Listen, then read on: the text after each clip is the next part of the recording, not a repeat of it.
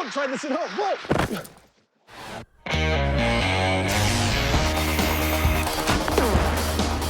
Well, there's your problem. In this special series of MythBusters, Almost too exciting. the Dream Team tackles their dream themes.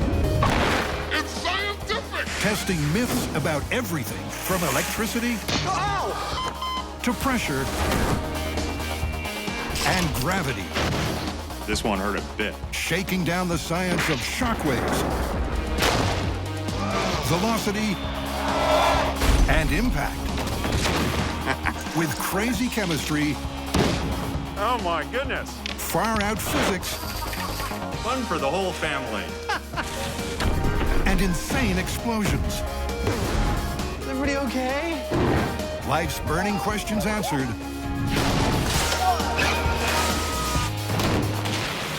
On MythBusters, there's your problem.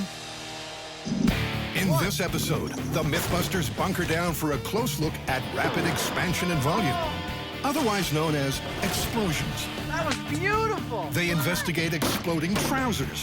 That's awesome. If cars that go off cliffs always explode,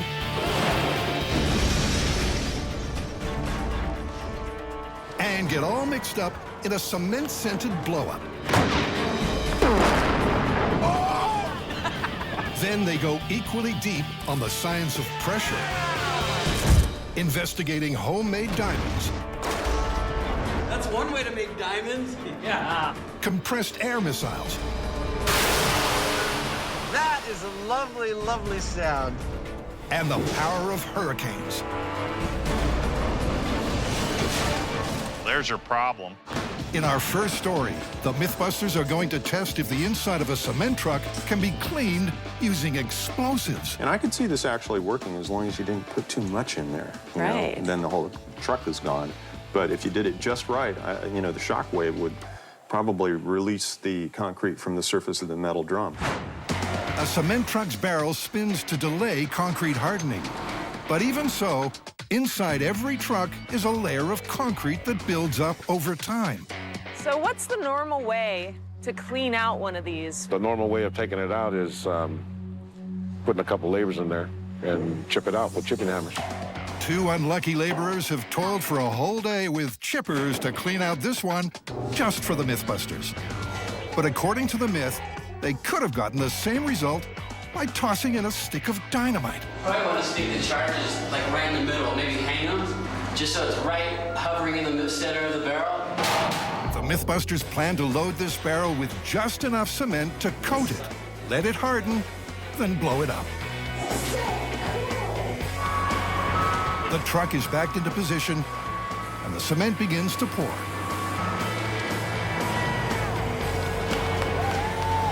Next stop, the bomb range. Okay. I love this job. Oh, yeah. That's perfect for our experiment. This is wonderful in here. I'd like to live in here. It's sort of like some sort of psychedelic thing going on with the spirals and whatnot. It's actually quite pretty. This is the absolute perfect thing for this test because, there are large areas that have built up, 3 or 4 inches all over the interior. And so if the explosion works the way it should, I'd anticipate all of that stuff just to be laying on the bottom when we come back to it. There's a fine yet important line between too little explosive and too much. The pyrotechnician is setting the equivalent of a stick and a half of dynamite in a lightly coated barrel. The big question, can he blow the cement off without destroying the truck? Blast danger! Clear the area! 3, 2, 1. Oh, wow. Yeah. Okay, so the truck survived. But was the blast big enough to make the inside of the barrel squeaky clean? I see intact concrete right here. First indications are, it's a bust. Wow. But not so fast, because a closer look reveals something interesting. We got some big chunks. A lot of stuff came off. This area is pretty clean. The stuff that's still here is pretty loose. As the concrete crumbles, so does the initial verdict.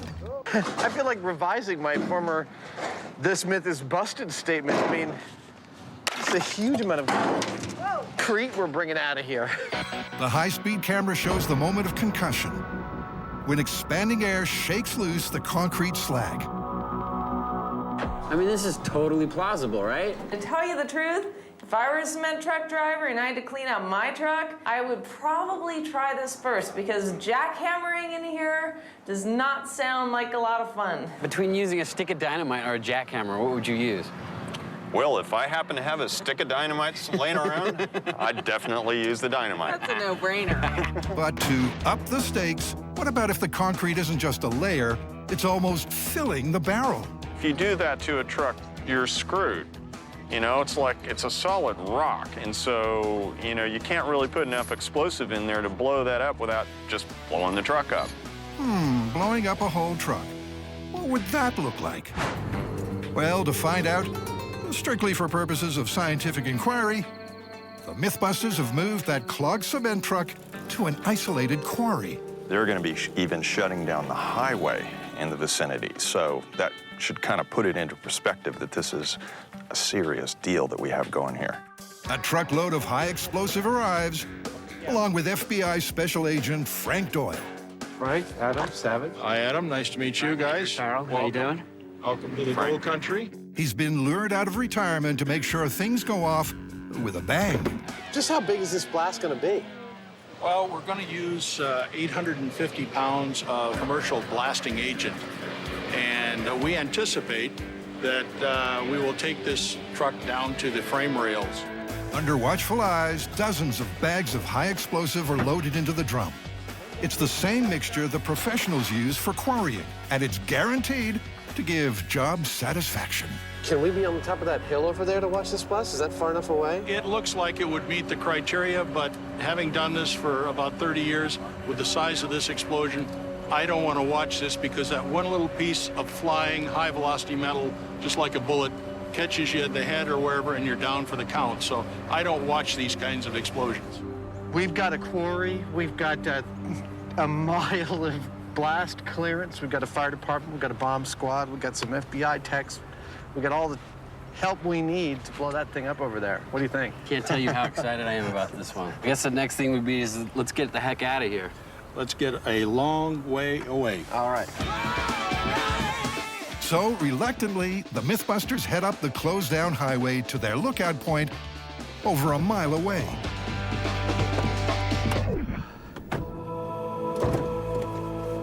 The vantage point. Yeah, we are all here at the visitor center. We are ready and waiting for the 5-minute warning and then the countdown. Over. Fire in the hole! Fire in the hole! Fire in the hole! 10, 9, 8, 7, 6, 5, 4, 3, 2, 1.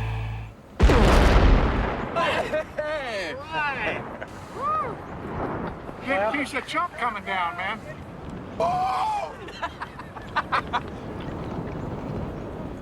That was a little bit harder than I thought it would be. I think the cement truck evaporated. Wow. Gee, that aftershock was a lot stronger than I thought it would be. Let's go see what it looks like. It looks like after this, there won't be a whole lot left.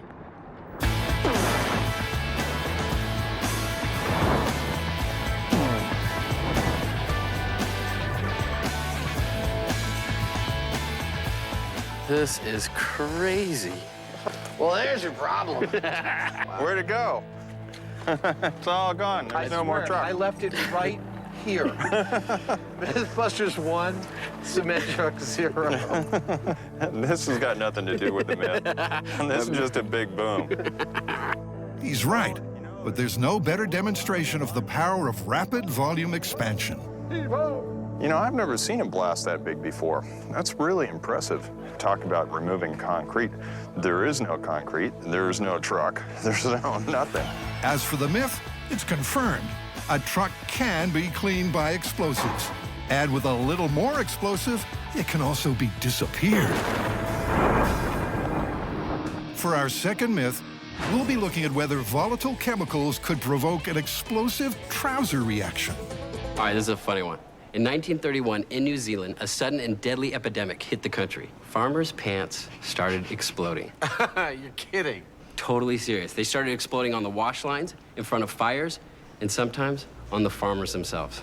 We all know that there can be explosive chemicals on farms, and it seems that the Kiwi farmers started using a new chemical, which, once it stained their clothes, it could explode.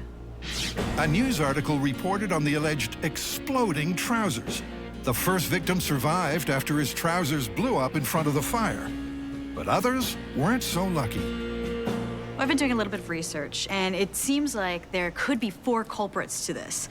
1, it could be made from gunpowder, or it could be made from herbicide, it could be made from fertilizer, or possibly even some acids. They begin testing common 1930s farmyard chemicals to see if any are volatile enough to cause a trouser blast. First, they try fertilizer. Start with drops. You'll need very little. Frank, this is like the world's most dangerous cooking show. Then a formerly common type of herbicide or weed killer. Frank, why are you standing so far away? Because I want to continue to live. Carrie's trying a basic version of gunpowder. Okay, black powder is something you would definitely find on a farm, and I'm not sure that everybody in New Zealand could be spreading this on their clothes enough to create quite a panic, but it is something explosive. After soaking cloth in the volatile substances, they try to ignite each one using various methods, including flame, friction, Your farmer's walking pretty fast. Yeah, he's in a hurry. radiant heat source, Oh no! Oh no! and finally, impact. In 3, 2, 1. Well, it hit it. It hit it. The herbicide or weed killer is the last to get the impact treatment. Smash it. Okay. 3, 2, 1. Holy mackerel! Oh my God! That was sweet. Oh, fire! Where? Just we can. Yeah. I think we have our exploding pants. Yeah. I say. Great. With the herbicide, it's a case of now you see it, now you don't. This is my favorite new stuff. After combining all their results, they're sure the most likely culprit to make pants explode is the weed killer. Well, now you know what we have to do. We have to bump this up to full scale. So I'm gonna take a pair of pants and just saturate the heck out of them, see if they explode. Tori's completing coating a regular pair of pants in the weed killer concoction that Farmer Buster will wear out at the bomb range. But while these pyro pants should ignite, will they make him explode? The bomb squad's here. The paramedics are here. We're gonna blow something up. Somebody order some exploding pants? The herbicide-encrusted cotton needs one last alteration before its explosive capability can be put to the test. I am cutting off all of the metal bits from these pants because when they explode, these will become shrapnel. Buster, you don't want to do this? Well, that's too bad. Little fella, we're gonna blow your pants off. Once Buster is dressed to kill, all that remains is the detonation system. The remote triggering system that the FBI is going to be using on our pants is probably closer to the impact triggering system that we had in our small-scale tests. With the igniter wired up and the final touches in place, it's time to see if this farmyard myth has legs. Fire in the hole! Fire in the hole! Fire in the hole! 3, 2, 1!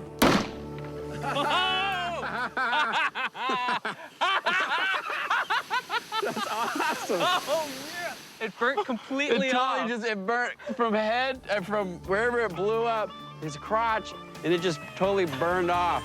Naked! Now that's what I call hot pants. Once it started going, it was like fast. Now imagine that just spontaneously happens to you out in a field.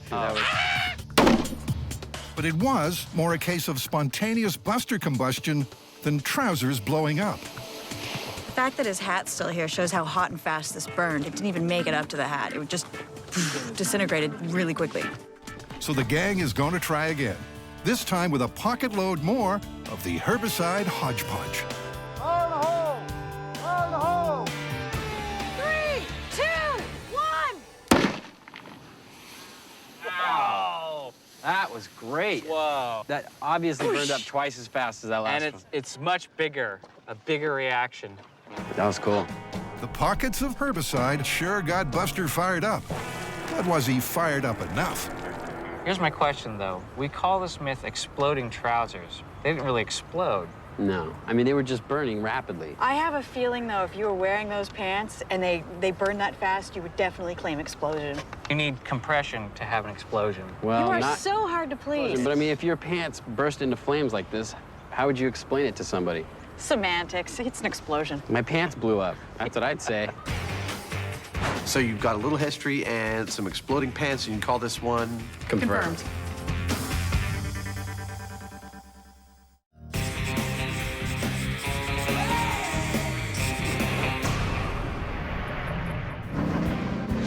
In the next story, the boys are testing whether a car going off a cliff will explode like it does in the movies. Yeah, they always seem to do that. All they need is a written-off car. Check. And a quarry. Check. On the cliff behind me, we're gonna send an automobile hurtling into the distance where hopefully it's gonna crash and burn, Hollywood style. And because neither of the MythBusters is keen to personally crash and burn, Jamie's got a mechanical driving method.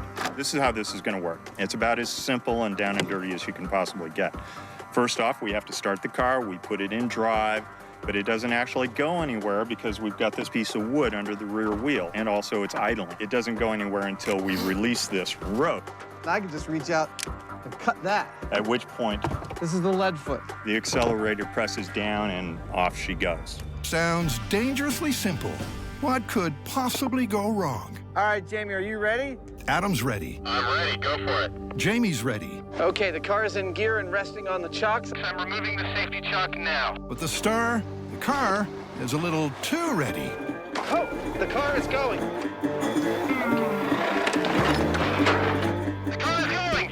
There it goes.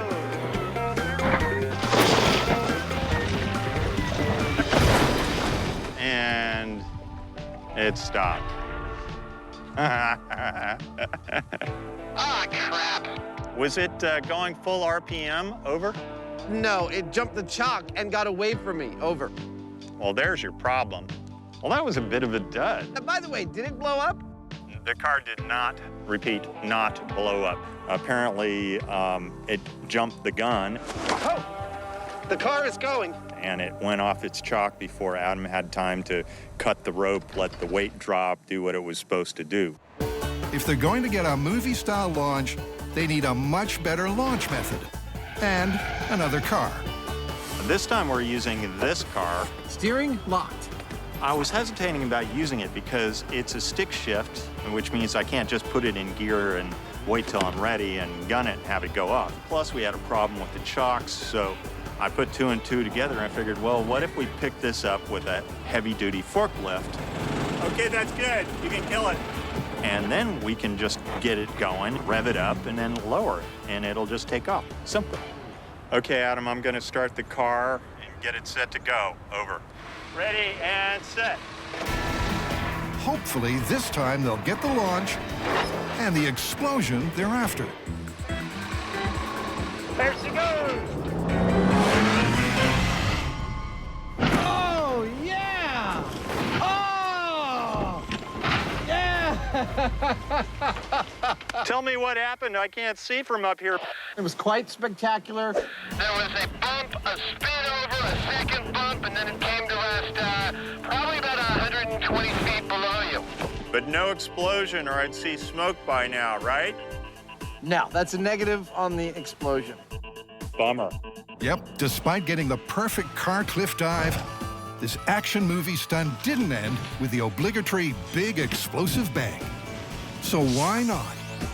Looking at the underside of this car, it's obvious why it didn't burst into flames. They've put the gas tank in the best possible position. It's protected by the wheels. It's kind of in the middle. If they put it on the end of the car or on the front of the car, it'd be more likely to receive an impact. I think we're gonna need something a little more radical. So out on the bomb range, they're going to do some tests to see what will create that Hollywood fireball. They're going to strap matches to a full tank of fuel to simulate a spark created by hitting a rock. Then they're going to drop 3,000 pounds, the weight of a car, directly onto the tank. Now we're going for a big boom. Ready? I'm ready. Flattened gas tank with actual gas in it. In 3, 2, 1.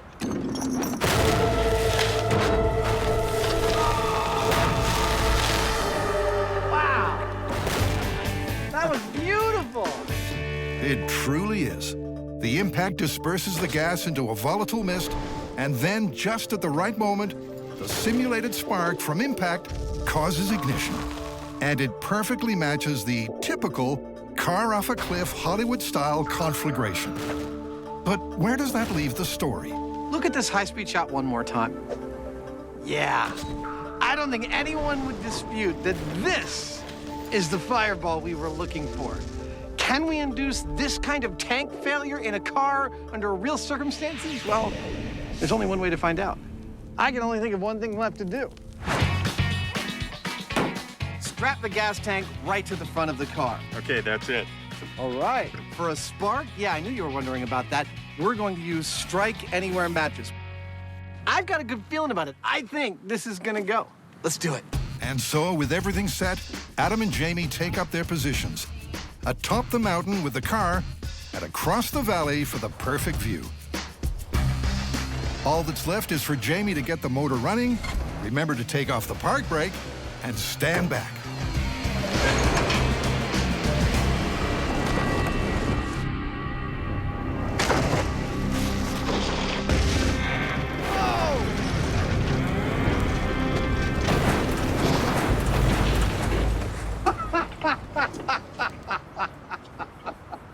Well, as intended, the gas tank took the brunt of the impact and did burst into flame. But I was expecting a bigger launch. Jamie, anything you want to tell us? So I have a little bit of a confession to make. What's that? There was a screw up here, and I suppose it was my fault. You should always remember to take off the parking brake before you want a car to go. No! I know. The front wheels are spinning away. It was looked like it was working fine, and I just like, doing. Well, you know, it went over. It hit with all the weight of that car going right on that tank. Oh! Well, the hit was perfect. Nose down, perfect. I'm still a little bummed, but what are you gonna do? So they didn't get the distance they were looking for, but the result is still valid. The car went over the cliff, crashed, and burned. But crucially, even with a gas tank strapped to the front fender, there was no special effects style explosion. I think this makes the myth totally busted. Yeah, I mean, we made it as likely as possible to get a car explosion. Yeah. And all we got was a car fire, eventually. I mean, I don't know what else we could do. Except say, myth busted. That daring stunt brings our explosive myths to an earth-shattering end. We've destroyed a few cars, a cement truck, and several unfortunate pairs of trousers. That's awesome. And there's more demolition on the cards as the guys delve into the science of pressure. First, by finding out if air escaping from a compressed air cylinder could blast it through a brick wall. As far as I'm concerned, there really is only one way to test this thing. Well, yeah, we have to fire it at a cinder block wall. So we're gonna need a selection of air cylinders and some regulators on them. We're gonna need a cinder block wall to fire them into and some kind of method for catastrophically taking that regulator right off. And also, we have to figure out how to make sure it actually hits the wall. I mean, what if this thing just kind of goes like that? I think I want to be outside the building that we're testing this inside of. Yeah.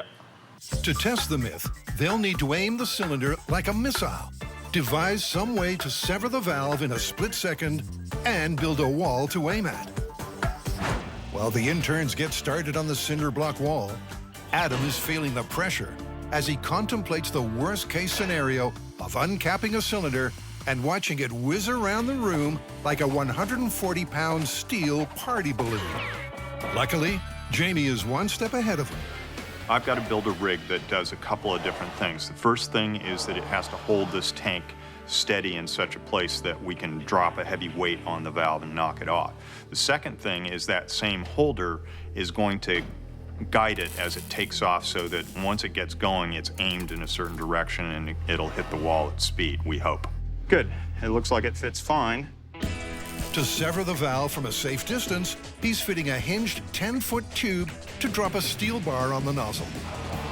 They've got the tanks, and it's time to check on the target. It works for me. Yeah, that seems nice and solid. So I'm thinking that when we set up the rig over by the door, we want to make sure those doors are as close as we can get them. Okay, well, they are, in theory, rockets, so we should be careful with them. Now, careful is a word Adam sometimes has trouble hearing. Now we do the circus fakir act, right? Okay. Welcome to Cirque du Sauvage, and a one-time only performance. That is the power of the mind.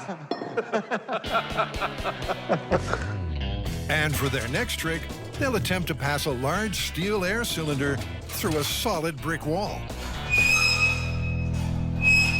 I don't mind fingers on the chalkboard, but that's messed up.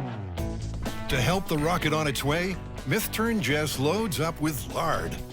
It'll reduce the friction, hopefully enabling the cylinder to transform into a guided missile.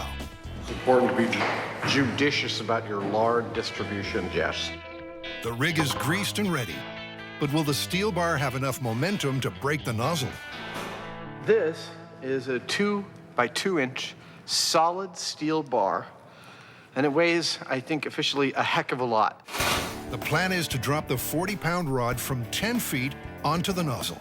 Time for a test run. Piece of a brick right there. All right. That'll keep the end of our piece of steel from getting too damaged. 3, 2, 1. Oh, yeah. That looks pretty serious. They're seriously ready for their first attempt. All right, I'm arming the rig.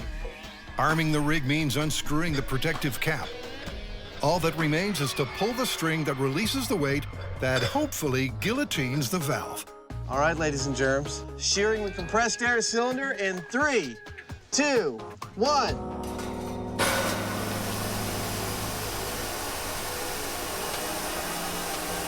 It's a not very epic fail.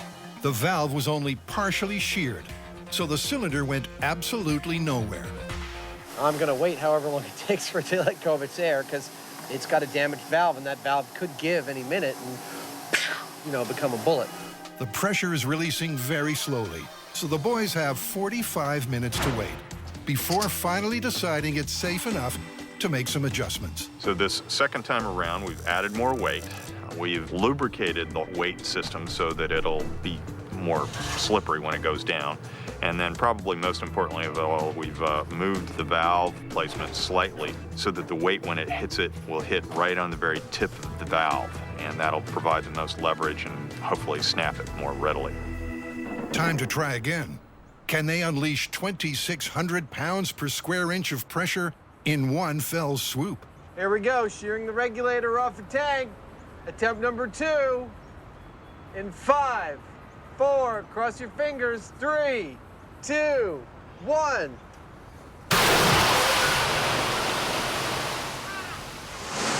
Yeah! That's the sound!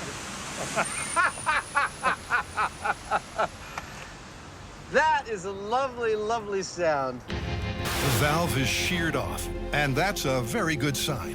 As the air rushed from high pressure to low, it sent the cylinder somewhere.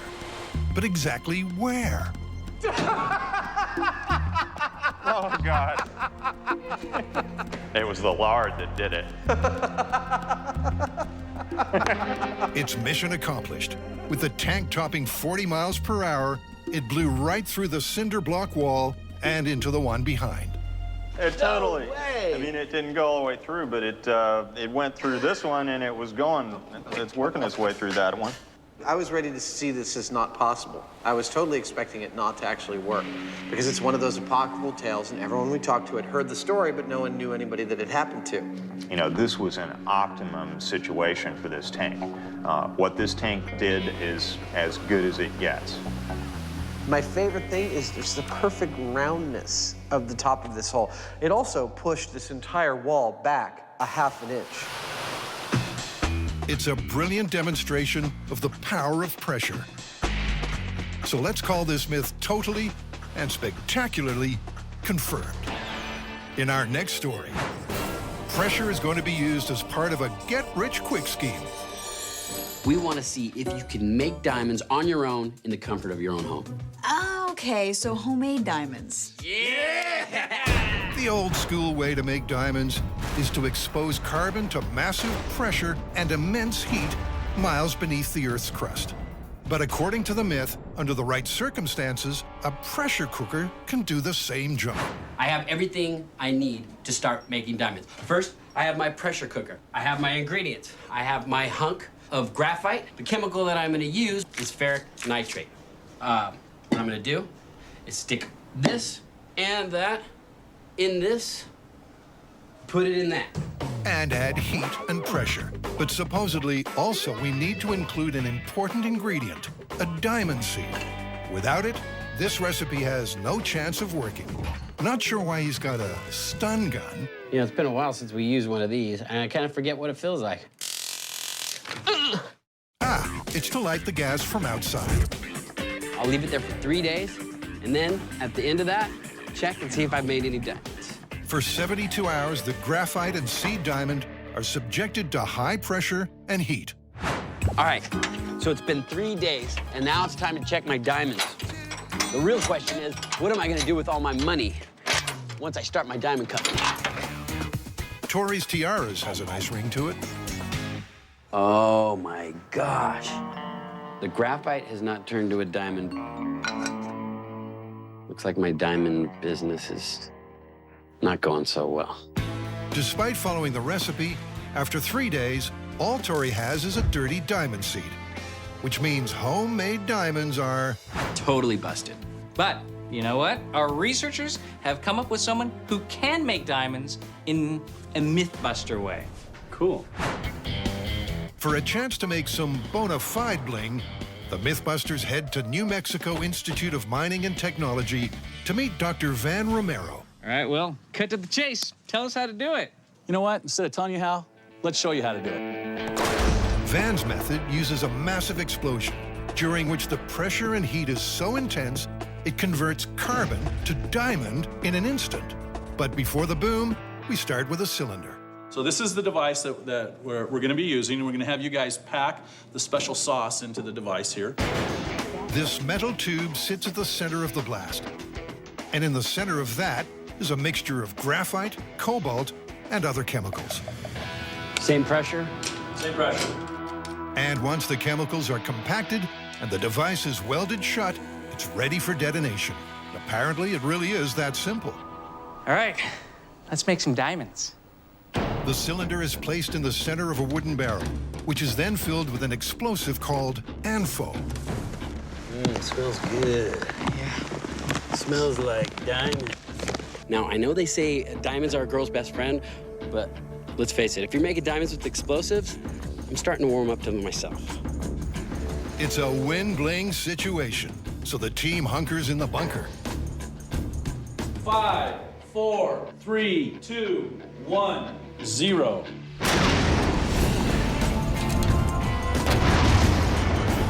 Well, I think I felt that pressure from here in the sound booth.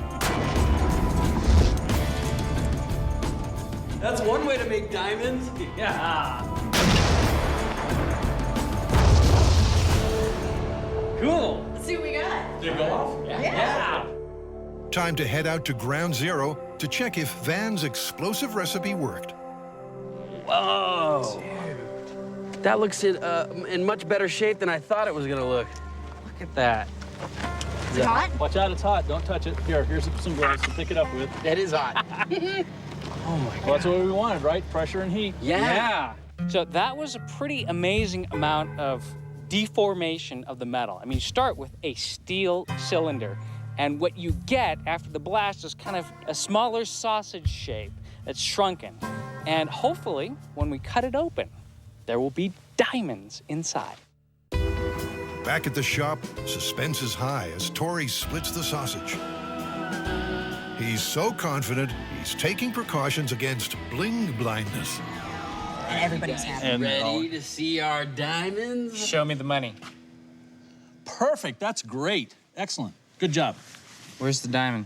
Well, we got to take it through a few chemical processes first. They might not look like much, but after a quick chemical bath to remove the excess cobalt and graphite, they, still don't look like much. But these are definitely diamonds. Gemstones, no. Diamonds, yes. So how much are these diamonds worth? About a quarter. $250,000? No, 25 cents. Oh, that was money well spent. I'm going back and getting diamonds the old-fashioned way. The blast may have mimicked the pressure and heat of the Earth's core. But even with all that explosive energy, the end result is still only cheap and cheerful industrial diamonds. We made diamonds in a completely spectacular, totally impossible to do at home way, but still, all that heat and pressure, we didn't get gemstones. Yeah, we made little diamonds. I mean, the kind that you use in industry, the kinds that you put on a drill bit or a saw blade, you know, stuff like that. So the idea of homemade gemstones, totally and completely busted. For our final story, we're investigating how a house can survive a hurricane. Bingo. The theory is that if you leave the windows open, it'll allow the wind to pass cleanly through the house, creating less structural damage than if you closed the windows. Really? The myth is that with all the windows open, the winds are able to blow clean through a house. Less pressure on the walls and roof should mean less damage. Or that's the theory. Getting a house to test is no problem, but they also need a hurricane. So it's off to Florida. When you want to investigate the power of hurricane-force winds, you can do one of two things. Either A, get yourself into the middle of a real hurricane, or B, travel to the University of Florida's Hurricane Research Facility, which is where we are now, where they have the world's largest portable hurricane simulator. For obvious reasons, this 3,000 horsepower hairdryer is nicknamed Medusa, after the mythical Greek woman with snakes for hair. But this modern monster is way more perilous, pumping out 1 million cubic feet of air a minute. Well, what's on the menu for us today? We're going to dial up a Category 2 storm with wind speeds in excess of 100 miles per hour. Wow. You said it, Jamie. And the guys just can't resist the thrill of first putting their own hides in harm's way. Okay, we're all set. Let's start those babies up. Here's man versus fan at 100 miles per hour.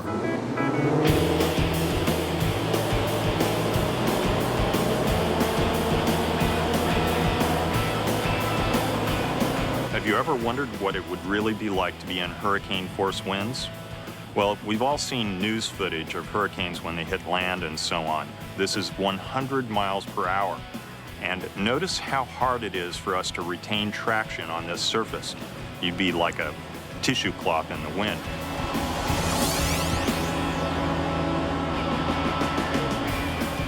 Oh, that is awesome! I was okay, but my suit's starting to come apart. Before Jamie gets nude for the cause, let's pre-test with a target that's much closer to scale. 7 years of shooting this show, and they finally got us a trailer. Yep. Well, let's put it to good use. The Saffir-Simpson scale predicts major damage to mobile homes in a Category 2 hurricane. Let's start it up. Medusa barely gets time to warm up before this caravan turns into trailer trash.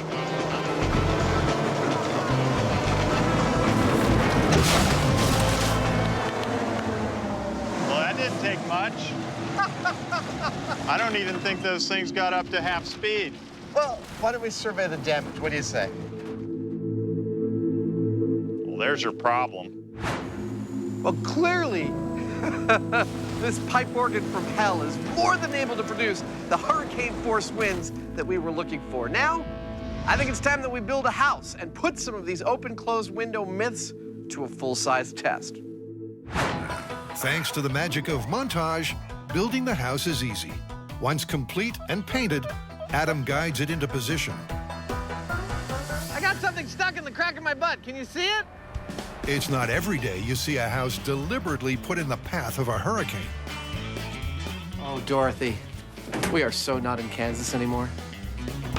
To assess the potential damage, they'll need to turn this house into a home. There we go. Simple furniture and a surrogate victim should be good storm fodder. Even more essential is a whole bank of expertly installed gauges measuring the air pressure inside and out. Well, here's the deal. In a few minutes, a Category 2 storm is going to hit. The house is going to start to shake. Things are going to start to get a little crazy in here. The Mad Hatter briefs Alice as Adam adds some perspective. Why is the house this big, you wonder? Why did we choose this scale? Well, this scale is dictated by the size of the machine behind me. See, this thing is pretty much the largest of its kind, and it produces a hurricane with the footprint of the cowl you see behind me. So in order to get accurate hurricane force winds all the way around our model, we built it exactly this large. Any questions? No, but it's high time we explain just how a hurricane can wreck your home. Strong winds over the roof can cause uplift, while, depending on the building, horizontal pressures can cause racking or sliding. And if the house can't rack or slide, it might just overturn. But will leaving the windows open save it? They'll start with all windows open, which should subject the house to the least amount of pressure. All right, windows open? Windows open. Let's do it! Medusa kicks into life and soon starts blowing with a vengeance. The grass starts to flutter. The stick-on shingles are ripped from the roof, and the drapes are almost blown away as the wind speed approaches, then passes 100 miles per hour. Wow! Yeah! Incredibly, the house hasn't budged. But was it because of the open windows or not? Time for an internal investigation. After you, sir. Oh, well, thank you. Hey, it's not as bad as I thought.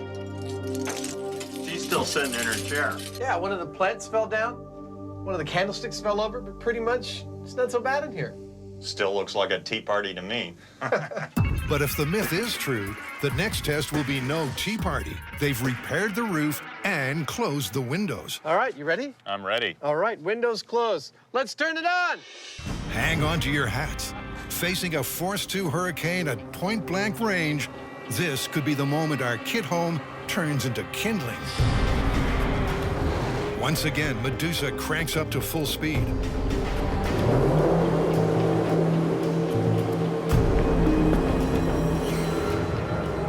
Adam helps out with a huff and a puff.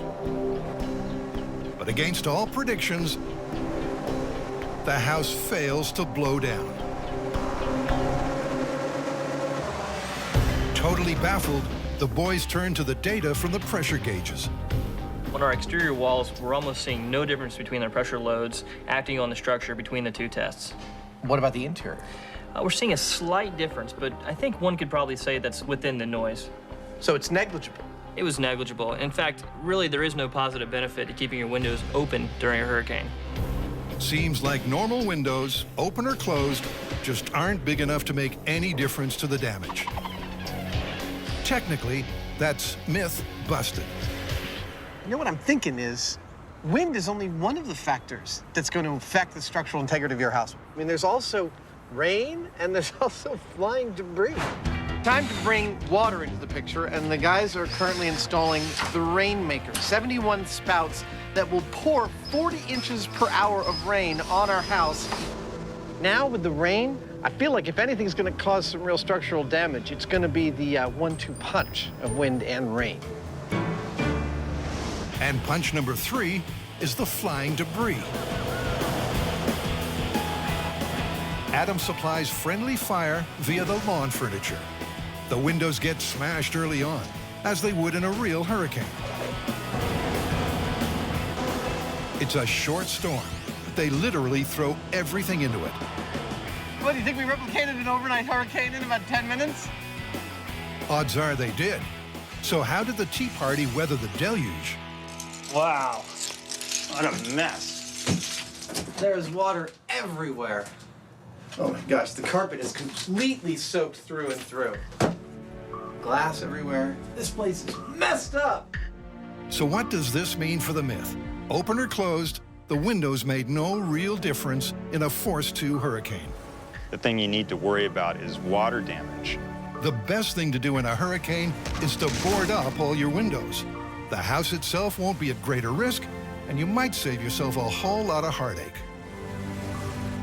Well, windows open or windows closed, where do we stand on this myth?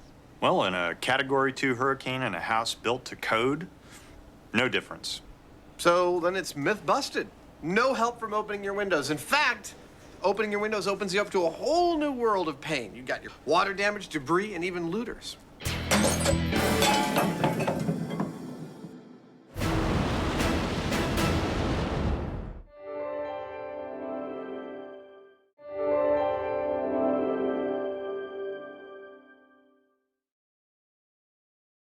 Do not try what you're about to see at home.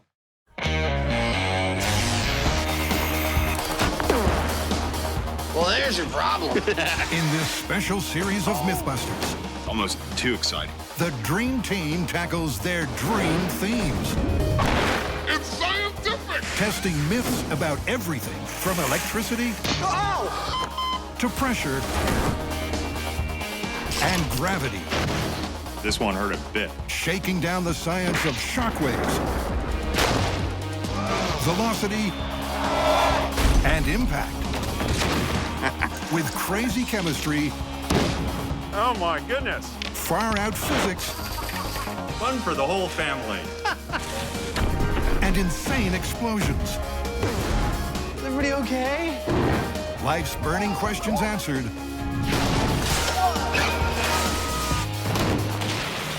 On MythBusters, there's your problem. This episode, the MythBusters are driven to discover the truth behind 3 driving-related myths. Listen to that baby purr! Then they pull over for a bathroom break to test some toilet-themed conundrums. In our first story, Jamie's got an idea to literally reinvent the wheel. What if you put square wheels on a truck? I would imagine it would give you the roughest possible ride. It would be the clunkiest imaginable ride. Well, it would in the start, but if you went fast enough, it'd eventually smooth out, wouldn't it? According to Jamie's logic, at a fast enough speed, the difference between square and round wheels would disappear. If he's right, this could be the biggest transport breakthrough since the round wheel was invented around 6,000 years ago. What I'm trying to figure out here is that if we took a wheel like this and changed it into something shaped more like this, a square, how fast would we have to go to stay on the corners like so and actually end up with a smooth ride? The wheel will need to be incredibly strong to withstand some fairly extreme physics. And with so many individual pieces of steel, it'll need to be laser cut. And thanks to the wonders of television, Our parts are here? They're here. that takes no time at all. That is gorgeous. Man, those are so pretty. And once the MythBusters get their heads down, their hubs are soon looking like the wheel deal. Nice. It's a square wheel. Those 2 words shouldn't go together. 2 other things that don't go together are square and tire. I want my square wheels. So we're gonna jump up a size in the tires. Slightly bigger. I hope it works. And shim them to where they fit properly, and we'll be good to go. I was able to just put it on by hand. Wow. That is a square wheel. That is, without a doubt, a square friggin' wheel. Thanks to their ingenuity and hard work, the MythBusters have squared the circle. Doing that makes me Nervous? After creating another 3 ludicrous-looking wheels, the guys are in their powerful truck and off to the testing ground.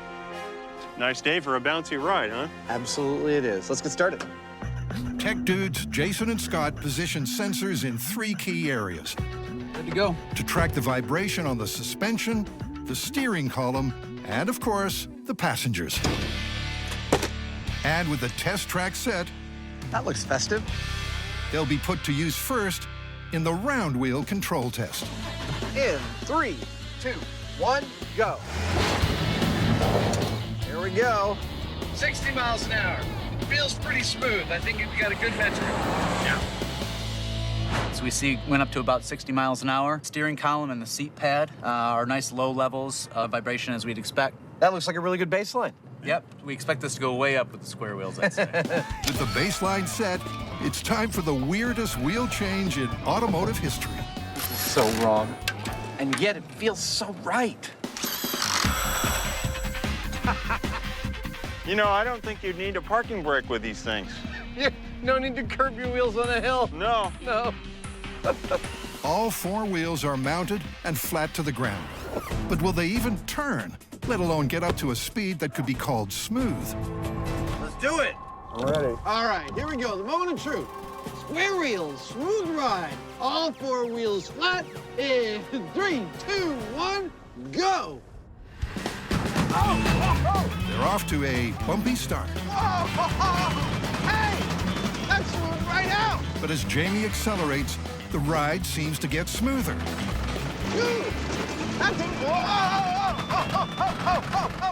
At least until it suddenly stops altogether.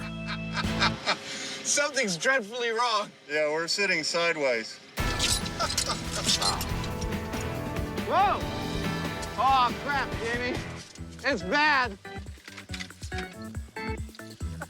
Well, there's your problem. What happened? We sheared everything out of that wheel hub. All the bolts? All of them. Well, at least it didn't ruin the wheels. Yeah, exactly. The term of art for that is one hell of a ride. Go! Oh, oh, oh! The methodology was to start out with just one hop. Just get over 1 quarter turn and see how it felt. Make sure the airbags don't go up. So Jamie did that, and then the moment that seemed okay, he floored it. Whoa! Whoa! Hey! That's moved right out! And for about 5 seconds there, it felt like we were actually getting something approaching a smooth ride. And then everything fell apart. But even in that 15-second window, the wheels did get up enough speed to spin corner to corner. However, do the sensors confirm that it was smooth? Well, you can definitely see some trends here. As the speed goes up, the vertical acceleration and suspension is definitely going down. If I go to the steering column, you see the same trend. As the speed goes up, vibrational energy definitely goes down. Well, the data is pretty compelling, and it actually seems to match what Jamie and I felt in the truck, which is that before it destroyed itself, we actually felt the ride smoothing out. There might just be something to this, so we're going to keep on testing it. And Adam's got an idea that might be a game changer. Now this is the orientation we had our wheels in for our most recent ride, and a bumpy ride it was. But this is not the only orientation we need to have our 4 wheels. We could mount 2 of our wheels at a 45-degree offset to the other 2, thus doubling the frequency with which one of the points of the squares hits the ground for every rotation. He's going to test the 45-degree offset first in small scale. Then it's time to tune up the treadmill to give it a ride. All right, let's try this. First up, a little recap of why 4 in-sync wheels are so uncomfortable. Ow. But will offsetting to 45 degrees decrease the jolt factor? Much better. Wow. I didn't expect that to be so nice. Let's ramp it up. All right. 2 wheels offset diagonally at 45 degrees is a clear improvement. Back out at the track, it's time to refit the wheels. There it is. And this time, 2 diagonal wheels are offset by 45 degrees. Creation. She's ready to take life. Well, with the sensors mounted, the MythBusters wrapped up in their safety gear, All right, sir, you ready for this? Ready as I'll ever be. will they get that smoother ride fair and square? Square wheels, smooth ride, 45-degree diamond formation, and 3, 2, 1, go! Oh! Whoa! Yeah! Come on, baby! Oh, that's not bad! To begin with, the offset wheels are smoother. Yeah! Holy wow! And as lead-footed Heinemann gets the truck up to speed, Dude, this is not bad! 18 miles per hour! Keep going! Wow, come on, faster! it continues to improve. That is, until the wheels can take it no more. Wow! Woo-hoo-hoo! Wow! That was intense. That wasn't half bad when you got up to 20 miles an hour. I got enough brakes, though. I think the truck didn't like it too much. I don't think it did either. Did we lose all 4 tires? I think so, although one of them just sort of stayed on the truck and just not on the wheel. Once we were up to the fastest speed we could get, which turns out to be about 18 miles an hour, I have to admit that I am impressed with how smooth that ride was. It was smoother than I thought it was going to be. Let's put it that way. Adam thinks the ride evened out, but was it enough to ever be called smooth? Well, here's your speed in red, and you can see where you kind of slowed down and there's a lot of vibration. As you sped up, the vibration of the steering column really starts to trend off. The ride was progressively smoother, but it was also progressively destructive, with the tires and brake pads coming off completely. But there's no doubt it did get smoother the faster they went. So there was some truth to the square wheel myth. Next, we're going to flip the square wheel myth on its head. Instead of big bumps on the wheels, we're putting big bumps on the road. The myth is, if you're driving on a rough dirt road, it's better to drive fast because it smooths out the ride. Apparently, at slow speeds, the wheels of the vehicle have time to drop down into the troughs of each bump, resulting in more bounds than a kangaroo on a trampoline. But according to the myth, if you put your foot down, the wheels skip across the tops of the corrugations, giving the passengers a much smoother ride. First things first, they're going to need a car. This is a 1978 Oldsmobile Cutlass Supreme. Listen to that baby purr! And to measure the rough road ahead, this old classic is going to need a MythBusters makeover. We have systems rigged to this car to tell us how bumpy the ride is. The first one carries wine glass pyramid, and that's filled with water, and depending on how bumpy the ride is, we'll see water slosh out of the glasses. And if we know that there's a lot of water out of the glasses, that means that they had a really rough ride. Excuse me, Garçon? More water, sir? Can we, can I get a refill? Yes, more How about- ice. You like more ice? Yeah. Final system is my 3-axis accelerometer. And that is going to measure electronically what the deflections are, and I'll be able to load it on my computer and see. So they've got the car. Now they need a corrugated road. Not easy to find in San Francisco, so they'll make their own. A corrugated road is composed of uniform undulations in the surface, and Grant takes time out to dig into the science of how they're formed. So it turns out washboarding is created by the response of your car's suspension to alternatively accelerating or braking or hitting a pothole. What that does is it sets up an oscillation in the suspension that alternatively compacts the dirt or makes it fly up, creating that pattern. To get a similar effect, Grant, Carrie, and Tori are making their own washboard road. We have about 4,000 pounds of steel angle iron that we are going to lay with about 8-inch increments and weld them all down to make one long track. It's gonna be a long day. It doesn't look that tough, especially if you edit the sequence like this. And there you have it.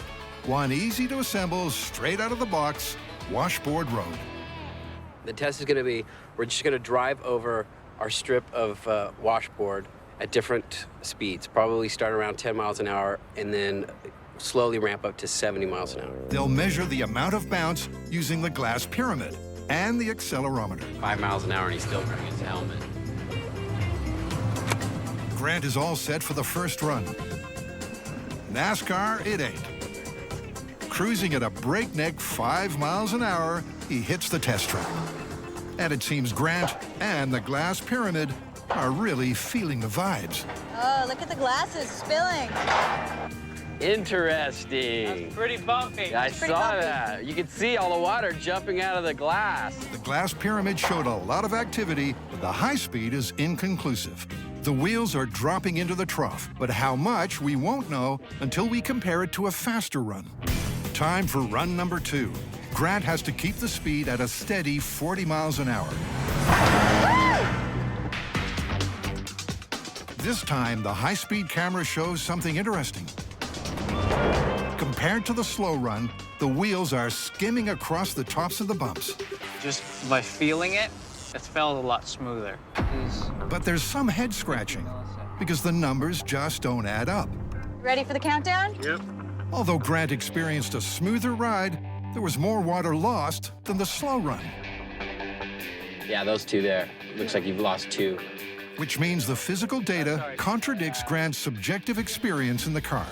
The myth is about the wheels skimming over the hollows. So to get the maximum effect, maybe they need to go faster. This time, Grant will push it to 70 miles an hour. So if he starts steering in towards us, let's just run. The high-speed camera shows the tires skipping across the peaks of the corrugations, exactly as the myth suggests. It felt actually pretty smooth. Yeah, it looked really smooth. I mean, subjectively, very smooth. From the glasses, it's looking really good. It looks like there's a lot less spillage this time. This time, the water lost from the pyramid backs up both Grant's experience and the high-speed results. Quarter, that's it.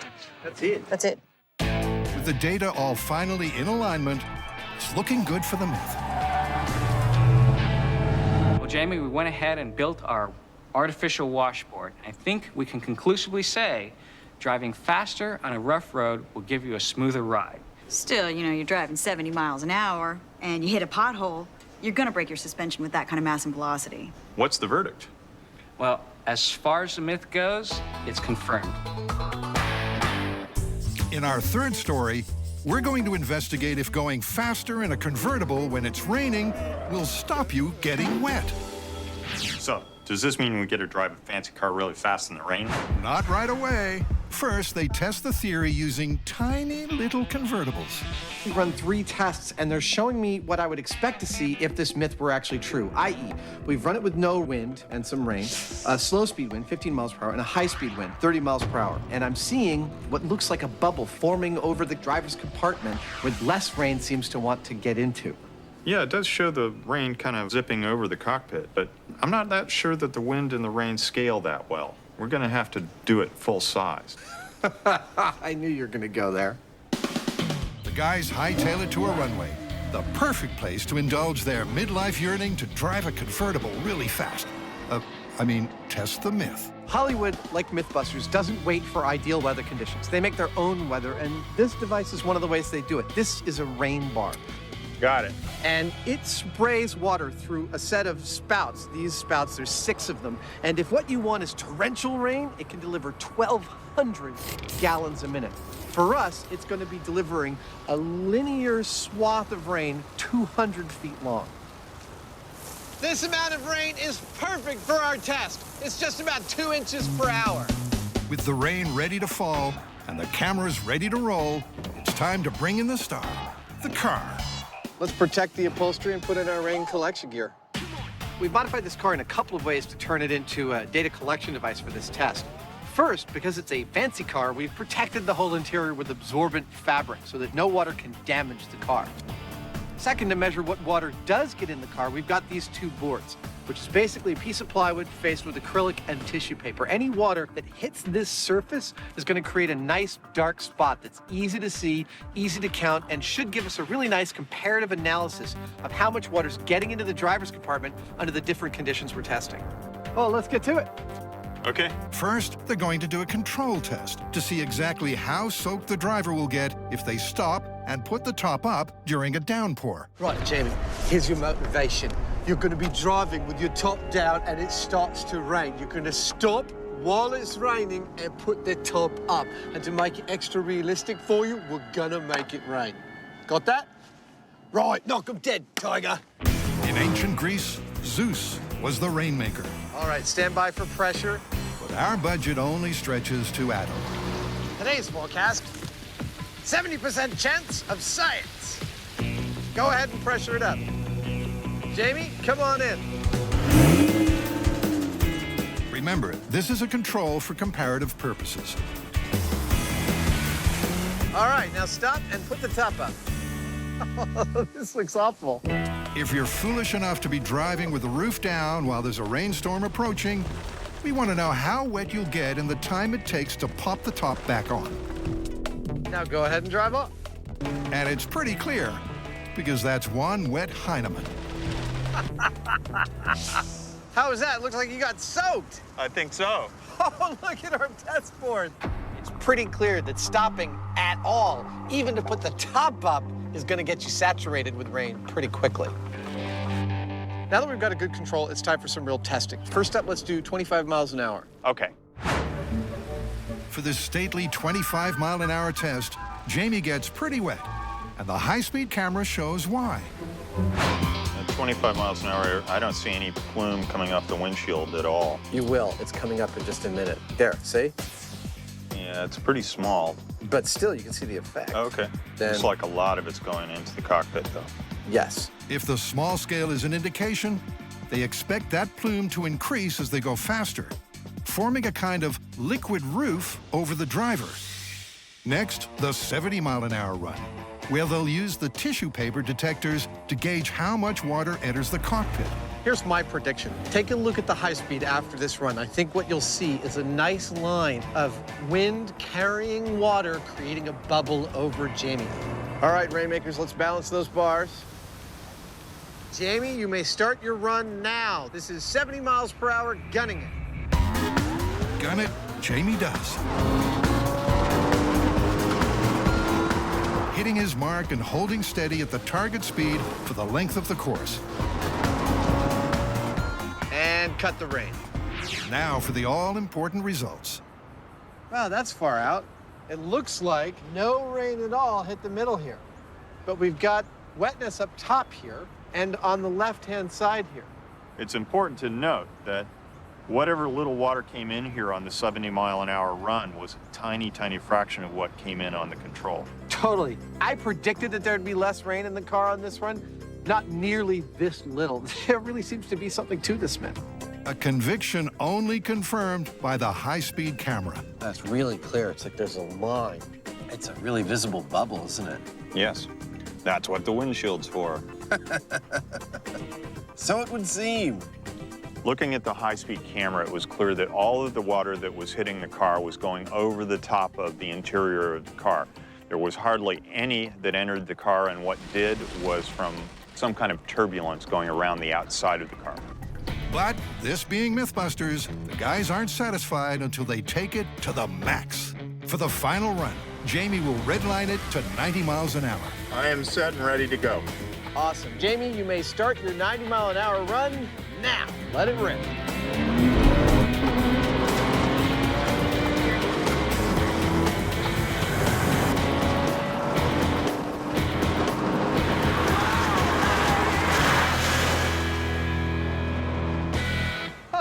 Oh, dude, look at that. This is what I call a result. These things bone dry. We wanted to find out whether driving fast when it's raining will actually keep you dry, and it turns out it does. Now, it's not that hard to understand, really, because the rain's coming down like this. If you're going this way and you've got something in front of you, then it's going to catch all the rain and send it up over the top of you. You stay dry. So it does make sense to gun it. The faster, the better, in fact. Yeah, you might die in the process, but you'll be dry. You'll be dry. You're used to hearing us say, do not try this at home. But in this case, maybe we should modify it to, do not try this on the way home or anywhere else. This is a conundrum, because I don't feel like it's right to call this one confirmed. Yeah, driving really fast in the rain can be very dangerous. How about plausible, but not recommended? I'll buy that. Having driven those myths into the ground, the MythBusters turn their minds to the gutter to plumb some, toilet-related questions. Starting with a myth that involves manholes and mayhem. It's no myth that the decay of waste inside sewers leads to the buildup of flammable gases like methane. But could a stray spark trigger an epic explosion and send manhole covers skyrocketing? To find out if a methane kaboom could turn manholes into missiles, Jamie and Adam need a heavy-duty pipe. Oh, this is heavy. Complete with a viewing window. Perfect. Now for the defining details. That's a manhole cover. Their mini model follows the classic sewer design. A large horizontal channel with smaller vertical manhole pipes to connect it to street level. But it's no sewer without methane, a gas produced by bacteria as they decompose organic matter. All right, you ready? I'm going to turn on the gas. I'm ready. Methane becomes highly flammable when it reaches just the right ratio with air, which Adam is measuring. Then we turn on this fan for exactly 2 minutes. Let the air and the gas get together. At that point, we will plug in this neon transformer, setting a spark, and hopefully getting the manhole cover launches of our dreams. But will the free flow of air in an open system prevent liftoff? This is Drain Disaster, open system, in 3, 2, 1, go. That was totally boring. I was like, Despite lighting the methane at its explosive ratio, the manhole covers didn't get air. Now, they're closing the system. It's not as crazy as it sounds. There are many places in which a sewer can become a closed system. You can have a large pipe that immediately makes a right angle turn into small pipe. Gases have a hard time going around corners like that when they're under pressure. You can have a part of the sewer above water with a bunch of the sewer underwater. But will a methane explosion in a closed system make the difference and send the manhole covers sky high?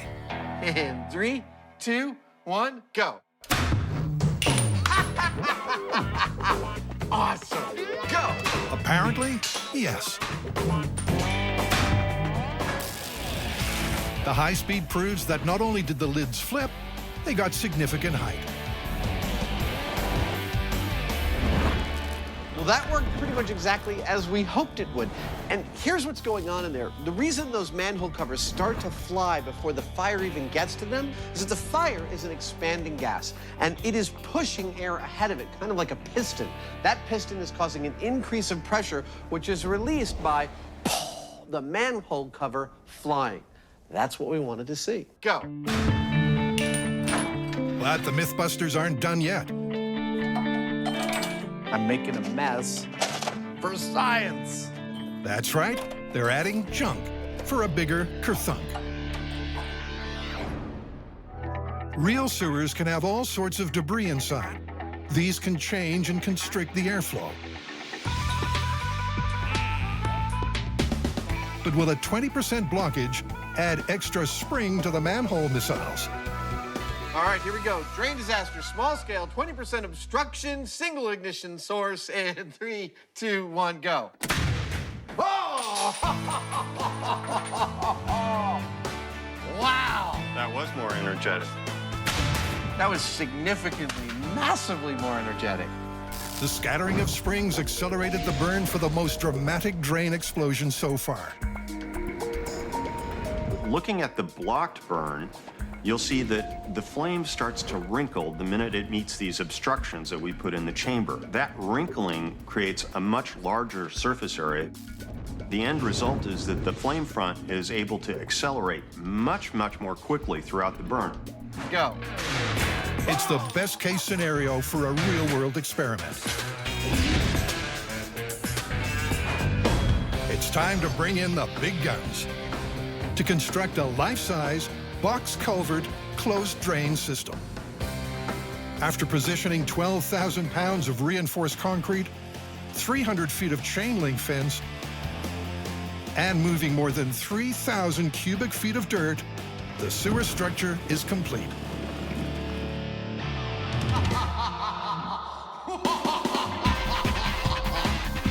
Well, almost. And now, what this whole thing's all about, the manhole cover. Ah. Adam makes the manhole covers camera-friendly and rolls them into place. You know why manhole covers are round, don't you? It's the only shape that won't fall through its own hole. Yeah. The 103-pound beauties are ready for liftoff. We will be activating this experiment from 1,000 feet away in the safety of this steel bunker behind bullet-resistant glass. When I click this switch, It'll open this valve and allow the methane to flow. into our homemade sewer buried underground.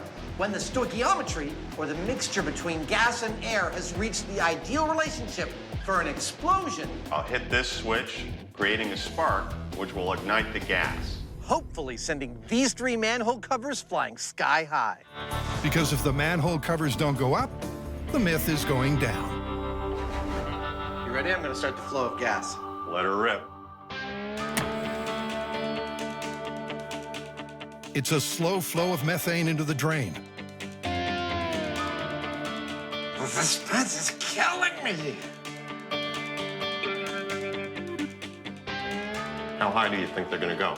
I'm thinking 12 feet. I'm hoping for a lot further than that. Oh, I'm hoping for more, but I'm thinking 12 feet.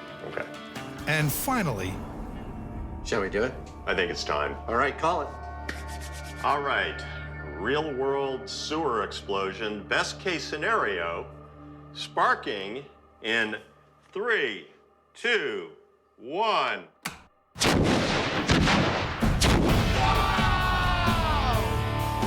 Look at that! That had to be 100 feet. That was insane! That exceeded my wildest expectations. That was significant. The manholes turn missile, rocketing 150 feet, and only returning to Earth after a hang time of 6 seconds. Now, seeing fire coming out of that manhole cover and not the others is telling us that this is not a detonation. If it was a detonation, it'd all be simultaneous. We're not seeing that, so this is a burn. It's a burn big and fast enough to bring the manhole mayhem to a close. Myth confirmed.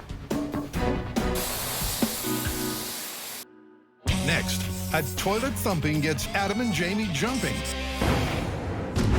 In a 1980s action movie, liquid nitrogen was poured over a toilet bomb, delaying it by a few seconds, giving the stars enough time to dive into an iron bath and take cover under a bomb blanket to survive a butt-blitzing blast.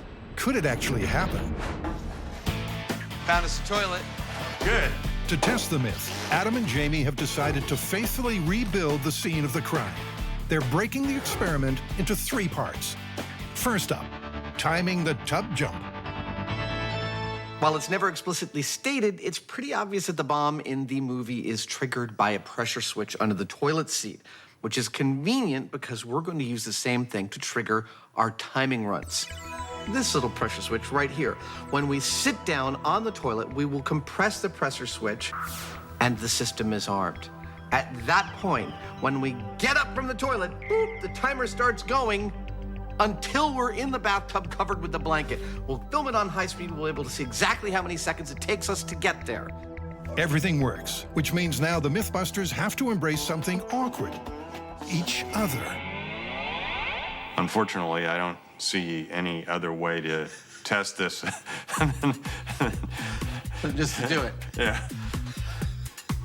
3, 2, 1.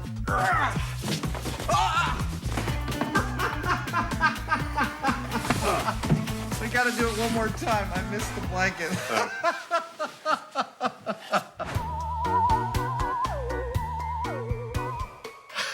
Your form is excellent. You're hugging the side. It's clear that having Jamie stay low while Adam deals with the bomb blanket is the right strategy. That is unbelievable. There we go. We are at 2 seconds, and 2 guys are fully covered in that bathtub. Nice work.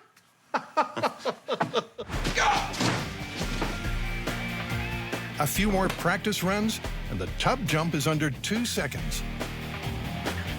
Now the question is, will pouring liquid nitrogen on our plastic explosives bomb slow its detonation down by at least that amount of time? Doesn't, then I guess they'd be vaporized. Either way, it's going to be awesome. To test the second part, the MythBusters take their crime scene to the bomb range, where Adams built a disposable rig to pour liquid nitrogen onto the bomb. But the first test of the system will be straight C4 to find the normal detonation delay. Okay, arming the system. All right, this is straight C4 in 3, 2, 1. That was lovely. That was really nice. The difference between the sign lighting up and the C4 explosion was exactly 10 frames. So it's effectively 3.3 milliseconds between initiation and detonation. Just over 3/1000ths of a second. Yeah. And now for the liquid nitrogen. They wait the 2 minutes of the movie for the C4 to fully freeze. Okay, here we go. In 3, 2, 1, go.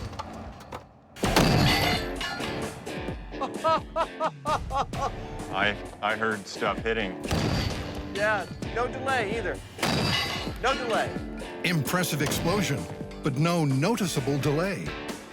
Just 46 frames, a fraction of a second. It's 4.5 times greater of a delay when it was super, super cooled than when it was just normal. Wow. It still wouldn't help you get into that bathtub, though. But the myth isn't blown yet. Now we're going to take a period-correct battery that's attached to our bomb that would absolutely ignite it. We're going to immerse that in the liquid nitrogen and see if that gives us the extra time that we're looking for. And with 1 tub of liquid nitrogen in the flask, Here we go. it's time for the 80s-style alkaline battery to chill out. It's immersed. Yep. With the battery immersed in minus 300 degrees liquid nitrogen, the guys wait the 2 minutes of the film. All right, this is battery and C4 immersed in liquid nitrogen in 3, 2, 1, go. No boom. Whoa! I'll hold it down again. We're getting power. The system is still working because the sign's lighting up, Yeah. but we seem to have inhibited the battery's ability to set off the blasting cap. You're sure it's properly wired? Pretty sure. Pretty sure. All right. To check the wiring, the guys retest after all the liquid nitrogen is gone. Push the button, and that sucker went right off. Nice! That, to me, is just a beautiful construction of an experiment. That means the nitrogen technique of slowing the bomb down is far more effective in real life than in the movies. When does that ever happen? Yeah, I know, but we're not done yet. The guys have all the time in the world to get to the bath. But will that save them? Perfect. Buster will be inside the cast iron tub, the exact same geometry as we see in the movie, and he will be covered by an actual bomb-proof blanket. Underneath this blanket are 2 pairs of PCB pressure transducers. And the signal from the sensors will be coming through wires that go into this pipe and are buried in the ground for their protection and are picked up by this data acquisition center, which will take a signal and send it through that wire. And ends up here, where our trusty David Hardy will receive those electrical signals as data and tell us once and for all whether Buster and the tub survived the blast. Behind the toilet, the same amount of C4 as the bomb in the movie is set to explode. Will the bathtub and bomb blanket protect Buster from the blast? Charging. Ready to go in 3, 2, 1. Wow. Oh, oh, oh, oh, oh. look, I can see the tub is still there in one piece. But nothing else is. No, the room is gone. Totally gone. The room is totally gone. But did Buster survive? The red and the blue curves are the sensors that were outside the tub. But clearly right off, you can see the red line and the blue line. The pressure spike is really severe. 180 psi. Am I correct that the green line looks pretty minimal? The maximum pressure inside the tub was 8 psi. You're telling me that's survivable? Very survivable. No way! That is crazy. It seems, amazingly, this action movie myth is confirmed. We've learned methane can create a sewer explosion. But what about a porta potty? For our final myth, the guys uncovered a story about a man who lit up a cigarette in a porta potty. His lighter ignited a buildup of methane gas, blowing the porta potty apart, leaving him with third-degree burns and some unfinished business. The team doubt that the methane buildup in the porta potty could have come from human waste. But there's only one way to find out. This one empty? I hope so. And Adams come bearing gifts. Last bodily fluid I have yet to contribute to the show. I've got poo in a box, and I'm not afraid to use it. Oh, you guys. I've got a present for you. Every time you show up, I'm scared. What are you doing now? Christmas comes early to MythBusters. What I've got here are samples for you. I know you guys wanted to test the methane output of poo. Not really. Well, that's your job today, and I've got some samples for you. Carrie just got herself a new job, biohazard wrangler. Still don't feel prepared. All right. 15 grams. I'm gonna throw up in my mask. No, you're not. Adam's samples will go into 3 flasks, one with water, one with urine, and one with blue toilet liquid, with a 4th empty for control, to see which mix, if any, produces the most methane. I can't believe I went to college for this.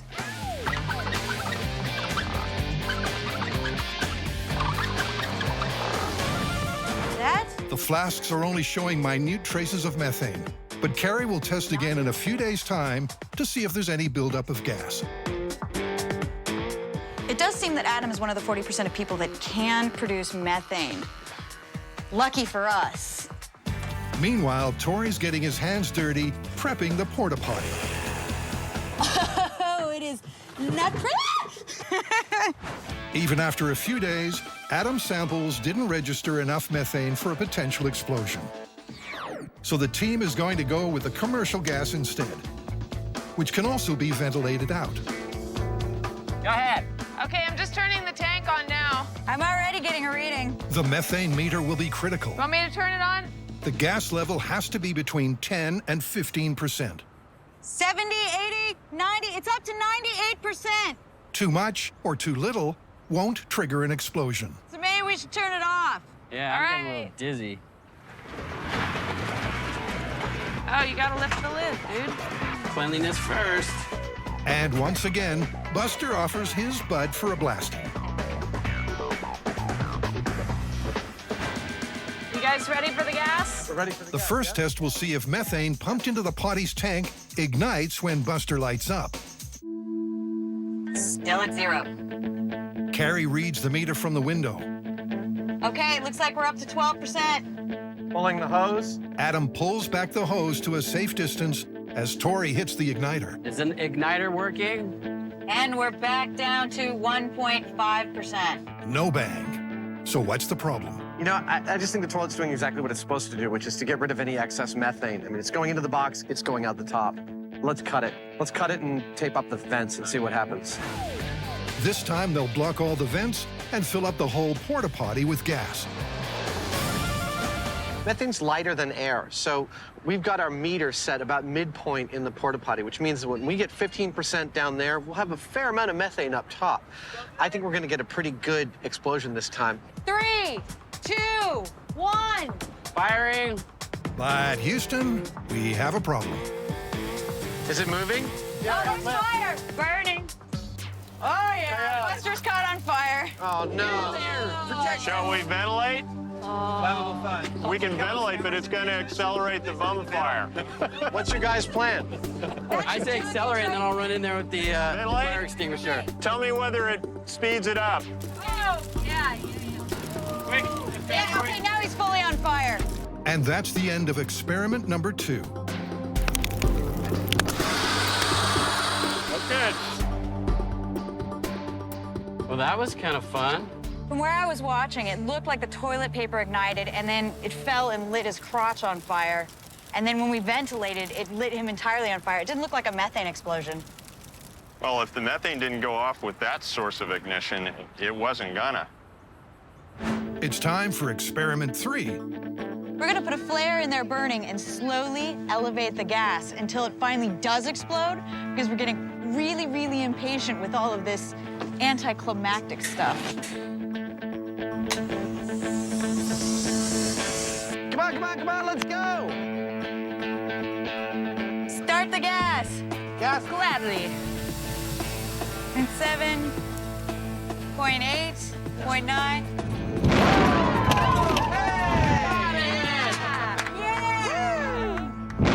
A flash of success. But the meter was at just 0.9% when the porta potty exploded. Adam believes its position has been the problem all along. What it's highly likely is that 0.9% on the bottom equals an overall density of about 15%.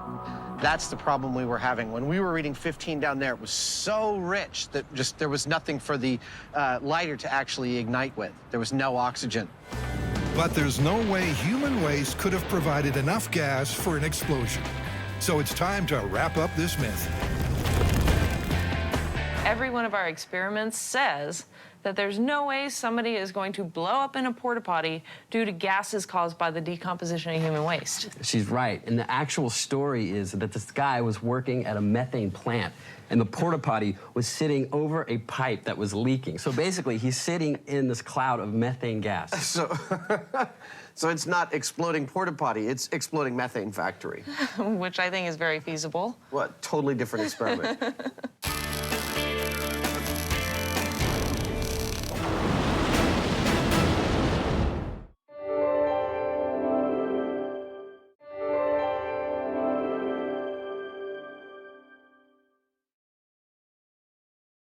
Never try anything you see on the show at home.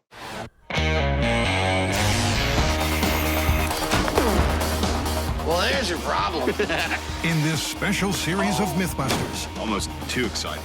the Dream Team tackles their dream themes. It's scientific! Testing myths about everything from electricity to pressure and gravity. This one hurt a bit. Shaking down the science of shockwaves, velocity, and impact. With crazy chemistry, Oh my goodness. far-out physics, Fun for the whole family. and insane explosions. Is everybody okay? Life's burning questions answered.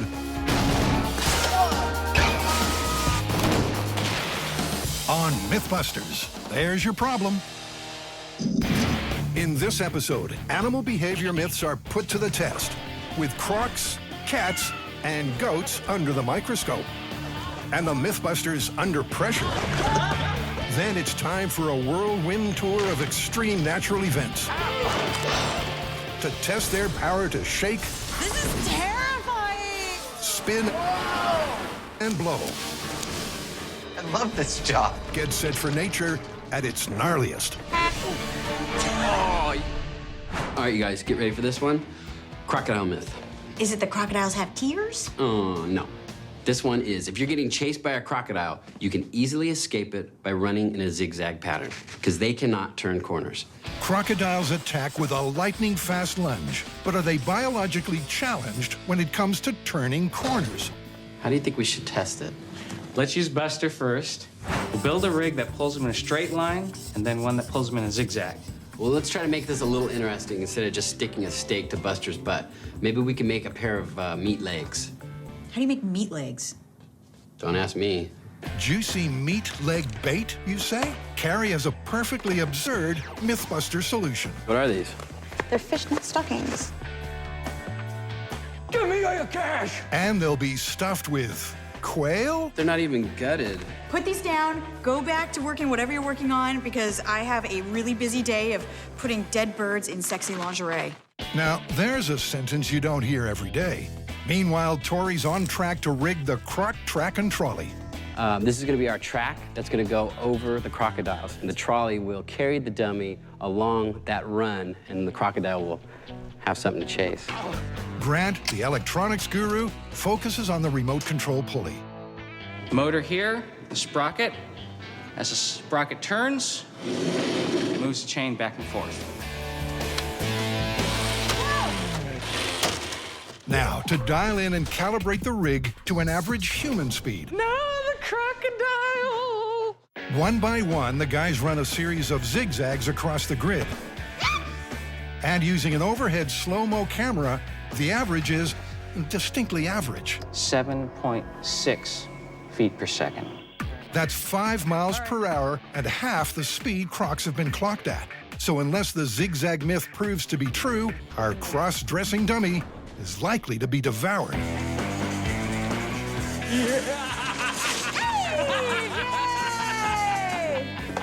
That's great! I'm happy with it. It's time to crock and roll. But where? The only place we're going to be able to get crocodiles to chase us is going to be in Florida. Field trip!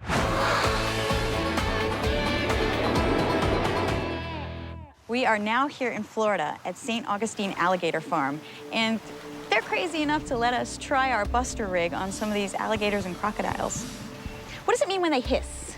When they hiss, they feel a little threatened because you're getting a little bit too close to them, so they're kind of unhappy with your presence right now. They're unhappy. With that less than comforting knowledge left hanging, the rig is assembled. Fishnet-clad meat legs and all. These are very dangerous animals, so it's important that you're listening to the keepers. They'll tell you where to be. If something goes wrong, they're going to tell you to get somewhere quickly. I've been watching a lot of professional wrestling on television, so I've learned some wrestling moves, and I'm going to try them out on this crocodile. The Cuban crocodile is one of the quickest and most aggressive crocodiles on the planet. We'll get the animal secured, hold the mouth shut, and then you'll actually tape the jaw shut so it's no longer able to bite us. What? You're going to tape the mouth shut. That's what he thought you said. Wow. Okay. He's going to submit in 2 seconds. Tap out. Tap out, sucker. So is that better than playing with robots? Oh, my gosh. This is my new favorite job. How do I sign up? I think you just did. Okay, here we go. Can the Cuban croc catch those zigzagging quail legs? Using the remote control, Grant twitches Buster's delicious legs. Our reptile doesn't seem tempted, although its potential speed is obvious when it suddenly rounds on its keepers. Whoa. They keep trying to tease the croc into a chase, but the beast just won't budge. No interest whatsoever. I'm starting to feel extremely defeated. There's a run in my stockings, and there's no crocodile running. Cue Plan B. We're actually going to take a quail and put it on my robot here. And this is a battle-ready combat robot. So if an animal gets a hold of it in its jaws, it is built for combat, so it probably will stand up. With its cargo of quail in place, Grant's robot sets out on its mission. Looking like the Mars rover, it parks near the edge of the pool, well within striking distance. Grant's poised to hit the accelerator at the first crocodilian quiver. But apparently, this croc doesn't feel like Meals on Wheels. We're having a hard time getting this crocodile to come to the surface of the water, so I'm going to try to entice it with some quail, and I'm just going to drop it right in front of his nose, or her nose. Tori ventures close and throws the bird. Nothing. Not a ripple. I don't think he's coming out the water. No response to the rig, no response to the robot. You can't say the MythBusters aren't trying. There's only one thing left. Plan C. That's C for crazy. Tori's going to put his behind on the line and get a croc to chase him instead. So what I'm gonna do is I'm gonna actually suit up with some protective gear, get in there, try to agitate the crocodiles, and see if they'll chase me. Tori's going out on a limb. Let's just hope all his are still there when it's over. So let's say one of them does get a hold of my leg. What will you do to break that hold? I will do everything I can to ease your pain as quickly as possible. He has a stick. And this is actually more for knock me you. out with the Yes, stick. exactly. Tori's legs will be well protected. Unfortunately, the heavy padding will also slow him down. Protective gear is hindering me from running away from the crocodile. Nevertheless, he's ready for a face-to-face croc confrontation.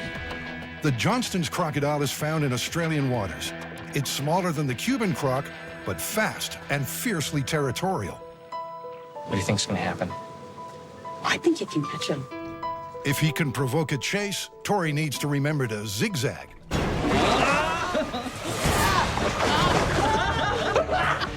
The crocodile lunges, but doesn't continue the chase beyond that initial strike.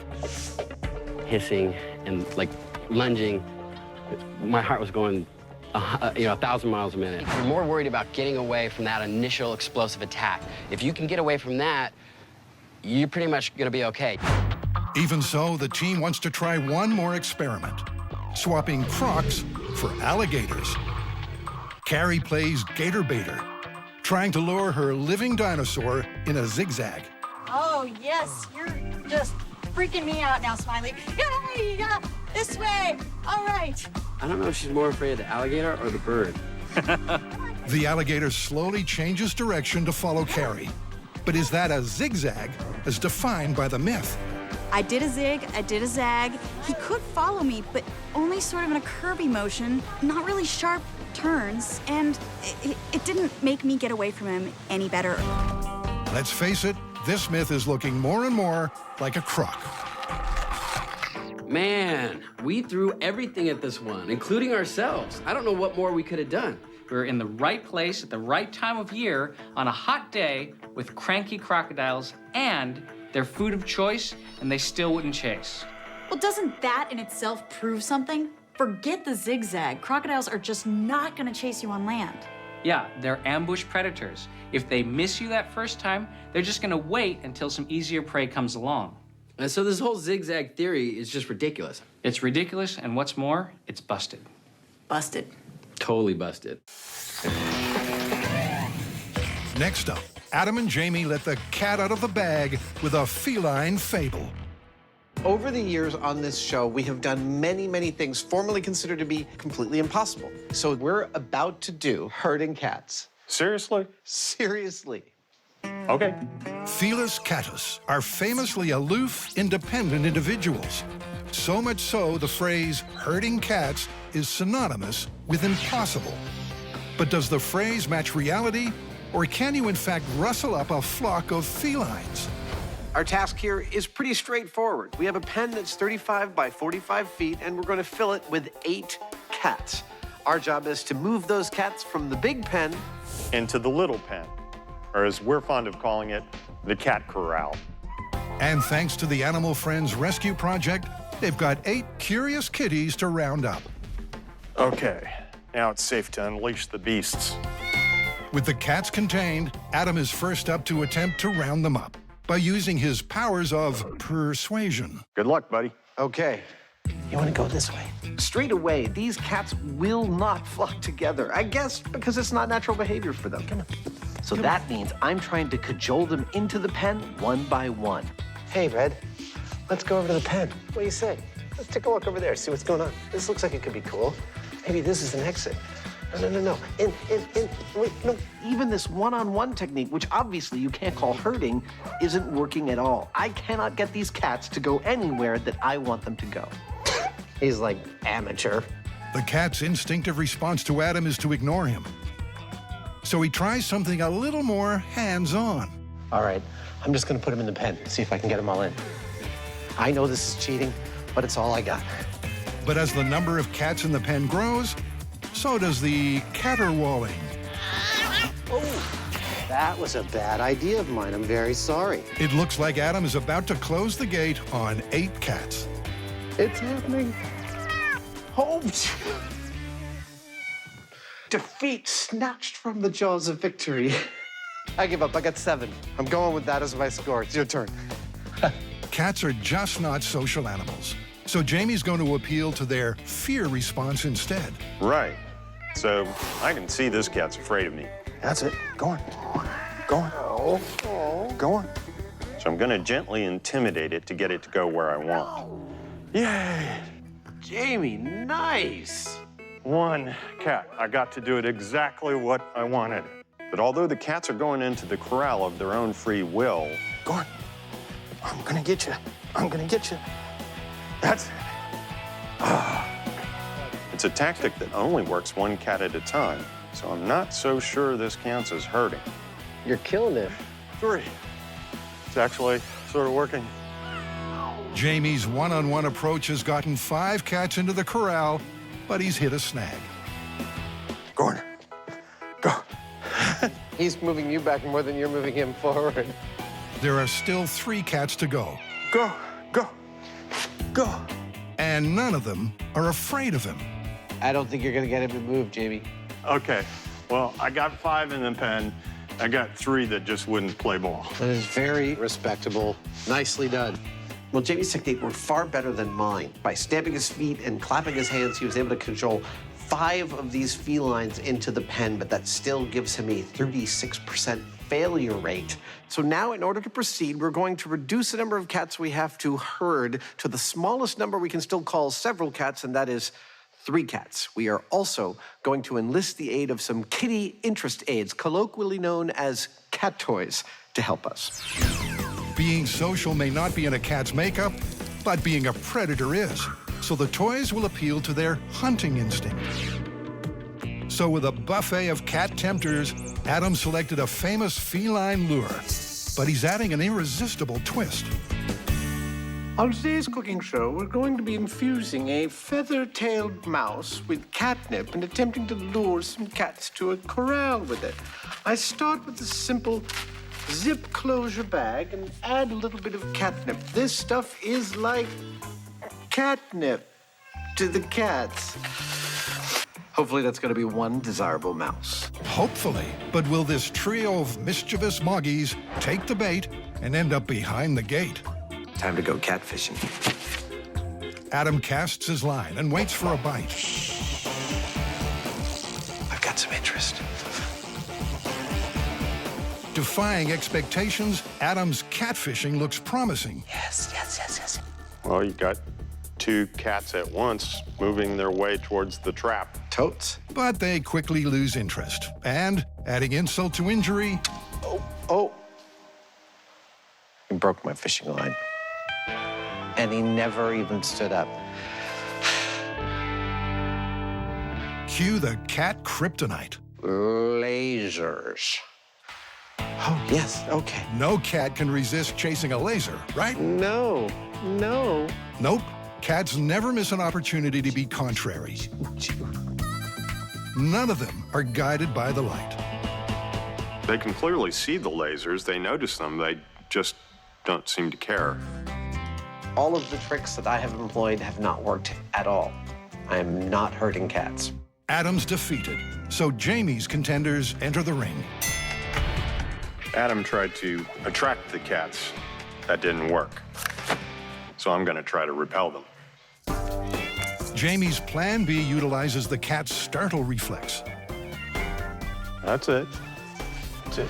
You've got them into one corner. That's pretty good.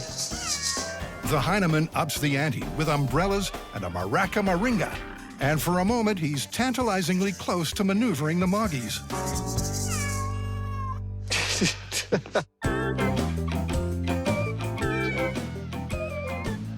We're onto something. Okay, you're home free. Sort of. That's it. But nope. These cats are doing what cats do, not cooperating with a nonchalant air of disdain. It seems to me that it's virtually impossible to get these cats to behave in any kind of grouping at all. It really is true to the saying. With defeat looming, it's time to bring in the professional. Hey, Lance, how's it going? How would you feel about hurting some cats? I was wondering what technique you were planning on using. Perfect idea. Let's go. Yep, this myth is going to the dogs. And if it can't herd 8 cats into the corral, nothing can. All right, here we go. 3, 2, 1, and go. Immediately, it's clear these cats are standing their ground. Arched backs. Oh, all the backs are arched near. Yep, they switch from defense to offense. Their body language, a less than subtle reminder they know who's the boss in this age-old feud. Despite following its handler's commands, the dog steers well clear of the hissing balls of fury. He's like, I'm really not sure about this, boss. This is one of the most bizarre things I've ever seen. After 6 minutes of feline resistance, it's clear not even a sheepdog can herd cats. Get out, lie down. Lie down. Calm down. Yep, it was a catastrophe for the dog. So what do you think was going on there? I think he was out of his game, and he's not used to animals that don't come together, and he wouldn't face off something like that normally. He's not used to dealing with predators in that sort of situation, and they all know the relationship, I guess. Right. I think they thought he was lunch. Oh. Good job, buddy. Good job, buddy. Hey, Lance, how did that go for you? I totally know what you mean, buddy. You did a great job regardless. Good boy. That was rough. There's only one way to call this myth. Confirmed. In the next story, we'll investigate goats that supposedly have a peculiar habit. Now, apparently they're fainting goats, but have you ever heard of any animal besides a human fainting? No, and in fact, some of our fans think that this is just a hoax. Well, you know, there's only one way to find out. All right, let's go see for ourselves. All right, we're at Renegade Ranch to see these fainting goats. I mean, I haven't seen one fall over yet. Do goats actually faint? Well, they do and they don't. They appear to faint, but they don't actually lose consciousness when they fall on the ground. It's a muscle condition called myotonia that affects their leg muscles. So when they get scared, sometimes even excited, their muscles will tighten up in their legs, and sometimes they'll actually fall over. Really? She made it sound very science-y and plausible. But there's always a chance she's part of the elaborate hoax. After all, we still haven't seen any of them faint. Apparently, shepherds breed these goats just for that gene, so that way they can put one of these goats into their flock of sheep, so when a real predator shows up, all the sheep take off and the goat is stuck there, paralyzed, so that the predator can eat it and not the sheep. Now, if that's not taking one for the team, I don't know what is. The sad thing is, it's not even his team. I mean, it's the sheep, you know? All right, Tori, your first step. What do you want to do? I think for my first one, I'm just gonna see if I can get one of these goats to faint with no tricks. I mean, I haven't seen one of these fainted yet. Oh, you... I felt that. Not the best start. 1 human faint versus 0 for the goats. Carrie has heard scaring goats is the best way to elicit the fainting.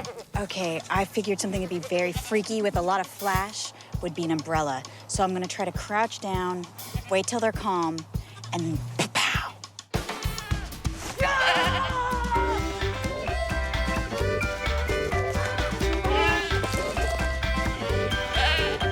But it's not working. They're laughing at us, Carrie. They mock us. I don't think this is as easy as I thought it was gonna be. Every failure to faint casts more doubt on the myth. But Tori needs to prove that he's smarter than the average goat. Thinking maybe I'm gonna lay down in that trough right there, cover me in hay, let them come up to the hay, eat for a little bit, and then I'll spring out. All right, Tori, go now.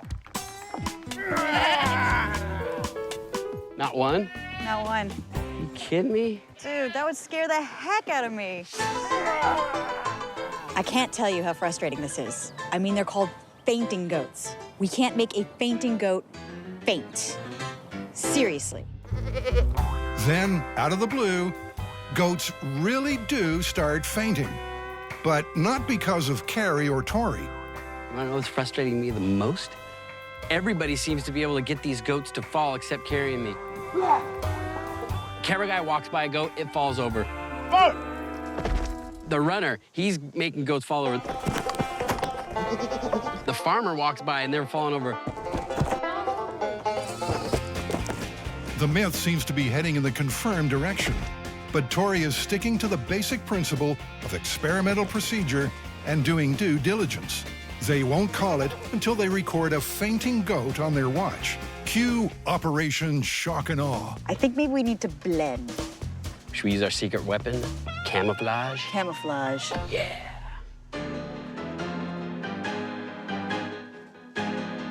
You ready? Oh, yeah. We're gonna drop them with this one. Looking like rejects from a Wizard of Oz revival, Tori and Carrie stalk their prey. I don't know about the goats, but I think the cow's getting kind of excited. I'm one of you guys. What's going on, fellas? Ready, Carrie? Let's go!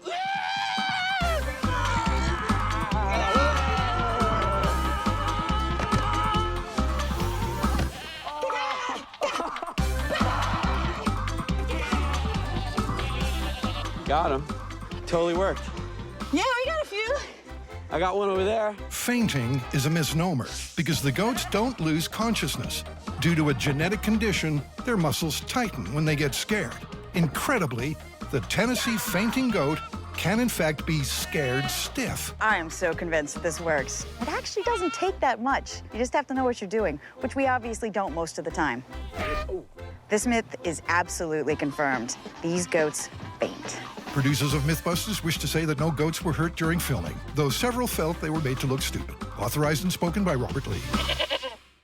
With the creatures exiting stage left, it's time for 3 myths about the forces of nature. First, the boys are in a spin about whirlpools. It's a story that's been going on as long as humans have been going to sea. The mythical evil vortex that appears in the ocean, sucking in boats and sailors. Could that actually happen? And right on cue, One right there. not just one, but a virtual convoy of vortices, all brought about by the bridge pylon. Most oceanic whirlpools form when opposing currents meet head-on. As the currents start to swirl around each other, a vortex forms in the center, causing the water to spiral downwards. In some cases, the vortex can plunge hundreds of feet. Well, I've got no hands on this thing, and it's moving us back and forth. That is a lot of power. You know, these whirlpools may not do anything but make it a little squirrely to steer this boat, but if I was in the water with one of them, I think I'd be in a little bit of trouble. The question is, how much trouble? Back at the shop, the MythBusters go head-to-head. Adam will try to make a pump-powered whirlpool, while Jamie will work on a paddle to churn the water. Adam has a small pool pump and a tank with a hole at the bottom. When the pump is switched on, water is sucked down the hole, through the pump, and recirculated. The result? A perfect conical vortex. Oh, look at that. That would be a vortex. Here's a little boat, unsuspecting on the high seas, and oh no, it's a whirlpool. That would be bad. So the pump works well. Now it's Jamie's turn. He's got 2 metal paddles attached to a cordless drill motor. 330 RPM. The depth of the vortex is 9 inches. All right, let's move up to the medium-sized level. I want to kick it up a notch. Kicking it up a notch means a larger tank, a larger pump, and a bigger whirlpool. But Adam's made an intriguing discovery. It takes proportionally less water to maintain his larger whirlpool. It requires less of the total volume to maintain that whirlpool, which is fantastic. On the other hand, Jamie's paddles are using more power and threatening to take off. Having trouble holding on to it. I'm really using a lot of strength. There's no beautifully shaped vortex, just a violent churning. And between the two, I'd much rather get into the one that I made with the pump than get into a tank with that thing. Famous last words, Adam. Because there's no turning back now. The full-scale custom-built tank has arrived. This is our tank. It's 9,200 gallons. It's 10 feet wide and 16 feet tall, and it was specially made just for us. The tank is set up to utilize Adam's pump whirlpool system. One anaconda-like hose will carry water away from the tank. A second will put it back in the top. And once the water is in, it's time to fire up the pump and give it a whirl. Ho, ho, ho! Yeah! I guess we judged it right. Oh, that is so, oh, man! In fact, it's working too well. Nature's fastest vortex moves at 14 knots, about 42 revolutions a minute, which looks something like this. But they've built a miniature container ship as their test boat, which means they need to dramatically scale down the size and speed of the whirlpool to match. That's one revolution every 10 minutes. And that means the water is practically not moving at all. So, after all that, their scale experiment simply won't work. So I think we look at this as a damage experiment. We see where the ship starts sustaining actual danger and damage of sinking, and then we calculate what the speed is and see how that compares to real-world whirlpools. All right, this is our 1/500th scale container ship. It's actually 1,000 feet long in real life, like the ones behind me. Imagine this is the ocean. If this ship was real, it'd be traveling at 230 miles per hour. And even then, it's not in any danger of being sucked down. So in terms of scale of a naturally occurring whirlpool, that's busted. That's going 20 times faster than the fastest whirlpool ever recorded. So it's like over 200 knots or something, right? Yeah, it's way off the charts. So now we have to find out what it would take. The pump roars to life, and soon a vortex of supernatural strength opens up.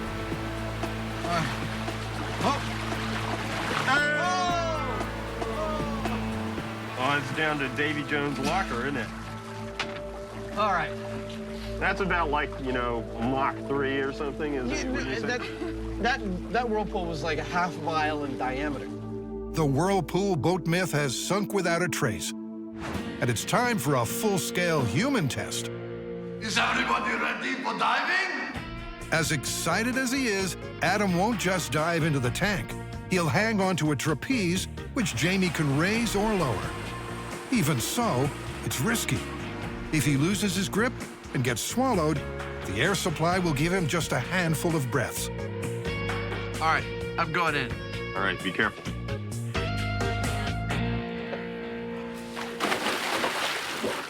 The pump begins to turn the water at 14 knots, as fast as the world's fastest whirlpool.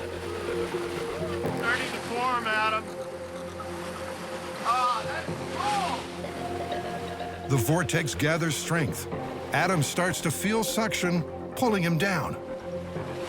Oh, wow, I can totally feel it in my feet. That is cool. Whoa!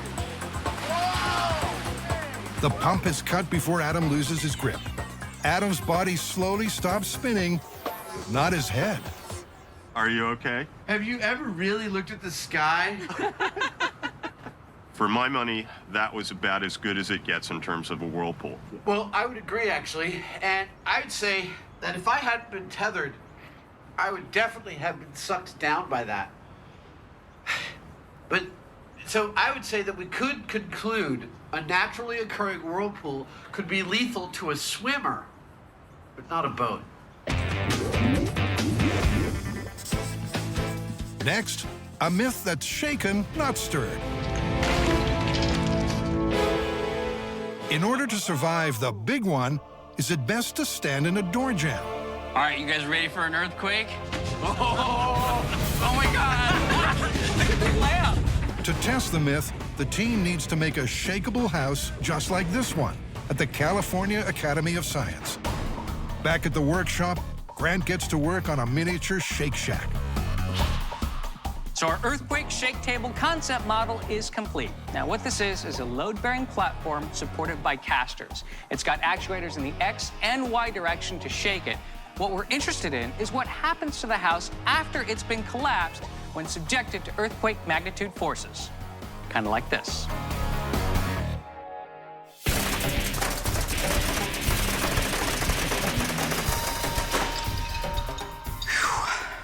I'd call that about a 10. There's no doubt their shrimp shaker is the business, but now it's time to build the beast. And that means a ton of heavy lifting ahead. Looking good, looking good. The frame for the platform is made of square steel tubes with half-inch thick walls. I think we're good. This stuff is strong. It has to be strong because once we start building buildings on top of it and shaking them down, this thing has to withstand thousands of pounds of force. It's clear their steel is the real deal. Now for the shake system. For that, we're building 8 monuments. These are pneumatic springs or air springs. Usually they're used in semi-truck trailer beds so that it can balance loads or provide some extra spring. For us, they're going to be on the edges of our shake table, and they're going to provide 10,000 pounds of force each. With 8 of them, that's 80,000 pounds. That ought to shake things up. And the guys have one more trick up their sleeve. These are the air casters. This is the most exciting part. These are gonna allow our shake table to not only move side to side, forwards and backwards, but also up and down. Once the air hoses are connected, the stage is set for a shakedown. Now behind me is a fleet of air compressors. Now it's important that we have a lot of air for this table to work, and I'll show you why. Now, compressed air will be moving through these hoses into this manifold where it will be distributed to 6 separate air casters. Now, once those air casters inflate, the whole table will lift up and it will actually ride on a cushion of air. Our second source of air is going to come through these hoses, through these pipes, and to these air bladders. They're going to control the shaking so the table stops a-quaking. Now, all the valves that control the air bladders are going to this bank of relays, is going to this microcontroller and this computer. We can control each of those valves separately so that we can get exactly the magnitude of earthquake that we need. You want to see it? Here we go. In 3, 2, 1.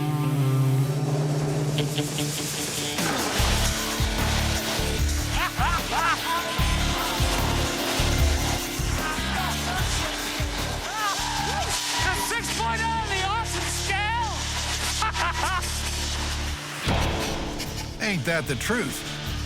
With a perfect test run, the earthquake shake table just needs something to shake.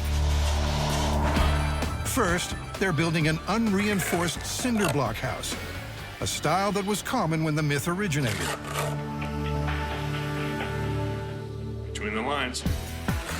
These older style homes aren't built to modern codes. To test the myth properly, this building needs furnishings and some tenants. I'm placing 3 mannequins around the room, 1 underneath the table, 1 just standing in the room, and 1 standing in the doorway. Now, for this myth to be confirmed, the one in the doorway is gonna fare the best in the quake. Grant's money is also on the doorway guy, and for good reason. Now, these corners are one of the strongest parts of the building. There's rebar going all the way up to the ceiling with poured concrete. Same thing for the door, all the way around the arch. That's all solid. So by the end of this, my personal opinion is that the only thing left standing is going to be this wall with the front door. Now it's time to shake, baby, shake. 5, 4, 3, 2, 1. Oh, wow. The chandelier is going crazy. Wow. That is a lot of power. It's equivalent to the most energetic quake in U.S. history. The building moves up, down, left, and right, But not for long. Above the window! Above the window! Coming out! Oh, crap! Oh, look at that! That is terrifying. It's quake carnage everywhere.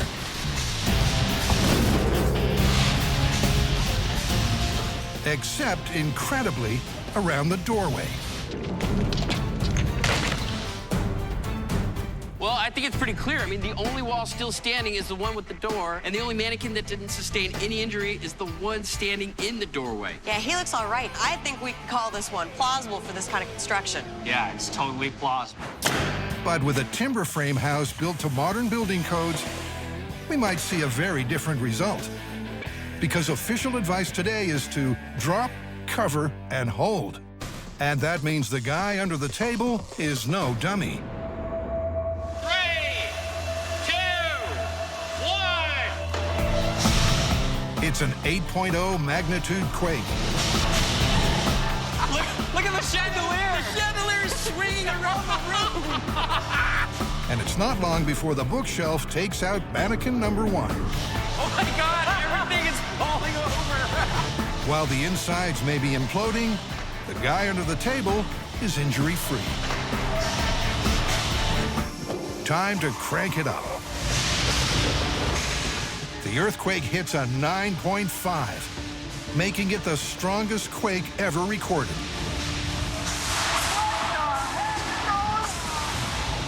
But the house still stands, which is more than can be said for the doorman. He's hit the deck and is out for the count. The guy under the table is the clear winner. That means for modern buildings built to withstand an extreme earthquake, this myth is busted. Finally, a windy myth about high-speed straw. In the workshop, Jamie and Adam are whipping up a storm to test the myth that straw can slice clean through a palm tree in hurricane-force winds. But what do you do if you don't have a hurricane handy? The plan is to get an air compressor, attach it to a metal tank with a release valve, attach that to a very long pipe that will act as the barrel. And at the end of the barrel, place a tall swaying palm. It's an air cannon of mythical proportions. Hey, that's enough. One more. No, come on. We got 60 feet here. We're gonna go for the max sooner or later. Might as well do it now. Okay. With an 80-foot barrel, they're hoping to fire out straw at more than 300 miles per hour. I'm a little nervous to say this right now, but I think we might exceed Mach 1 on this. Stop. That looks just about right. That is pretty darn good. With all the kinks ironed out, all that's left to do is pick up the target. Adam takes the truck to Neon Palm Nursery. Hi. Hi, Dale. Yes, sir. Adam Savage, nice to meet you. Pleased to meet you. There's a myth going around that in a strong enough wind, a piece of straw can be driven right through the trunk of a palm tree. Have you ever heard this? I believe it's true. Really? Oh, yes. It's a different kind of trunk than most trees. They have what's called vascular bundles of fibers, and they're sort of, if you can imagine, like a braided cable. So you're saying it's actually a property of the palm trunk that perhaps makes it more permeable than we think of a normal tree trunk. This is correct. Okay, ready for takeoff. But it's going to have to be some serious straw to pierce this monster. The palm is a Robusta, 3,000 pounds. Look at that. Jamie's reaction.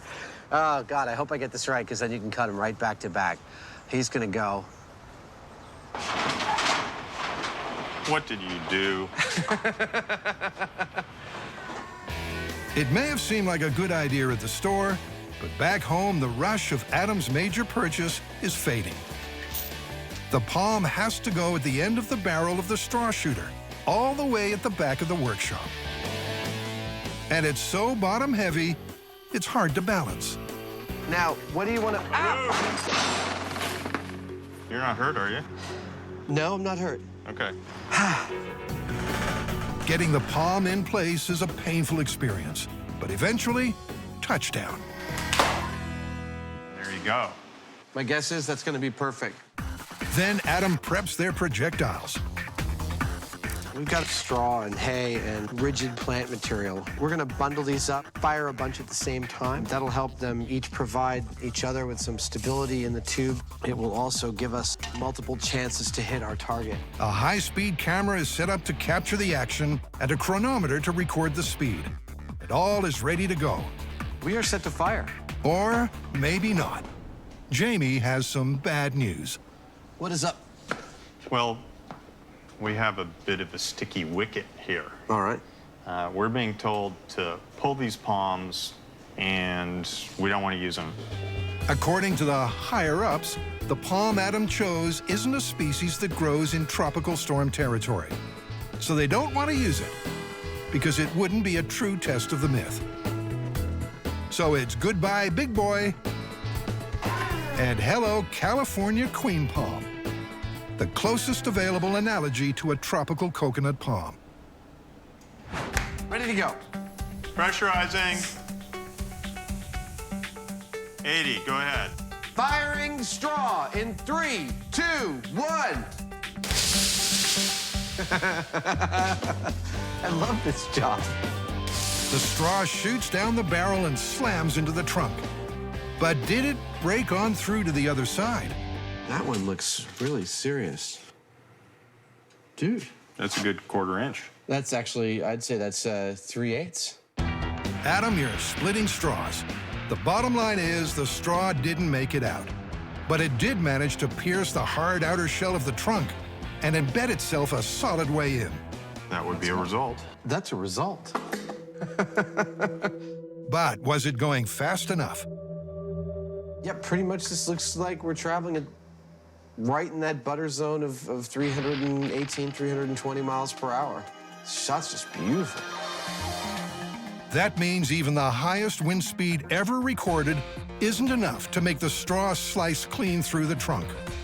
But this myth isn't blown away yet. The straw is swapped out for a different plant material, thatched reed. Your average person picking up a piece of this on the street and go, oh, look, I found some straw. However, it is a little more rigid and may actually provide a lot more penetrating power than the straw does. 80, go ahead. All right, firing thatched reed in 3, 2, 1. Ouch! The reed pierces the trunk like tiny spears. That right there is pretty serious. The more rigid reed dug in 2 inches deeper than the straw, but still didn't make it through. So I'm thinking one of the reasons we got this thin-trunked tree is to put a ratchet strap on it and pull it like a big old bow. To replicate the stress a palm would be under in a tropical storm, they brace and strap their tree and bend it back as much as they can without snapping the trunk. We're gonna give the straw the best possible chance that we can to do something to this tree. So if it doesn't go through under these absolute maxed out conditions, the myth is totally busted. The straw is loaded. Okay, you're ready. Firing a bent palm in 3, 2, 1. So what's waiting at the other end? We only got about a 1/4 inch. Yeah, there's about a 1/4 inch. Even in optimal storm conditions, it was nowhere close to coming out the other side. The point is that bending the trunk and shooting it at the stressed point where the fibers would presumably be open, according to that theory that we found, does not have any appreciable effect on the penetration that we're getting. So I'd say we can put this one to bed. Even thatched reed made no difference. So the straw through a palm tree myth is busted.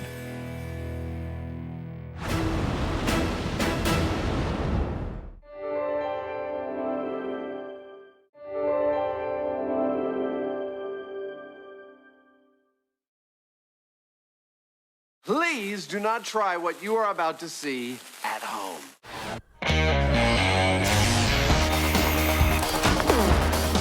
Well, there's your problem. In this special series of MythBusters, Almost too exciting. the Dream Team tackles their dream themes. It's scientific! Testing myths about everything from electricity to pressure and gravity. This one hurt a bit. Shaking down the science of shockwaves, velocity, and impact. With crazy chemistry, Oh my goodness.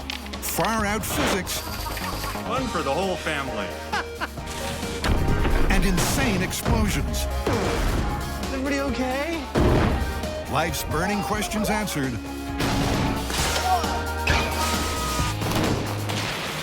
On MythBusters, there's your problem. In this episode, the MythBusters fire up the front burner to investigate the science of heat. Then they turn the dial way down for a frosty foray into all things frozen. They're colorful, they're delicious, and they're fun. We doing an experiment here, or are we screwing around? But when they heat up, these bliss balls have been known to blow up, causing serious burns.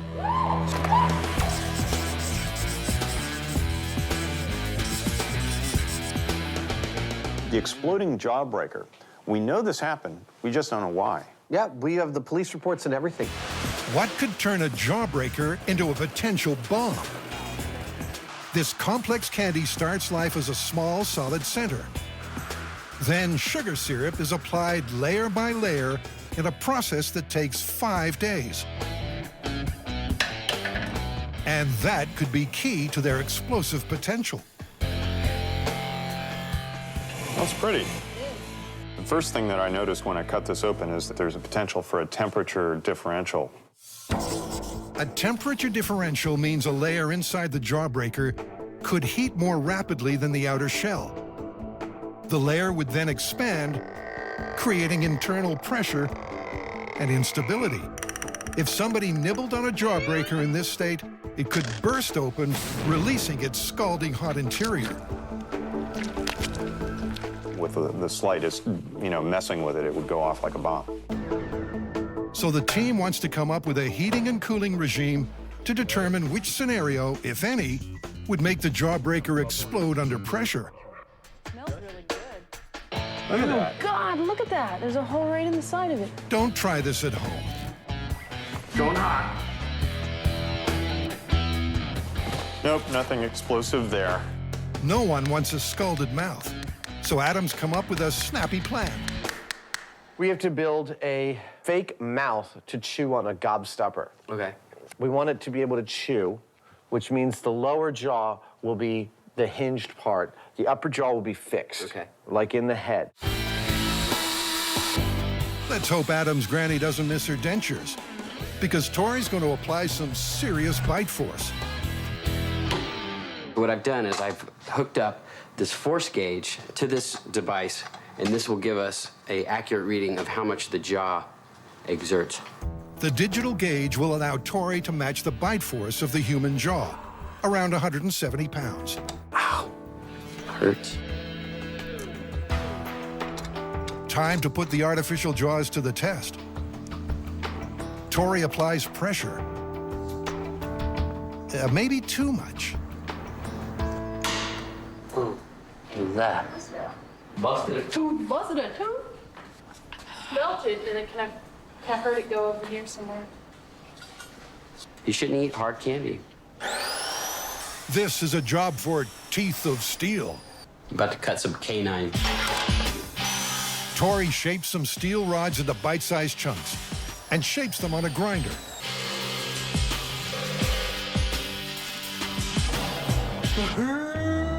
They might not get you a Hollywood contract, but these iron choppers will be able to replicate the bite force of a human mouth. I finished the teeth. I hope they work. Meanwhile, the microwave is getting a workout.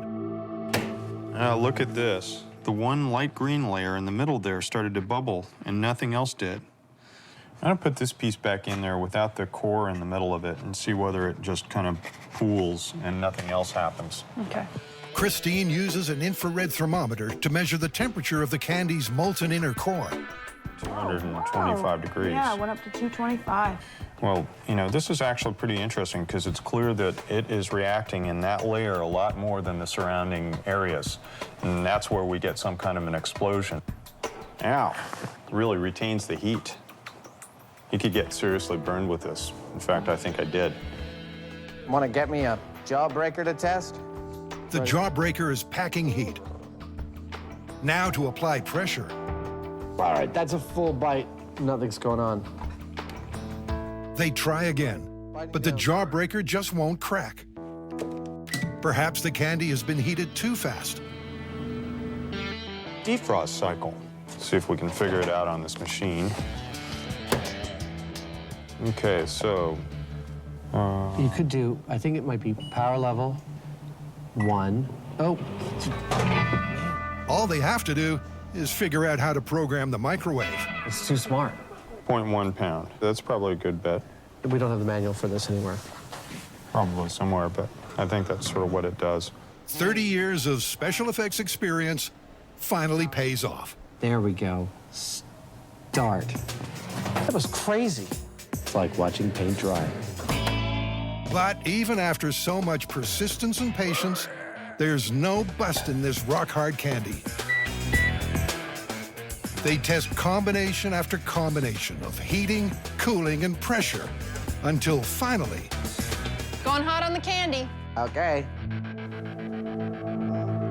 Everybody clear? Ready? Yep. 3, 2, 1.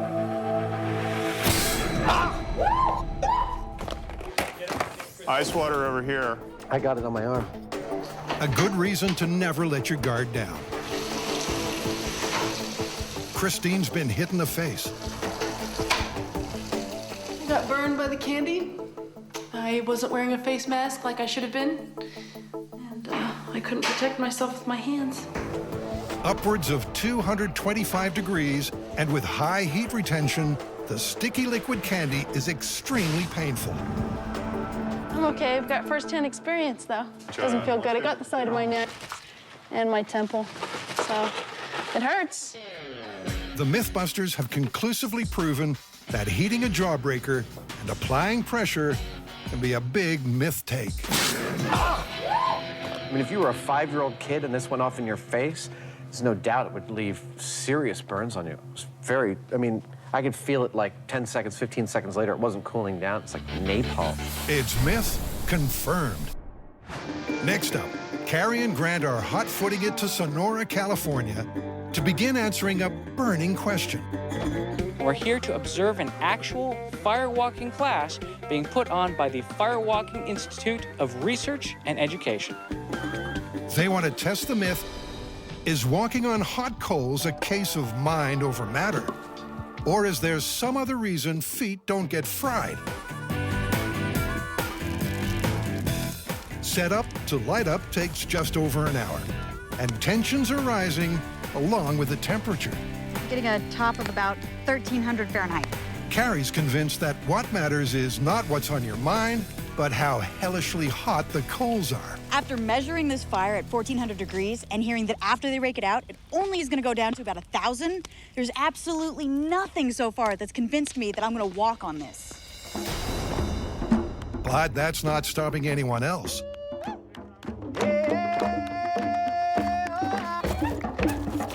The students glide across in a zen-like zone without a single injury. But before the team follows in their footsteps, they want some hard data. I've seen it done, but I'd like to have a little bit more scientific backing before I'm willing to risk my feet. And that means cooking up an experiment back at the workshop. To find out how much heat gets to the feet, Carrie begins by fabricating a foot from heat-resistant silicone, while Tori starts prepping the firewalk. First, what we're gonna do is we're gonna lay down 30 feet of sod. That way we don't crack our cement. Then what we're gonna do is lay down 20 feet of wood. We're gonna light that wood on fire, let it burn down, and start walking. All right, we got fire extinguisher standing by. Got a hose standing by? Let's do it. Now that we have our fire lit, we'll wait 1 hour for it to get to the optimal temperature for firewalking. That's when the coals are just glowing red and we can smush them down so we have a nice flat surface to walk on. As the wood burns down, Grant works on a sensor for the fake feet. So this is called a copper slug calorimeter. And the idea is that you have this disc of copper that's an exact size and weight. And based on those characteristics and its thermal transfer, you can connect a thermocouple to it, which measures temperature.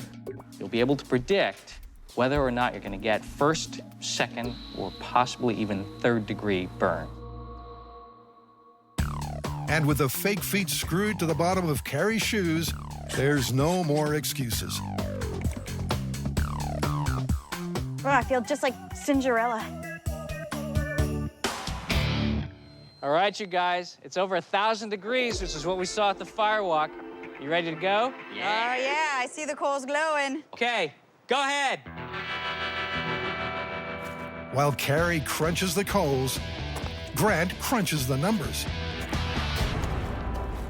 Yeah! See, that wasn't so bad. No. All right, Grant, what'd you get? I got some really interesting results. The first set of results up for analysis is the high-speed camera shots, showing exactly how much toe-touching time there is. So it turns out that my foot was only in contact with the hot coals from heel to toe for 9/10 of a second. And my full weight was only on it for 5/10 of a second. So right there, it shows you that might be one of the reasons that you don't get burned when you walk across hot coals, is you're not touching the coals for very long. And what about the temperature? The interesting thing is that we don't predict any injury, first, second, or third-degree burns, during a normal walk. So as long as she keeps moving, theoretically, you won't get burned. Charcoal and ash are better insulators than wood, so the top side of the coal should be relatively cool. So in theory, you should be able to pick up one of these coals, which on one side is 900 degrees, and on the charcoal and ashy side, it's 300 degrees. So I should be able to put this in the palm of my hand without injury, and potentially light a fire. Here we go.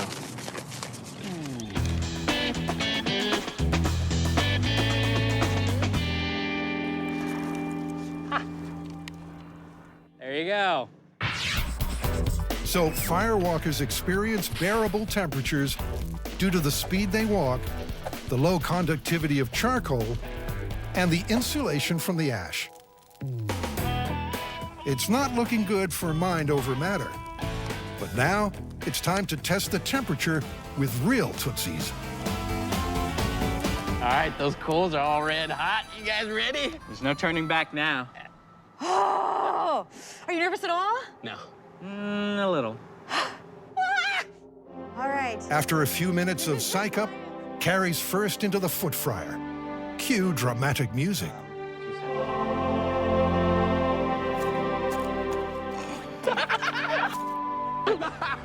It's not totally not hot.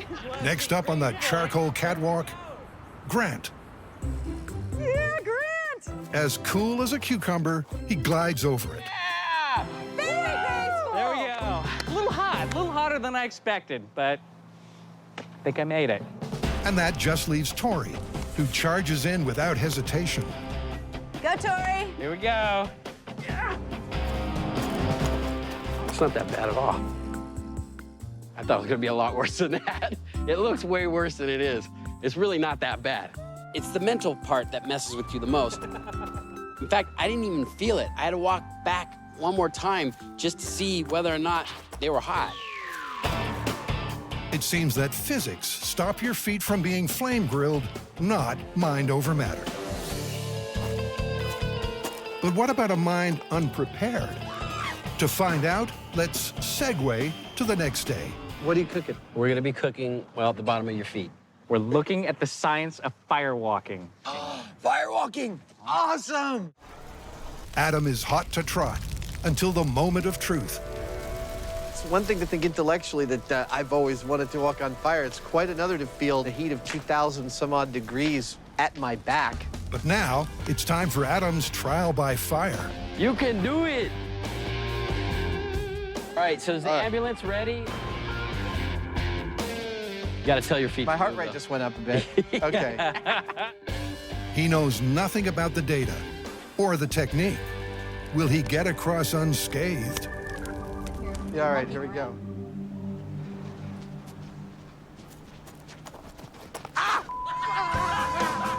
Apparently not. Wow! That hurt a lot. Al was going through my head.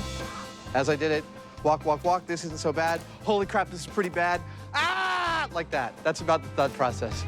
So it seems that it does matter what's in your mind, but only insofar as knowledge about technique and preparation go.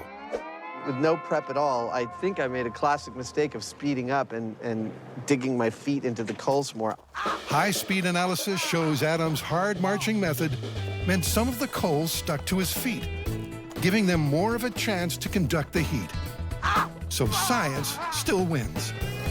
This myth is busted.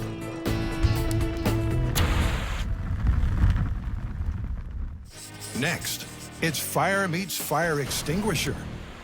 According to our fans, the myth goes something like this. If you fling a fire extinguisher into a fire, the heat builds up pressure in the tank until it ruptures.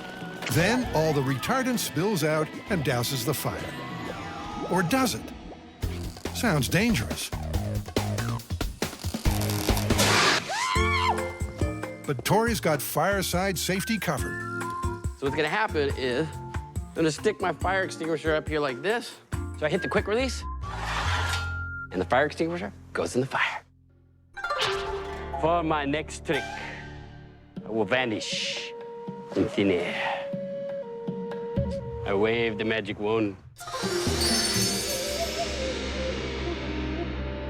The crew have been transported to the Alameda bomb range, and they're going to put the torch to 3 different types of fire extinguisher. The myth that a fire extinguisher can fall into a fire and extinguish the entire fire is sort of general. It doesn't tell what kind of fire extinguisher. So we went and got every single kind we could. We have water, we have carbon dioxide, and we have chemical foam. One of these might work. They prep the fire for the most common type of fire extinguisher, CO2. Fire needs 3 things to burn: oxygen, fuel, and heat. Remove one, and the chain reaction fizzles out, which is exactly how CO2 works. Because it's heavier than oxygen, it blankets the flames, replacing oxygen, and the fire triangle collapses.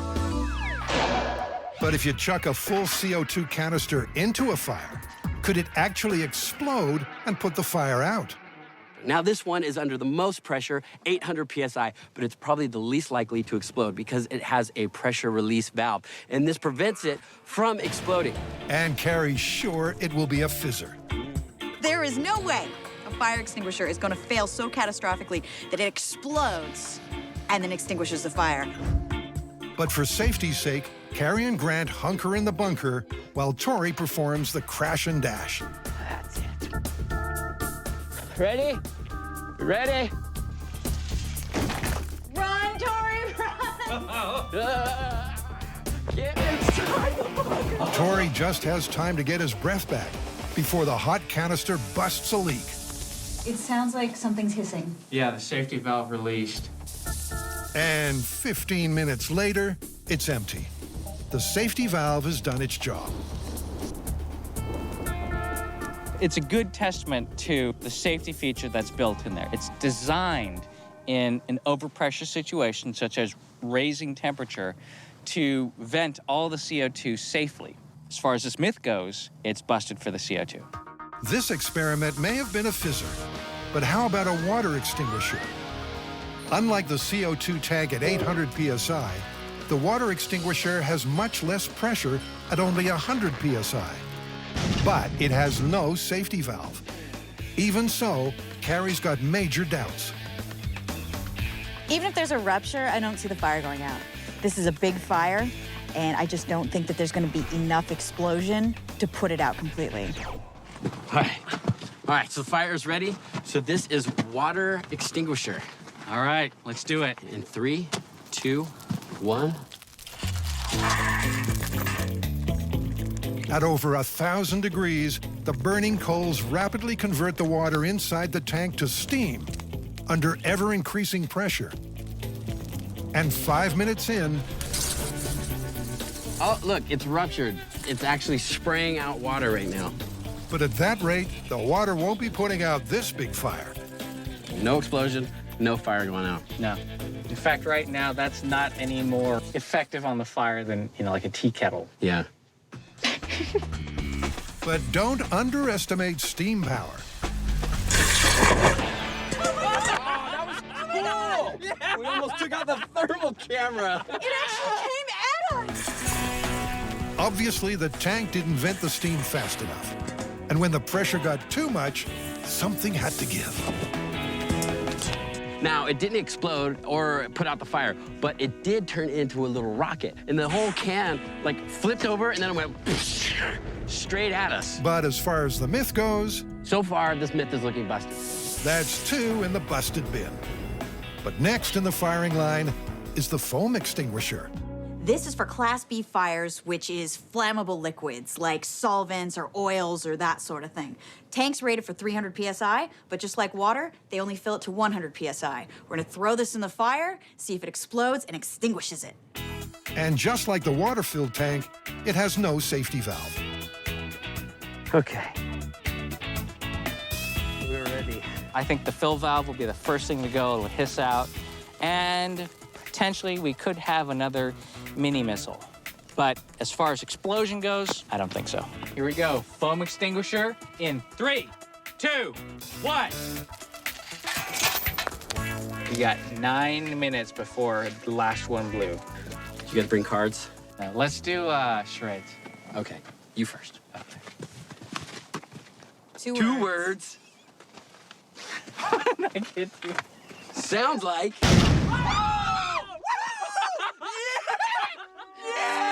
It put out the fire! It exploded and put out the fire! Oh my God! It's spraying! Oh, it's rain. Oh, God!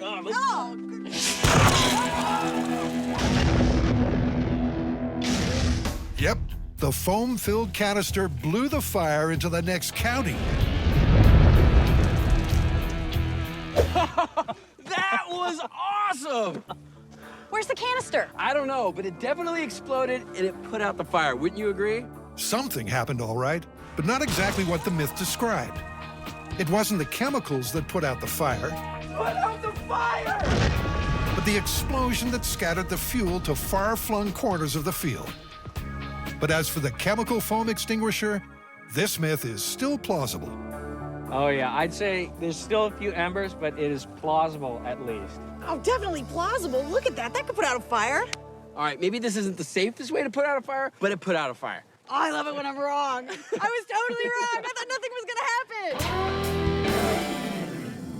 With the flames extinguished, it's time to bring the temperature down for 3 frozen myths. In our first story, can a padlock be broken by freezing it?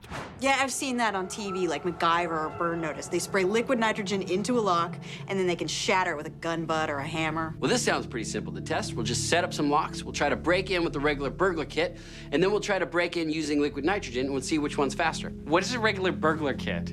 You know, like crowbars, hammers, stuff like that. You guys don't have a burglar kit? No. No. Oh. Liquid nitrogen, or LN2, is a fluid with a temperature of around minus 196 degrees Celsius, or minus 321 degrees Fahrenheit. It's almost impossibly cool, but can it freeze a lock? Tori is going to start with a control test. Just a padlock at room temperature versus a hammer and crowbar. Okay, control padlock. 3, 2, 1. Woohoo! 4 seconds. That's the reference point. Now to find out what difference soaking the lock in liquid nitrogen will make. So liquid nitrogen, very dangerous. We gotta suit up first. So we're on to test 2, which is the liquid nitrogen part of this test. We're going to pour liquid nitrogen directly on the lock and let it soak for a few minutes so it gets good and frozen, and then Tori's gonna give it the same bash that he gave the control lock. Okay, hose is off. Personally, I'm hoping for some sort of cartoon-like shatter here. In 3, 2, 1. Okay. Look at that. 1 second. I see we made a difference with the liquid nitrogen. That is cool. Tori hit it with one shot, and it shattered in less than a second. So it's looking good for the myth. But considering the padlock was so easy to break, even without the LN2, the team wants a tougher challenge. All right, if anybody needs me, I'll be in my office. For that, they want a deadbolt. And as before, Tori is first going to smash through for a control comparison. This always reminds me of elementary school. School of Hard Knocks? So I broke through the deadbolt using the pick and the sledgehammer. Tick-tock, buddy. Cops are on their way. But it took me 5.5 minutes. It was very hard, and it was very loud. There you go. Pretty sure somebody would have called the cops. Go, go, go! Okay. 5 minutes and 37 seconds for the control. Now let's soak it in liquid nitrogen and see if you can blast through that lock faster. With a full 4 minutes exposure to liquid nitrogen's mind-boggling minus 321 degrees Fahrenheit, the lock is ready for our not-so-subtle burglar. In 3, 2, 1. Oh my gosh! Look at that! That's incredible! One shot and the lock already broke. Keep going, keep going. Oh my God, that's hilarious. Why is liquid nitrogen making it easier to break these locks? Well, all metal has a ductility to it, which means if I smash this lock with a hammer, it's going to deform the metal. Whereas if I introduce the liquid nitrogen to the lock, we are going to lower the temperature, causing all the particles that are in constant motion to slow down, removing energy, making it brittle, so that if I now smash it with a hammer, it's actually going to shatter. Nice. That is incredible. What's 1 the time? minute, 4 seconds. That is way less than half your time. One shot and the lock shattered. Oh, yeah. That is so cool. Cool, for sure. And the evidence is stacking up in favor of this freezing fable. But the team isn't satisfied just yet. Okay, that small padlock was totally ridiculous. It was actually not that hard to break, even without the liquid nitrogen. Yeah, I think we need something that gives us a bigger difference between liquid nitrogen and no liquid nitrogen. Maybe something like this? I love it. So with the giant padlock secured to the bunker, Tori gets stuck in. Man, this lock's a lot harder. But even after 4 minutes of solid pounding with a sledgehammer, it's not the lock that breaks, Come on, John Henry, you can beat it. but the bunker.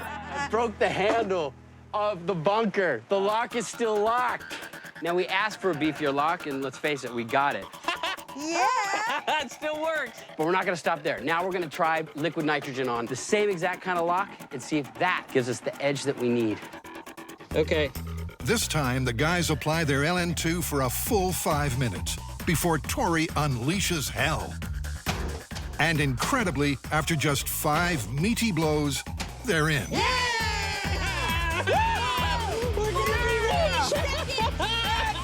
14 seconds! It's a massive result. On one hand, 4 minutes of failure.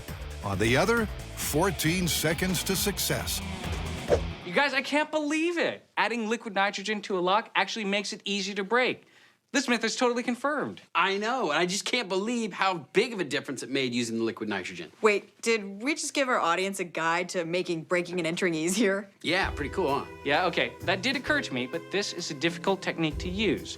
1, you need to carry around a thermally isolated vat of liquid nitrogen. 2, you need a large amount of safety equipment. 3, you need to apply it to the lock for at least 5 minutes. And 4, you need 3 people to pull it off. Yes, it's successful, but you know what? It's not the most subtle technique out there. Yeah, I agree. It's probably not gonna catch on. You know what, though? This myth is still confirmed. Confirmed. For our next myth, Adam and Jamie are mixing fire and ice. All right, dude, this one's about thermite, and I think you'll like it. What is it? All right, these two guys, they take a bucket of thermite, they put it on a bunch of blocks of ice, and they light it with a fuse, and it doesn't just burn like we've seen thermite burn. The whole friggin' thing explodes. Thermite is metal powder and metal oxide. It burns at ferociously high temperatures, which you'd think would just make ice melt. Instead, according to the myth, the ice will explode. Let's head out to the bomb range and try it out. Before they test the myth, Jamie wants to warm up with a demonstration of just how hot thermite burns. What we're building first is a kind of pagoda from bricks and steel plates. The idea is to see how many plates the thermite burns through once it's ignited. Thermite's a mix of fine metallic powders, but the ideal ratio is debatable. Of course, we want the best burn for our buck, so this should be a great way to bench test Jamie's special blend. With the thermite inside a bucket, Jamie throws in 2 matchbooks attached to a fuse. Okay, this is thermite penetration test. In 3, 2, 1. With the fuse lit, it's only a matter of time before thermite's full power is unleashed. The thermal imaging camera should enhance the experience. I've always wanted to see this thing in action just like this. As far as I know, it's never been done before. I mean, you see what happens after the fact, but we're going to see the whole thing all at once.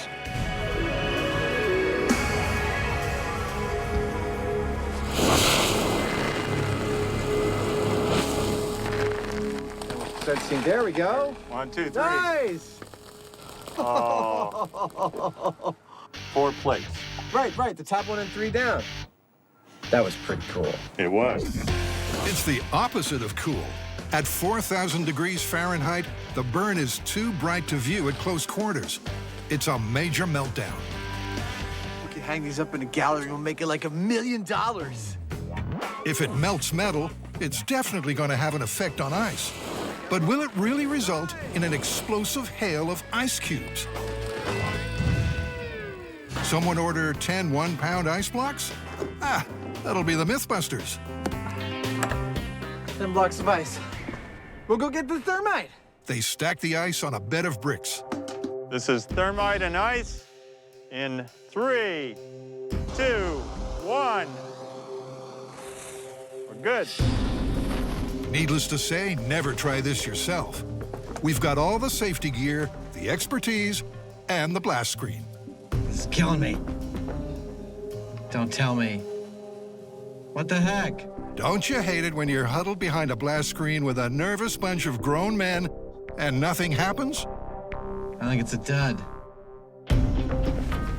Finally, Jamie can take it no more. Fully fireproofed, he fashions a new fuse and takes a furtive walk, knowing the old fuse could blow at any time. So Jamie's put on the full fire suit to protect himself to replace another fuse and matches because, well, we don't know. He could touch that bucket and it could all go off. So it's a little bit touch and go right now. Jamie wastes no time setting the new spark. He's lit it. Let's hope it stays lit. This experiment should confirm or bust the myth of exploding ice. That looks like the match is going off. There it goes.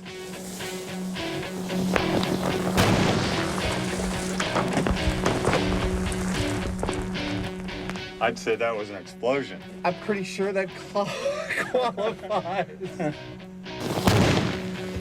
And Adams found the source of that thunk that shook the blast screen.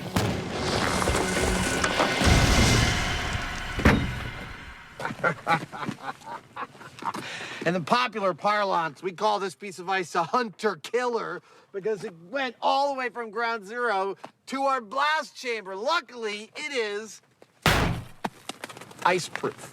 Some chunks of ice flew as far as 150 feet. The brick pallet is a smoldering ruin, and there's no trace at all of the galvanized steel bucket. Look at that. That tells the whole story right there. It shot the bricks right down through the bottom of the floor there. That was a bona fide explosion. But what actually made the ice go boom? The truth is, no one really knows.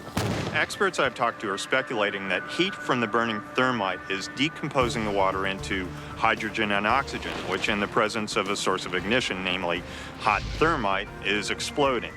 Now, I sort of have a problem with that because that requires that a whole bunch of hydrogen and oxygen be instantaneously created, and I don't know that that's possible.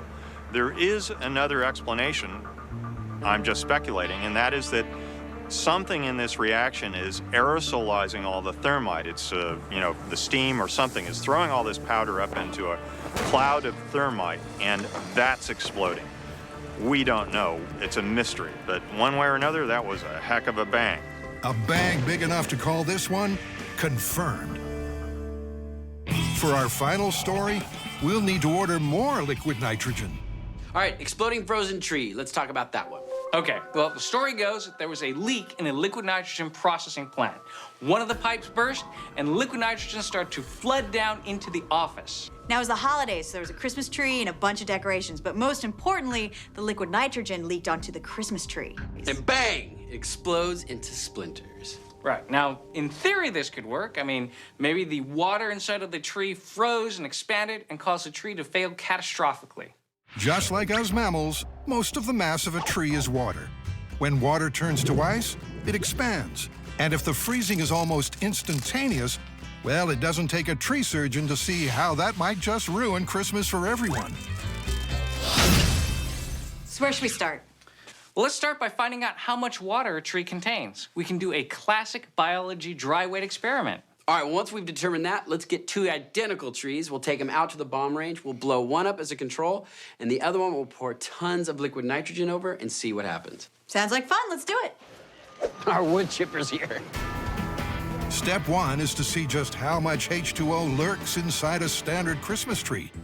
And this will not be pretty. We're gonna shake the dirt off this, throw this thing into a wood chipper, and then we're gonna take all those wood chips, throw them in pans, measure their weight. After that, we're gonna stick them in a low heat kiln, slowly dry them out, evaporate all the moisture out of them, and then measure them again.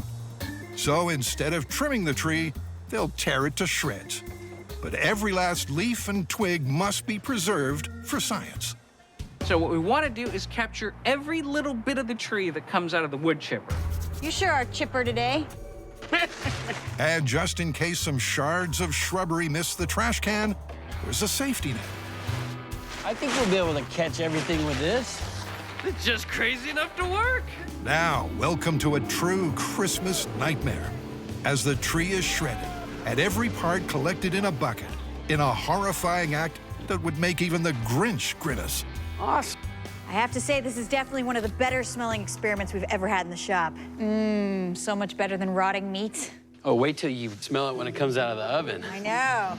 It's gonna be delicious. Fresh pine scent. What started out as mulch looks like being the dish of the day. So we've taken our 6-foot Christmas tree, put it through a wood chipper, and distributed it onto 8 baking trays. Over time, as the water bakes out of the tree, that weight's gonna go down until at some point it will plateau. Then we know we've gotten all the moisture out, and that will tell us what the overall moisture content of the tree was. 7.2 pounds. They'll check the diminishing mass each and every hour until it stabilizes. Tray number 1. 7.4 pounds. All right, 7.4, that's it. The oven is filled. Now it's time to bake our tree. In the meantime, they have a date at the bomb range with another ill-fated tree. I hate to get sappy here, but does anybody feel really bad about blowing up a tree? Oh! Smells great. Now, of course, we can all imagine what an exploding tree looks like, but in the name of science and all things cool, we're gonna do it anyway. Without beating around the bush, they need a true tree explosion as a point of comparison. What do we got here? Little deck cord, that ought to do it. Yeah. Yeah, we could use C4, we could use all sorts of explosives, but I think det cord gives us the best chance of not blowing it up to complete smithereen. Yeah, that's probably a good call. And look, it's gonna look like a Christmas tree. The team retreats as the bomb tech sets the firing cap, then calls in the chaos. Fire in a hole! Fire in a hole! Fire in a hole! All right, so this is liquid nitrogen exploding tree control test. Still calling this a control test. Wait, you're acting like I am enjoying this. This is serious science right now, okay? All right. In 3, 2, 1, go, JD! Oh! It looks like we just gave it a haircut. And then some. This is the kind of defoliation they hope to get from a big fat blast of LN2. Dang, look at that tree all over the place. That's great. That's pretty much what I expected to see. Many trees were planted to replace those we blew up, and now they know what an exploding tree looks like. Let's test liquid nitrogen. All right. Before they apply the LN2, it's back to the shop to check on how plausible the myth is. Is there even enough water in the tree to possibly cause it to blow up when frozen? So our figures have finally plateaued, and what's left of the tree is now 33% of its original weight. What? Wow, that is a lot of water. Tree's 2/3 water. So there might actually be something to this myth. All right, well, let's get some fresh trees, go out to the Alameda bomb range, pour some liquid nitrogen over them, see what happens. All right. Awesome. If you say so. Meet tree number 3 and a truckload of the same stuff they used to break the padlock. Anybody who's taken a high school chemistry class knows just how effective liquid nitrogen can be to freeze something. So we thought in MythBusters fashion, we'd take a small quantity, like 2,800 gallons of liquid nitrogen, and we're gonna pump it through this hose. And out through these phase separators, where it'll separate the liquid nitrogen from the gases. So we'll be able to dump hundreds of gallons of liquid nitrogen over the entire tree. And just to check our progress, we've got this temperature probe, which should be good down to minus 300 degrees Fahrenheit. We'll jam it in the trunk and watch it remotely. Winter is coming, and it's going to be harsher than any you've ever seen. Do I think we're gonna get an explosion? I have my doubts. I do think we might see some cracking, some splitting of the tree. But you know what? There's always that little chance that that tree could explode. I mean, we have been wrong before on MythBusters. I have my doubts that this tree is going to give us any sort of grand explosion. If anything, maybe some of the ornaments might explode, which, you know, when I told the story later, I might say the tree exploded. But I'm definitely standing behind the blast shields, just in case I'm wrong, because I am often wrong. Like an extremely isolated new ice age, the liquid nitrogen engulfs the tree. As the liquid turns to gas, oxygen gets sucked out of the mix, and the team brace for a truly bubble-blowing blast. 43.5 degrees. That's dropping fast. That's like 20 degrees in 2 minutes. It's dropping faster now. What are we at? 16.2, heading towards 0. This thing could explode at any moment. It sure could. And let's note that the freezing point of water is 32 degrees Fahrenheit. Dropping really fast now. Minus 90, minus 95. What? Minus 100. Antarctica cold. Yeah. This tree is definitely frozen. It's at minus 140 now. It's minus 150. How much time has elapsed? We are now at 7 minutes. The LN2 dissipates slightly in the breeze, but the temperature of the tree continues to plummet. We're dumping gallons and gallons of liquid nitrogen over the top of the tree. It looks like fog rolling down off the top of it. You can actually see the trunk slowly turn white and freeze. No tree in history ever got this chilly this fast. The coldest temperature recorded on Earth is minus 146 degrees Fahrenheit. And this freeze shows no sign of slowing. We're reaching minus 200. I can't even comprehend that. Over the next few minutes, the tree gets much colder, pushing onto the limits of absolute zero. But still, no explosion. We got the core temperature of the tree to minus 330 degrees Fahrenheit. If that tree were going to explode as a result of the water inside freezing, it would have. But unfortunately for the myth, it's still intact. Look, it's been almost half an hour, over 200 gallons of liquid nitrogen. I think we should call this and check it out. All right, let's call it. All right, go ahead and kill the liquid nitrogen. They couldn't get it any colder, and the tree hasn't so much as shed a leaf. You know what? I was really hoping this thing was gonna explode. Check for cracks. Wow. Not any cracks, though? No I don't cracks. see any cracks at all. But the whole trunk is like covered in frost. It means it's completely been covered in liquid nitrogen. What should we do now? Well, I wonder what would happen if there was some sort of impact. Could you actually shatter this tree the way you do with those science experiments? Yeah, how about if we hit it with the shotgun? That sounds like a plan to me. A hammer blow worked for shattering the locks earlier, so maybe a load of buckshot will do the job here. If anybody loves Christmas, turn your heads now. This just seems wrong, shooting a Christmas tree. Safety's off. Here we go in 3, 2, 1. The tree takes the hits, but it's still not smashing to smithereens. All right, it's about as good as we get. What more can you do? Well, here's what you could have done much earlier. Asked an expert. as an arborist, what are we doing wrong? Why is the tree not exploding? Trees in colder climates are naturally built to not explode. What happens is the water inside of the tree cells moves to air spaces outside of the tree cells, and those air spaces provide enough room for the water to expand without exploding the tree. So the water does freeze and it does expand, but because of the air spaces, the trunk doesn't go boom, boom. Correct. So no matter how much we freeze this tree, it's never gonna explode? I doubt it. Stupid adapting nature. Time to admit they were barking up the wrong tree. Look at that. It's obvious that this tree is frozen completely to the core, and even with a high velocity impact, it did not shatter it or do anything that looked like an explosion. Yeah, we froze it with liquid nitrogen, didn't explode. And we hit it with a shotgun shell, still didn't explode. All right, I guess we're calling this one busted. Busted. Busted. You know, I could always go into the tree trimming business.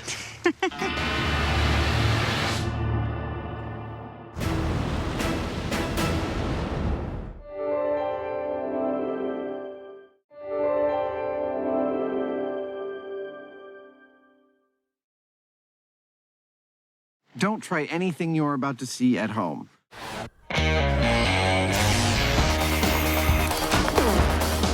Well, there's your problem. In this special series of MythBusters, Almost too exciting. the Dream Team tackles their dream themes. It's scientific! Testing myths about everything from electricity to pressure and gravity. This one hurt a bit. Shaking down the science of shockwaves, velocity, and impact. With crazy chemistry, Oh my goodness. far-out physics, Fun for the whole family. and insane explosions. Is everybody okay? Life's burning questions answered.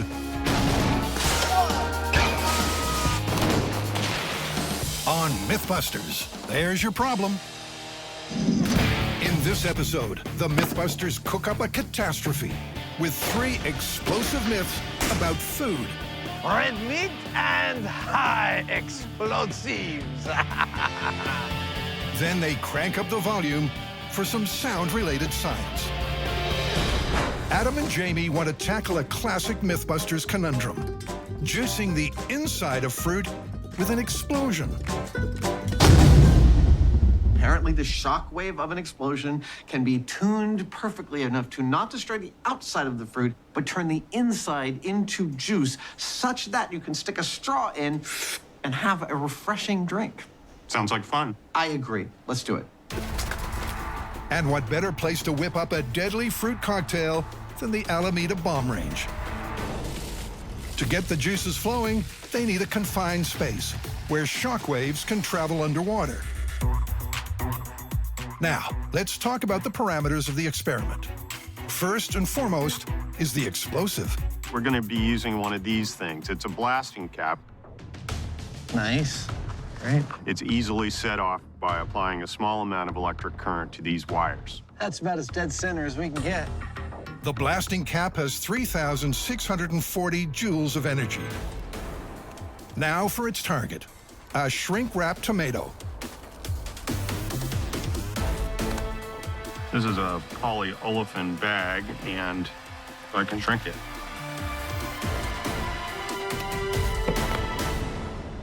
There you go. Oh, that's beautiful. Do you think this will float? I think it will. What are we going to do about that? I've got a magnet with a string on it. I figure I'll attach it to the bottom and we'll hang the blasting cap from the top. The fruit is anchored several inches from the blasting cap, and the juice bomb is armed and ready. You ready? I'm ready. Fire the hole! Fire the hole! Fire the hole!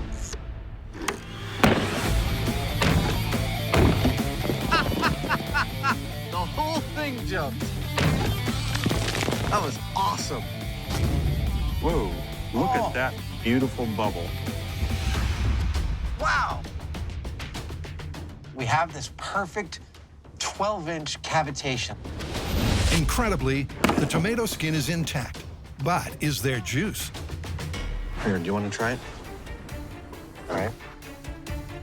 Oh, what? Hey, You're kind of getting some juice there. Jamie sucks out a small amount of juice.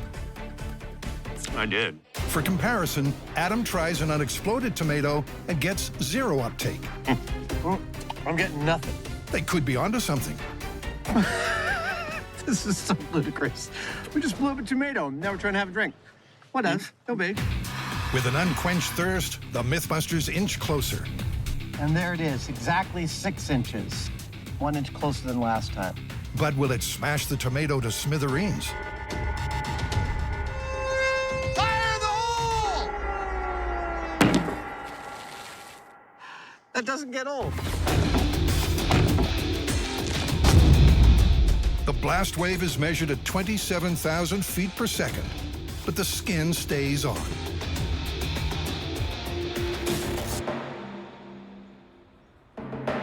That looks like a lot of juice. That was almost a mouthful. Really? Yeah. We're a lot farther along on this than I thought we would be. I thought this was that realm of almost total fantasy. It's the same story at 3 inches. What? Still there. I don't know that we breached the outer skin. This is amazing. And each time they get closer, Jamie gets more juice. Look at that, dude. That looks like the best one yet. Until half an inch proves fatal to the fruit. 1!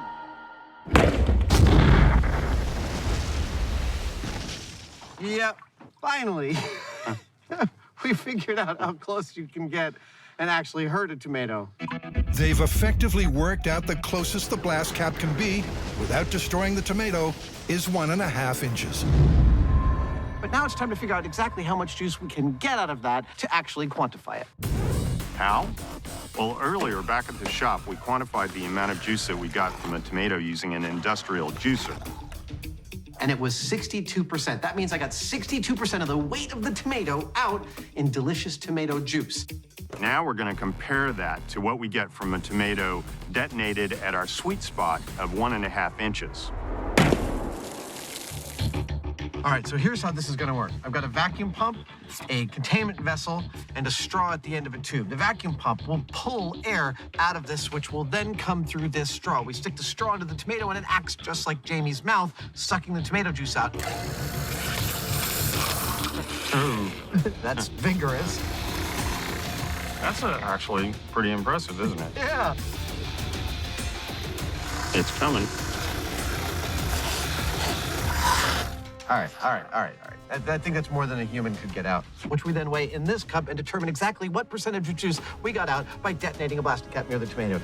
60. This works out beautifully. 180-gram tomato, we got 60 grams of juice. That's exactly 1/3. That is 30% of the tomato in juice. That's half of what you get out of an industrial juicer, but that's a lot more than I thought we'd get. I actually believe that we are drifting dangerously into plausible territory here. In fact, after all this blasting, I'm not sure where we could go from here. Yes, using a preset calibrated explosive charge, it's possible to juice the inside of a tomato. And there's really only one place to go from here. I think we need more explosives. Now, of course, it's MythBusters, so where a small amount of explosives seems to work pretty well, a large amount of explosives ought to work a lot better. This time around, we're going to be using 20 pounds of TNT. Nice. Nice and peaceful out here. At least right now it is. And that's going to create a much larger and more powerful pressure wave. So in theory, that should do a better job of creating more juice. They're scaling up the blast by a factor of 10,000, which calls for a fruit medley. Oranges, check. Cucumbers, check. Tomatoes, wrapped, check. Pineapples, check. 20 pounds of TNT. Let's make some fruit juice. While the blasting cap had an explosive energy of 3,640 joules, 20 pounds of TNT has 37 megajoules. Will a larger amplitude shockwave be more effective? We're going to hang 20 pounds of explosives 10 feet down. At each of the numbered markers is hanging a bag of fruit about 5 feet down. Okay, large-scale fruit smoothie in 3, 2, 1. Whoa! Uh-oh. Yeah, that was a little more energetic than I thought. At 3,000 frames a second, the evolution of the blast can be seen in all its glory. You can see the original impulse of the explosive starting to expand, and then you can see a set of different speed shock waves emanating out from that center. Then you can also see some of the reflected waves, which are bouncing off the bottom of the lake, also interrupting and creating secondary artifacts around the primary shock wave. This is one of the loveliest shots of an explosion I think that we have ever gotten. But did they get any juice? That's 40. This is actually pretty darn cool. We were afraid when we first saw the explosion go off that we'd lost like most of our fruit. But it turns out it seems that we have lost our 2, 5, and 10-foot bags, which we kind of expected because they're so close to the explosion. We got them from 15. Awesome. But we have 15, 20, 25, 30, and 40. Now it's time to inspect and see just how juicy our bouquets of fruit and vegetables are. The initial signs are not good. Oh, man. Okay, I'm just gonna go on a limb and say cucumbers do not like explosives. Many of the skins are ruptured. And even though there is evidence of tenderization, it's definitely softer. There is no juice to be extracted from any of the fruit. No, so I'd say that orange is not a fruit juice dispenser. No. Tomatoes, that one's dead. The kind of carnage that can only be yielded by an episode of MythBusters. But why didn't it scale up? Whoa! We know that blast pressures can bounce off of surfaces. They can reflect. And so that small container caused the blast pressure to go back and forth through the fruit a bunch of times, each time breaking the cell walls a little bit more. So that may actually have been the ideal situation, even though the amount of explosive was very small. We started out with a little boom in a box. In that scale, we actually succeeded in getting some lovely gulps of juice out of a tomato. I think that we're gonna have to call this one plausible.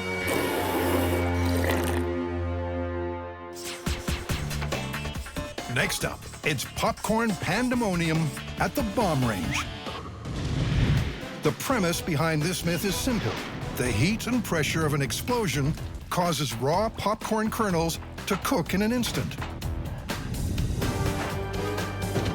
The plan is to create an explosion by strapping some C4 onto a propane tank.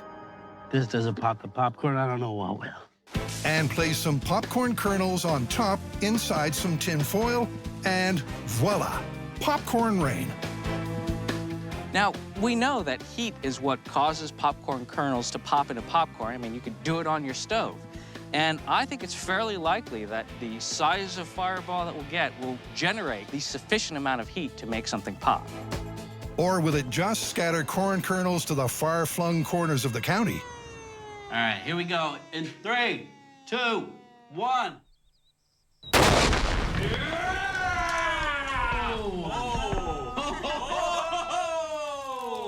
Wow. That was some heat. You think we pop popcorn? I don't know.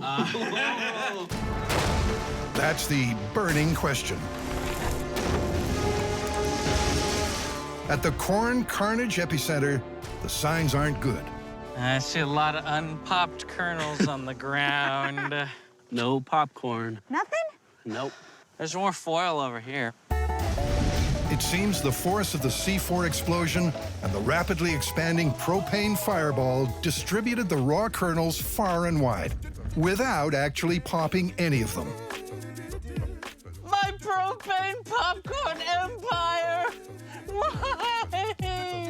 So propane did not pop the popcorn. All we had was a big fireball, which is what we expected, but that somehow wasn't quite right in order to pop the popcorn. I don't think there was quite enough heat, and it wasn't sustained for long enough for the popcorn to actually pop. I think we just kind of blew it out everywhere. All right, what's next? Kettle corn? Creamer cannon. Yeah.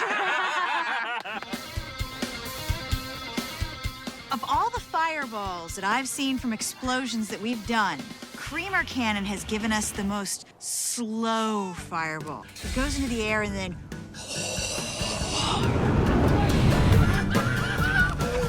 Technically, this won't be an explosion, but a fireball could easily be behind the myth. Yeah, we're good to go. All right, we're ready to light the flare. Okay, I'll see you behind the blast shields. Let's make some kettle corn. I'm ever the optimist. I think that this actually has a chance of working. All right, if you guys want to run. I do. What happens is you launch the cannon, the creamer and the corn goes up in the air, the corn's surrounded by fire. Somehow, it's going to make us kettle corn. Ready to go. All right. In 3, 2, 1.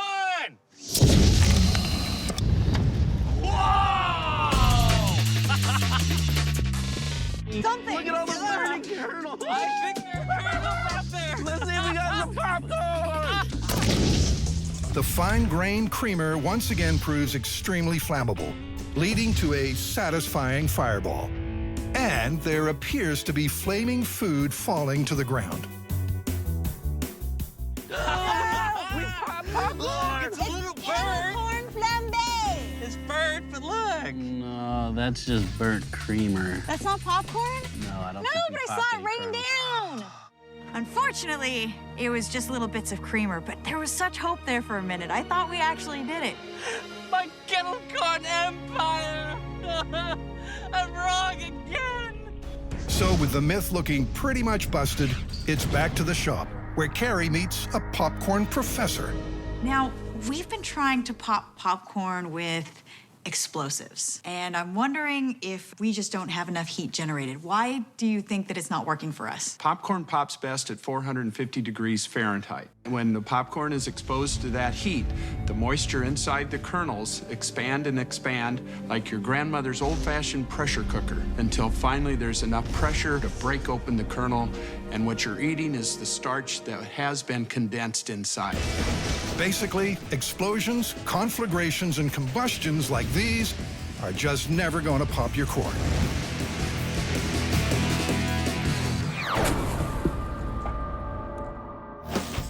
And now for the main course. Tenderized steak, MythBusters style. For Jamie and Adam, shockwave juice was just an appetizer. Could the same explosive technique be used for a melt-in-the-mouth steak? Tenderness depends very much on where it's cut from the cow. Meat from the short ribs is super soft. Meat from the neck and the rump, not so squishy. It's all to do with the strength of the connective tissue between muscle fibers. The weaker the tissue, the softer the meat. Two common ways to break those bonds are powdered pineapple enzymes and a sound thrashing. But could there be a third way? By popular demand, today we are joining two of my favorite things. Red meat and high explosives. Step 1, shrink wrap the cut. Then seal and deliver to the bomb range.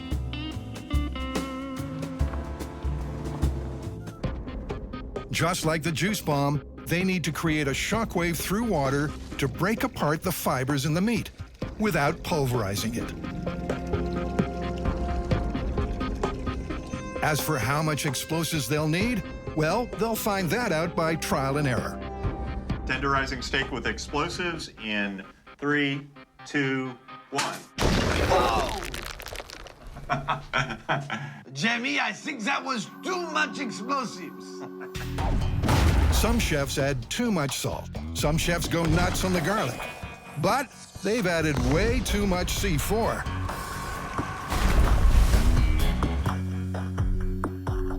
Everything else is gone, but the steak is here, sort of. So far, it's a total bust.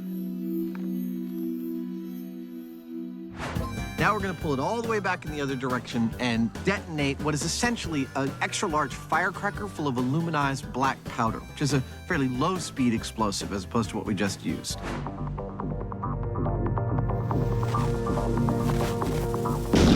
That was a nice little blast.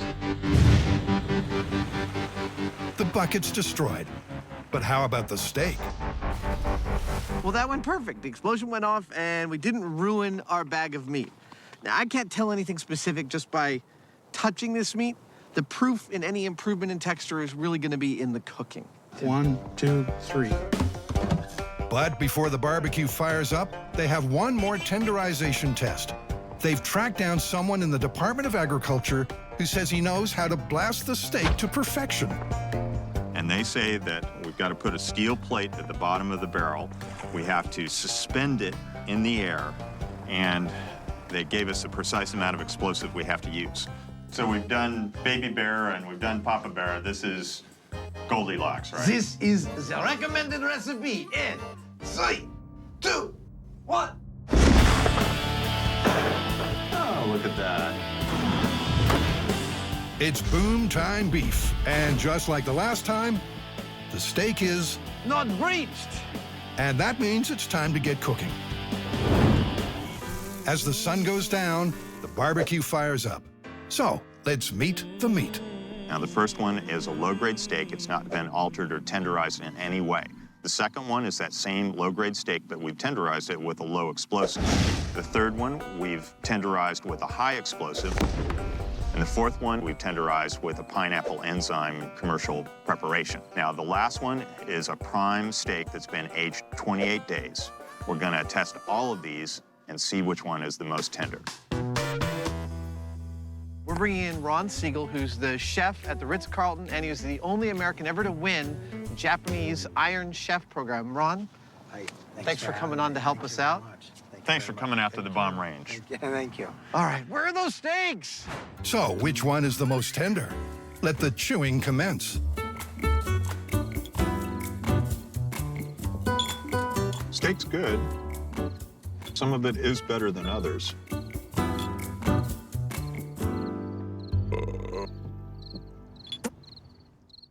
I'm done. So, drum roll, please. 3 different tasters and 3 totally different results. No one agreed on anything. That means the MythBusters need a new objective test of tenderization. So Adam's rigged up the perfect machine. Starting from the bottom up, we've got a plate in here which the meat is placed on. It's got a slot in it, exactly the width that the USDA specs the slot in their machine should be. Above that is a blade that is exactly the angle the USDA says it should be. Above the blade is a pressure gauge, which, as the blade pushes through the meat, will read exactly the number of pounds of force required to push through that meat. And what's pushing this down at a constant speed but a linear actuator, which I will power with a power supply. This is exactly the way the government tests the tenderness of meat. It ought to be good enough for us. 2.5, 2.1, 2.4. Dude, you know, the readings are looking pretty consistent here. With the testing machine operating to perfection, it's time to return to the bomb range to get one more exploded steak sample. They'll use the recommended Goldilocks suspension barrel method. Are we set? I think we're set. Tenderizing meat with high explosives in 3, 2, 1. Oh, that's pretty.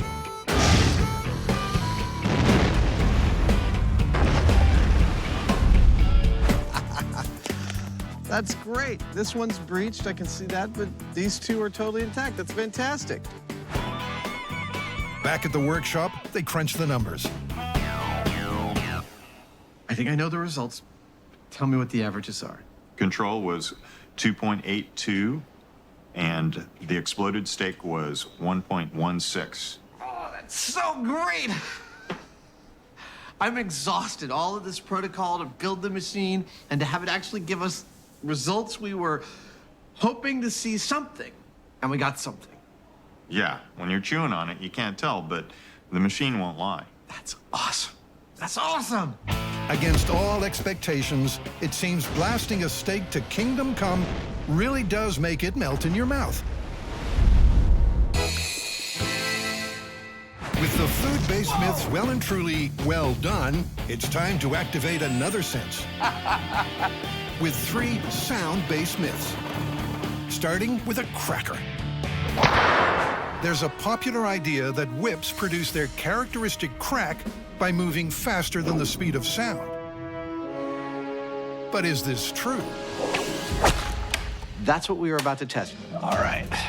Using our high-speed camera and all of the stagecraft we've learned in 10 years of doing this show, we're going to try and prove that the end of the whip breaks the speed of sound. Sound travels at just over 1,100 feet per second. If they can catch the tip of the whip traveling that fast, the myth will be confirmed. But that's not easy. 3, 2, 1.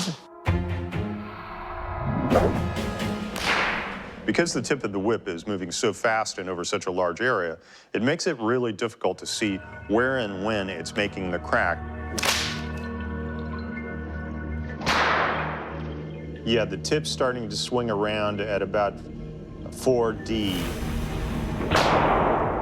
So with that in mind, we've created this background with a grid on it. Yeah, right about there, a little bit below it, so we can hopefully zoom in on it with the high-speed camera. Oh, spank, right on the same mark. But with the camera recording at the 6,000 frames per second required to measure the speed of sound, zooming in and capturing the exact moment is a very tricky task. Okay, are you ready? Yeah. Okay, here we go.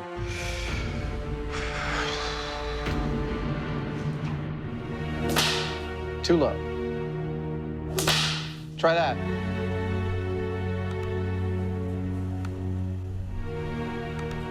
In terms of time, this is like looking for a needle in a haystack. There's a lot of increments when you're looking at 6,000 frames per second to find the exact instant that that passes through the frame.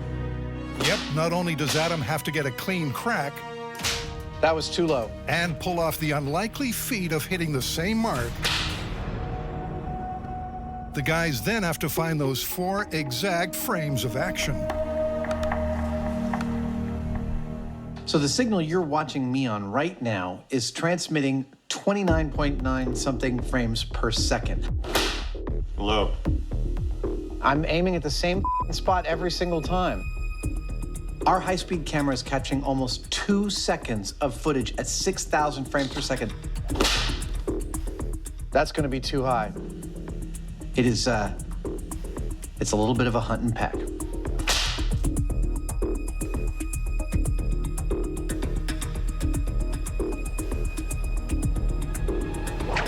There it is. Finally, in glorious 6,000 frames per second high speed. Now, how fast is it going right here? That's 5 frames to travel 12 inches.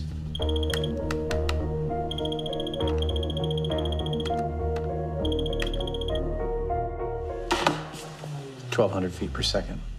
That beats the speed of sound. That is awesome! We caught the speed of sound being broken by these little fuzzies. That is so cool.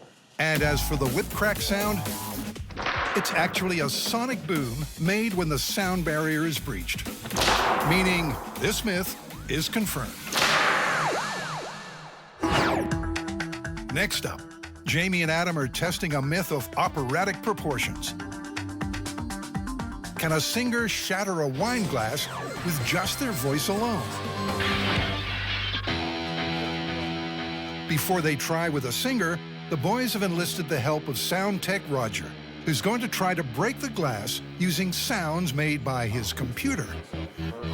So first I want to bring a glass over and we'll measure it and see what its resonant frequency is. And then we'll play that frequency back through the speaker and see if we can break it. So the theory is that the tone you hear boom when you hit it is the same tone that will potentially break it. Correct. Okay.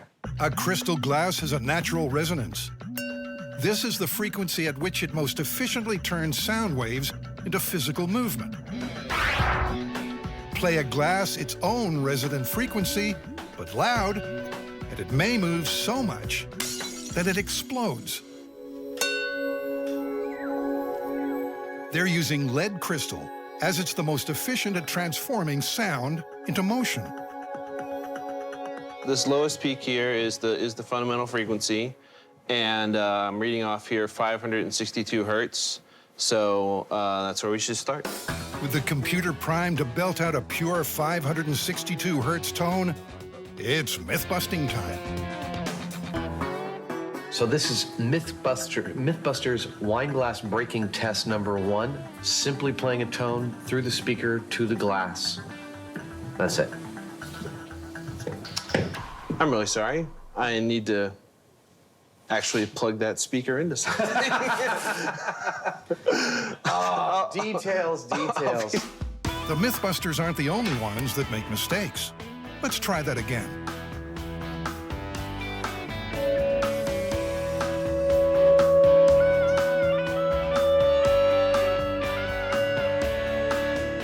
A big fat nothing. But Roger's not giving up that easily. When you listen to the glass, it has many harmonics above the fundamental frequency. And so maybe it's not the fundamental that breaks it. Maybe we need to produce one of those harmonics. This time, the computer is set to blast out the full harmonic sound, including all the smaller frequencies. To help detect motion, Adam throws in a straw.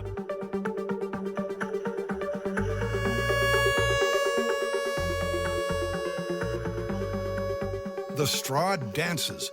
The glass really is vibrating. And check out the high speed. The crystal is as wobbly as Jell-O, but not wobbly enough to implode. So that could be myth-busted right there. I don't know that we've exhausted all the possibilities. Yeah, there's something we're missing here because it's really aggressively moving that glass. The question is, why isn't it breaking the glass? The problem may be with the way the sound is being distributed. And Roger's come up with a clever audio fix. A board with a 2-inch hole in it. But how is that going to help? It's going to change the directionality. It's going to change the distribution of pressure in the near field. So it's going to cause an awful lot of different acoustical phenomena. Roger's confident the holy board will do the trick. Okay, everyone ready? Ready when you are. 3, 2, 1. Oh, there you go. Okay, that's kind of expected. They've cracked it. The 2-inch hole does the job and proves that sound can break glass. Next, they need to find a singer brave enough to try. Next stop on the glass shattering tour is song school. This myth needs vocal power. But forget opera singers. Adam and Jamie have gone for full power with rock singer Jamie Vendera. Some of these are a little more dead than the others. If you flick it, now hear how that rings. I mean, it sounds almost like the ring has a kind of curve to it. Exactly, and that's what you're looking for. To start off, he's going to try to achieve breakage using the right tone, amplification through the speaker, and the holy board.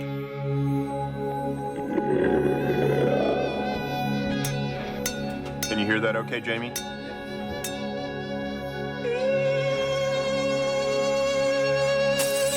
Bingo. Yeah! Is it supposed to be that easy? So the practiced professional can use amplification to smash glass. But how about an amateur voice? Like, say, Adam's or Jamie's. I can't wait to try it. But before they let rip, they need a vocal warm-up. You're gonna stand back. I can't do it while I'm smiling. Believe it or not, this is lesson number 1, lip bubbles. Just do that. Like that? Yeah, several times. Come on, Jamie. I don't know that I can do that at all. You can't make lip bubbles with a stash? Fortunately, there's another technique. Make a smiley face and you go.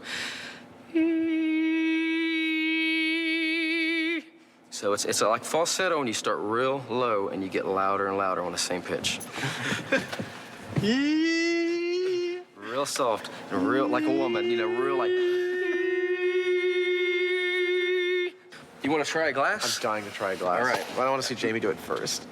Everyone quiet for a second while I give Jamie the tone. This is Jamie Heineman. You know he has perfect pitch. And he's going to need it to break this glass.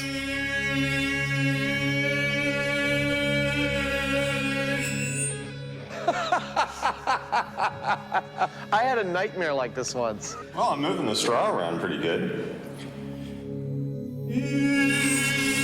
The straw is dancing, but no shards fly, except maybe in Adam's ears. But now it's his turn.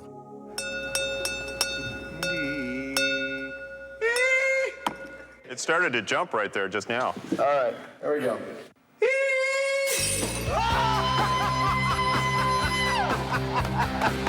I did it! Wow. Well, there you go. That was great! You have graduated. You're now a full vocalist. Oh, that's incredible!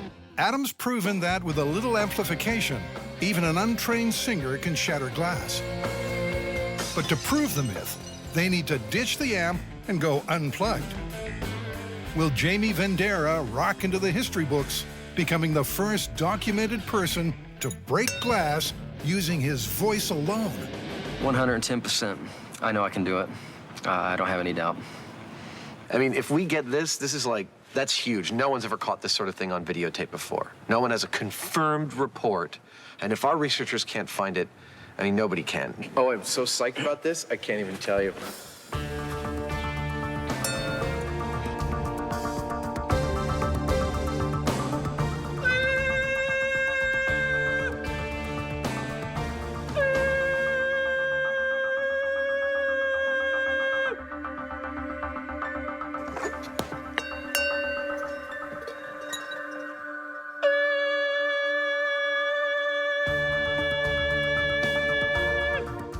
Good job they stocked up on crystal.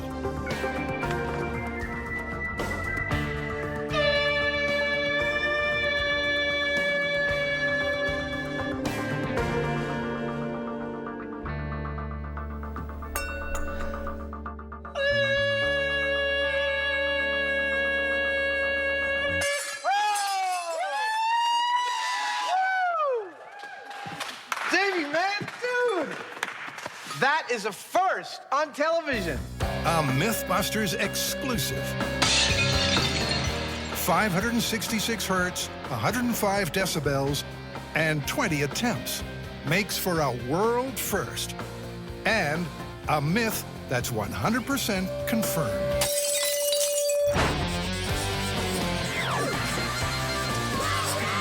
In our final story, the boys want to find out if it's possible to destroy this beige beast just by pumping up the stereo. All right, let's get her off the ground. Yeah! But how could sound destroy a car? Okay, so we know a speaker produces sound. It does this by switching an electromagnet on and off and vibrating the speaker cone. This moves air back and forth, creating waves of pressure. This sound pressure level is measured in decibels. And in theory, with enough decibels, enough pressure, you can break anything. So it's a simple plan. Build the most powerful subwoofer possible. And if that doesn't destroy the car, then nothing will.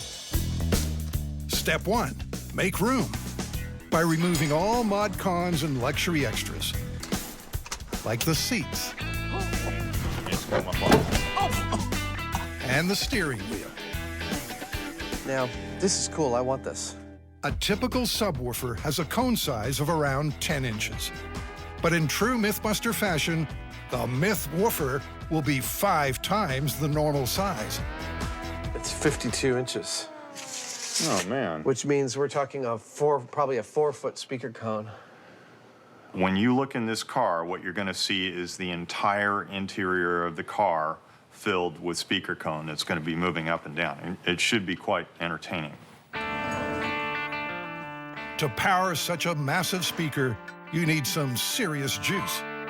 I figure just go directly to an engine. You know, we can get a crank, we can go right to the output of an engine, we get raw power.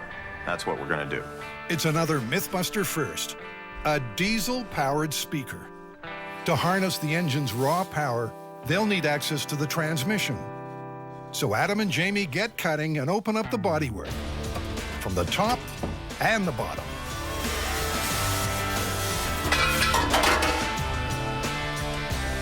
Dr. Savage checks the patient is still alive.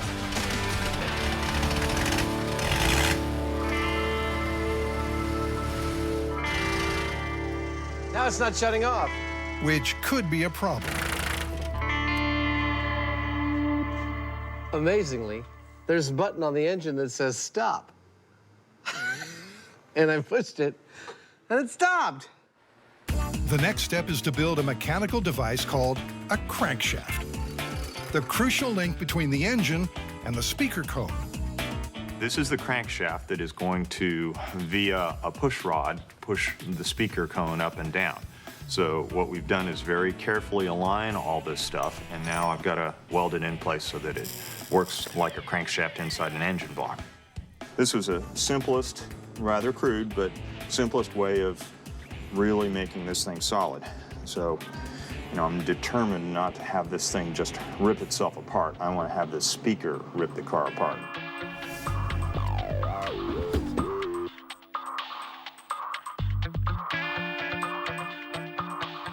Well, should we start it up? I think so.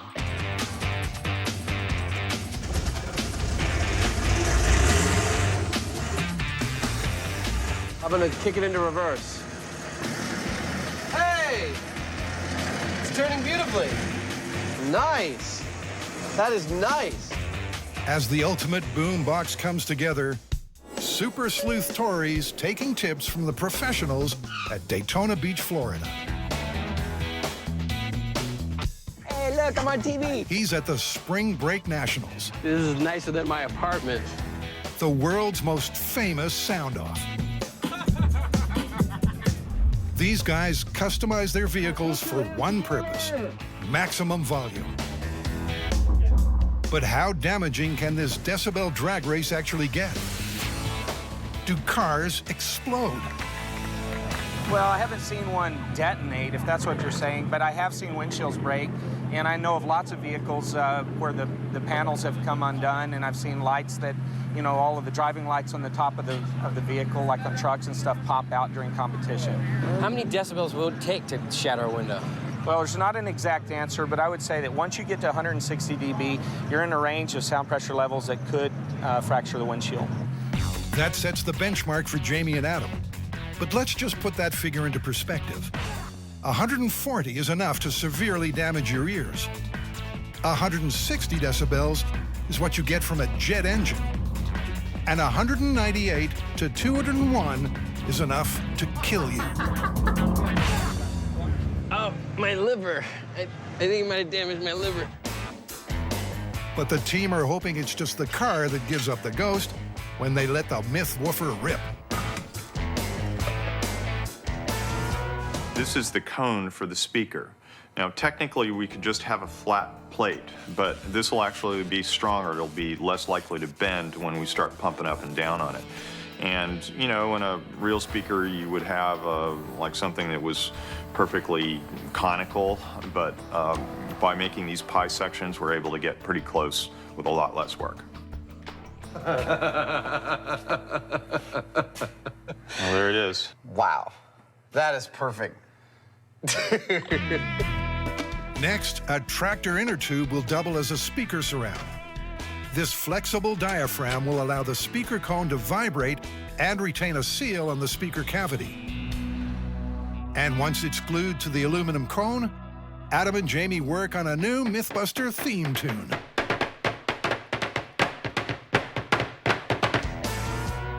The plan is to power the giant speaker with the diesel engine of the car. The drive shaft will pump the speaker cone up and down, creating waves of sound pressure intense enough to destroy this vehicle. And now it's time for installation. But will it fit? There we go. Look at that. Dude, that's plenty of clearance. I was all worried. So it's time to raise the curtain on this tall tale of the Shattering subwoofer. Adam takes off a safety zone, And the myth woofer is ready to roll. Goes. Wayne is here to collect the sound data. The setup is simple. A precision sound pressure level sensor will sit on the windshield inside the car, and Wayne will get the decibel reading on his laptop at a safe distance. All right, high speed ready? Ready. Adam fires up the engine, and the crew get ready for maximum decibels.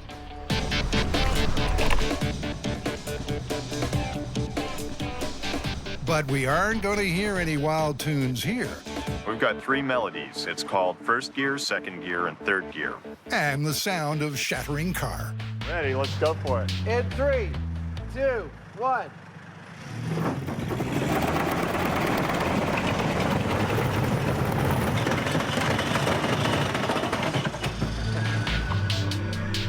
Now that didn't go to plan.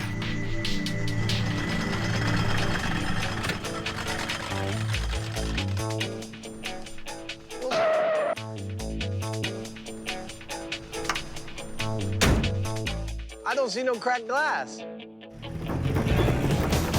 And why not? Because the speaker sure looked like it was working. Check this out. Blew the sunroof completely out of its tracks. Oh, no. Well, that's probably the reason the windows didn't go, huh? Yeah, once you have any type of opening, you know, all the pressure inside is released.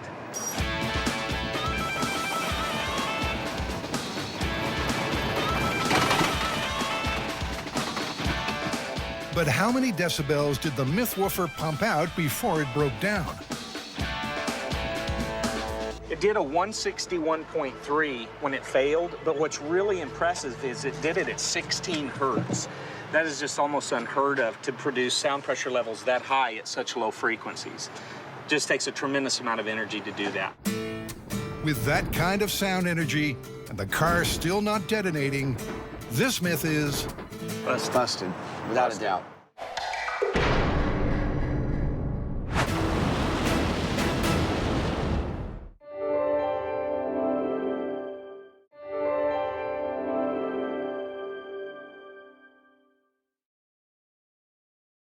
Please do not try what you are about to see at home.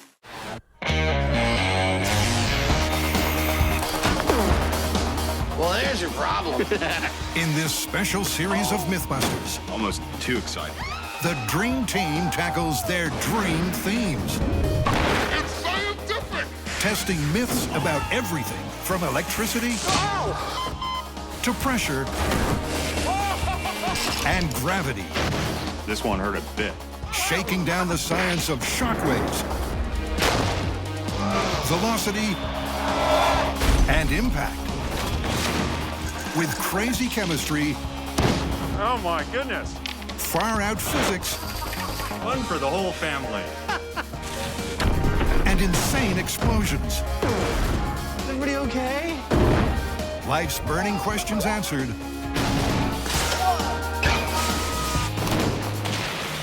On MythBusters, there's your problem. In this episode, the MythBusters are getting swept up in the science of turbulence, using planes, trains, and tornadoes. Oh dear, here we go. Then they'll put their bodies on the line to discover escape routes that could save your life. It's going down. Here we go. In our first story, the MythBusters are going to investigate if a vortex caused by a fast-moving train can suck a commuter off the platform onto the rails. I have an original idea. Let's start in the small scale. Let's go find like a model train and build a wind tunnel and do some testing to see if you actually even have any suction. Once a start has been made on constructing a wind tunnel, Carrie and Tori get all steamed up in search of a mini train. What's the scale on this? This is 1/29th scale. People doing aerodynamic tests on trains, 1/25th, 1/29th, around this. This is the perfect scale for wind tunnel tests. They know what scale they need, but with this many trains, getting exactly the right one takes some choosing. Remember the golden rule. What's that? You never have too many trains. Back at Grant Central Station, our station master is busy making a wind tunnel, and it's a breeze. What they use in regular commercial wind tunnels is a honeycomb. It's many densely packed small holes. These holes reduce turbulence from the wind source and smooth out the airflow. And he's found a cut-price substitute for a high-tech honeycomb. Drinking straws, 47,000 of them. And with the wind tunnel ready to blow, it's time to get set for the test. There are 3 areas that we're going to be looking at. There's a high-pressure zone right in front of the train at the nose, the slipstream, which is a thin layer of air going over the sides, and then right at the back of the train, a low-pressure area called the wake. Hopefully with this, we'll be able to see smoke swirling around at the back, which would tell us that it's getting sucked into there. Could this swirling ultra-low pressure vortex, kind of a mini tornado, be powerful enough to pull someone off their feet and onto the rails? I'll turn on the smoke. The team's wind tunnel works a treat. Yeah. Right there, little cyclone. That's good. You see the little vortex. We're getting a lot of vortex at the end here. The high-speed camera confirms that the smoke is being drawn in. This train really does suck. And that's exactly what we're looking for. Yeah. Based on the experiments that we have just seen today, I really do believe it's possible for somebody to be sucked off a platform.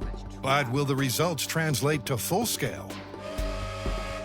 A little bit of pulling power shows that it'll take around 70 pounds per square inch of force to knock someone over. To translate that force to a gust of wind, they'll use an air pressure cannon. I don't think it's gonna push me over. But then I've been wrong before. Now remember, they're not just doing this for fun. If they can work out what kind of wind speed and air pressure knocks Tori off his feet, they'll have some data to crunch when they get to play with a full-size train.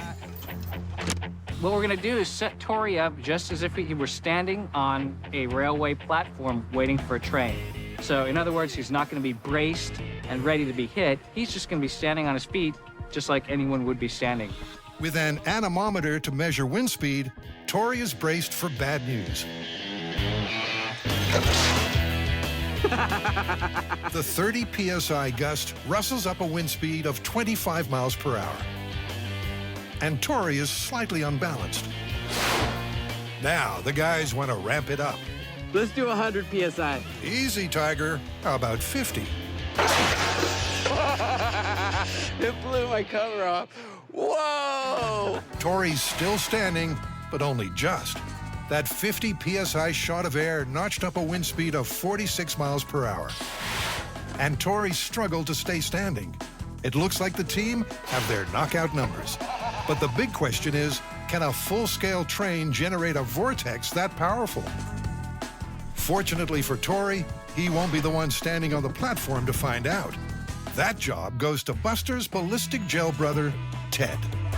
207 pounds. He's a big boy. Now, with a head on Ted, we're back on track. I was very pessimistic about this myth until I saw the size of this train. It's huge. I can't believe anybody's going to give us something this big to play with.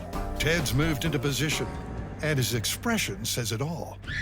The last thing to do before the potentially lethal drive-by is to set up Grant's wind gauges. A honk heralds the start of the test, and as the train hits its legal speed limit of 79 miles per hour, Ted takes a tumble.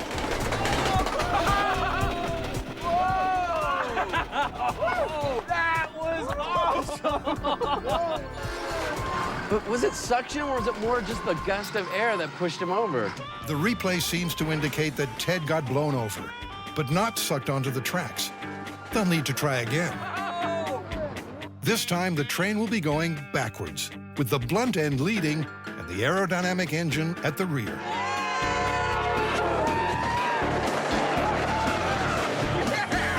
Incredibly, Ted is still standing. He wasn't even blown back, and Grant's battery of wind gauges reveals the reason why. On our first run, with the train coming this way, yeah, and the aerodynamic tip leading, yeah, we had parallel to the train, wind speed of 49.9.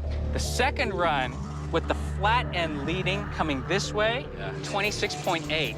Whoa. So the wind speed on that run was actually less. So according to the figures from the cannon tests, both runs generated enough wind to make a typical guy stumble. But it's all blowing straight out or parallel to the track. After it passes, he's not pulled back at all. I'm definitely not seeing any suction. All that turbulence is parallel. Despite some incredible wind speeds being generated, there's only one conclusion. Oh, it's busted. Totally busted. But still really, really dangerous to stand that close. You don't want to stand very close to the train. Do not want to be there. In our next story, the MythBusters are going to test if vehicles used by storm chasers can really handle tornado-strength winds. This season specifically, they're expecting to encounter higher winds than they've ever found before, and they want us to help them determine just how tornado-proof their vehicles really are. Can we break them? No one has yet told me that we can't. Well, if first impressions are anything to go by, this one looks like it's unbreakable. This is a Tornado Intercept Vehicle, or TIV for short. Specifically, this is the TIV 2. It's built on a modified truck chassis, and it has 10,000 pounds of composite armor. Its 2¼ inch thick skin is composed of layers of aluminum, Kevlar, aluminum, steel, rubber, polycarbonate, rubber, and aluminum. Its windows are made of about 1 inch of glass and polycarbonate. In addition to its regular armor, it's also got 4 hydraulic panels, which can be lowered all the way to the ground to prevent high-speed winds from getting underneath the vehicle and creating lift. It has a couple of 40-inch long spikes that anchor it to the ground. And it all adds up to the state-of-the-art in tornado preparedness and research. Vehicle number 2 is the equally intimidating Dominator. But believe it or not, their owners aren't convinced they can handle a full-strength tornado. Well, this vehicle has withstood winds up to 145 miles per hour, but we'd like to know what the outer limits are. So can you guys make us a tornado to test both of our vehicles? Sure. Absolutely. Why such confidence, I hear you ask? That'd be because they already rented a fully operational jumbo jet. This is our tornado. Oh, it may look like a 747 to you, but to us, it's the perfect experimental platform. All we got to do is push on this lever. And this engine spins up, putting out 45,150 pounds of thrust. And out comes a tornado. Before they drive vehicles in, let's see what winds this jet engine is capable of. This first run with the engines is all about data gathering. What kind of wind speeds can we expect? And that's where this device comes in. These gauges are wind speed indicators from airplanes, and they're connected to a pair of pitot tubes that are also normally bolted to airplanes, like the one behind me. When we turn on the one behind me, these pitot tubes connected to the wind speed indicators monitored by the camera are going to tell us precisely what wind speeds we're getting from that engine at 4 feet off the ground and at 4 inches off the ground, at 140 feet from the engine and 190 feet from the engine. Once the guys know the wind speed at certain distances from the engine, they can put the storm chaser vehicles in place with a degree of predictability. Let's see what kind of wind speeds these things can produce. All right. The pilot puts the pedal to the metal. The noise goes through the roof, and the 45,000 pounds of thrust equals instant blizzard.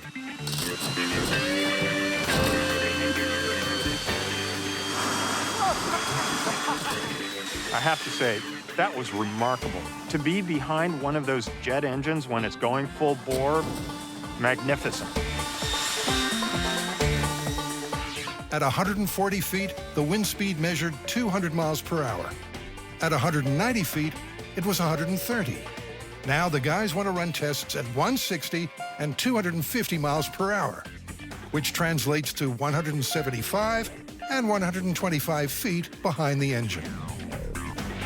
They're starting with a regular car to see how that can weather the weather. So Reed, right about here, it's going to be going 160 miles an hour when they fire that jet up.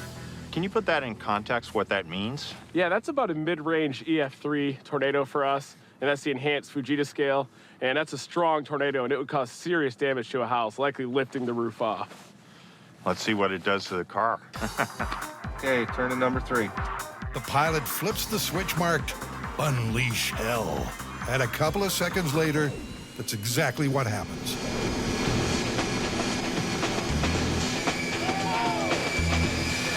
The car is, quite literally, a pushover.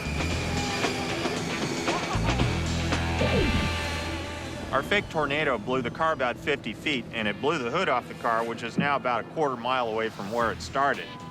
Now, if you'd been in that car, you would have survived, but the brown pants factor, sky high. You guys ready to put the TIV 2 and the Dominator to the test? Definitely. Yeah, let's do it. Undeterred by test 1, it's full steam ahead. I feel like I'm living out my fantasy of being in a post-apocalyptic thriller film. The TIV 2 is rolled into place. Beautiful. And next we nominate the Dominator. It has bomb-proof coating atop 16-gauge steel, polycarbonate windows, and hydraulics that allow the vehicle to drop to the ground so no wind can get underneath. So what's the top wind speed it's been in? We measured 155.2 miles per hour in a tornado in Wyoming last year. Well, we're gonna do it at 160. What do you think? I think it could definitely handle it.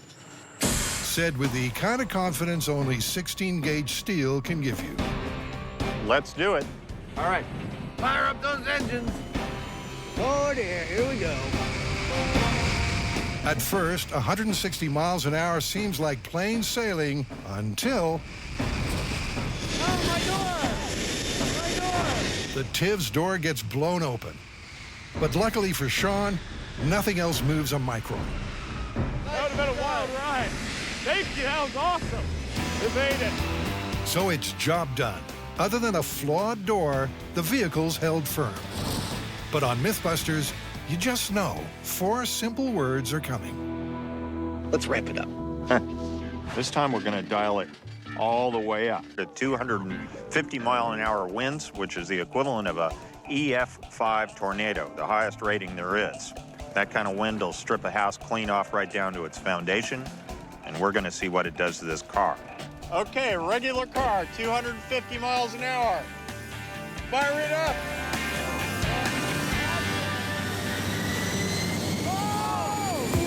From zero to hero, the jet soon reaches full throttle, whereupon the car tumbles like a toy. It's a case of now you see it, now you don't. Since just 2 seconds after takeoff, the car is 250 feet away. Oh, it picked that car right up and took it quite a ways. It did. You think your cars will fare a little better? Definitely. But as their cars get into position, there's a sense that unshakable confidence is finally beginning to crack.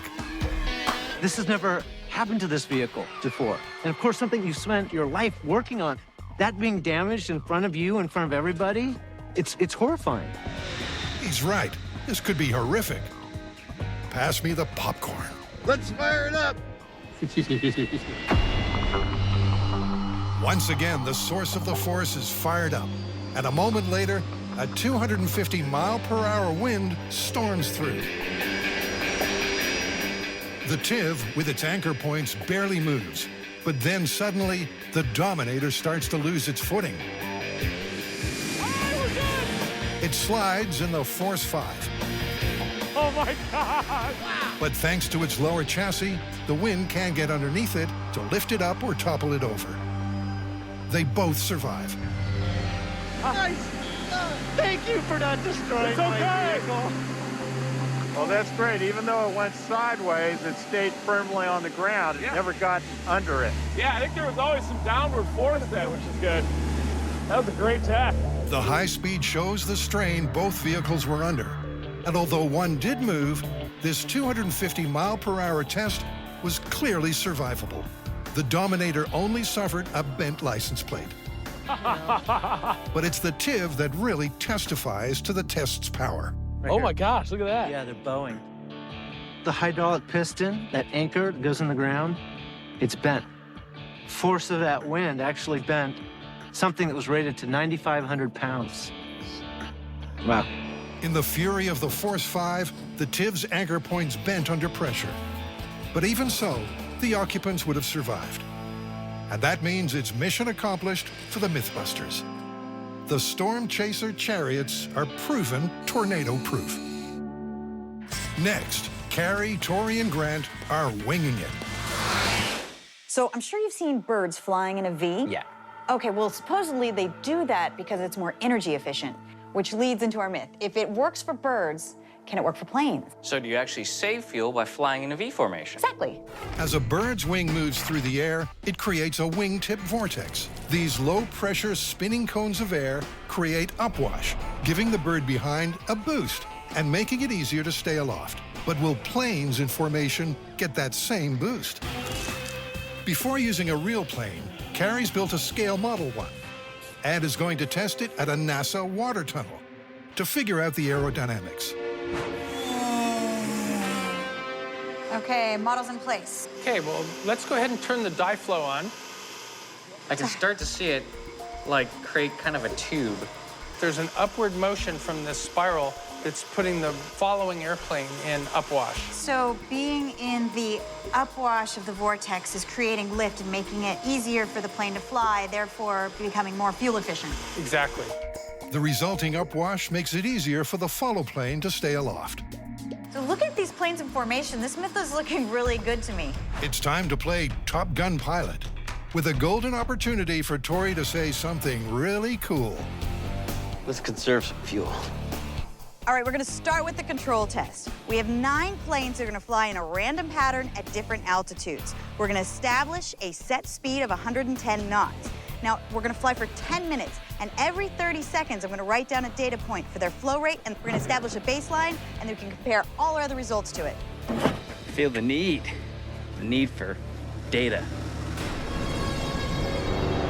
And we are off the ground. All right, let's start the 10-minute clock now. Every 30 seconds, I'm gonna take down a data point. What they're looking for is to measure how much fuel is used when the planes are flying at 110 knots in random positions.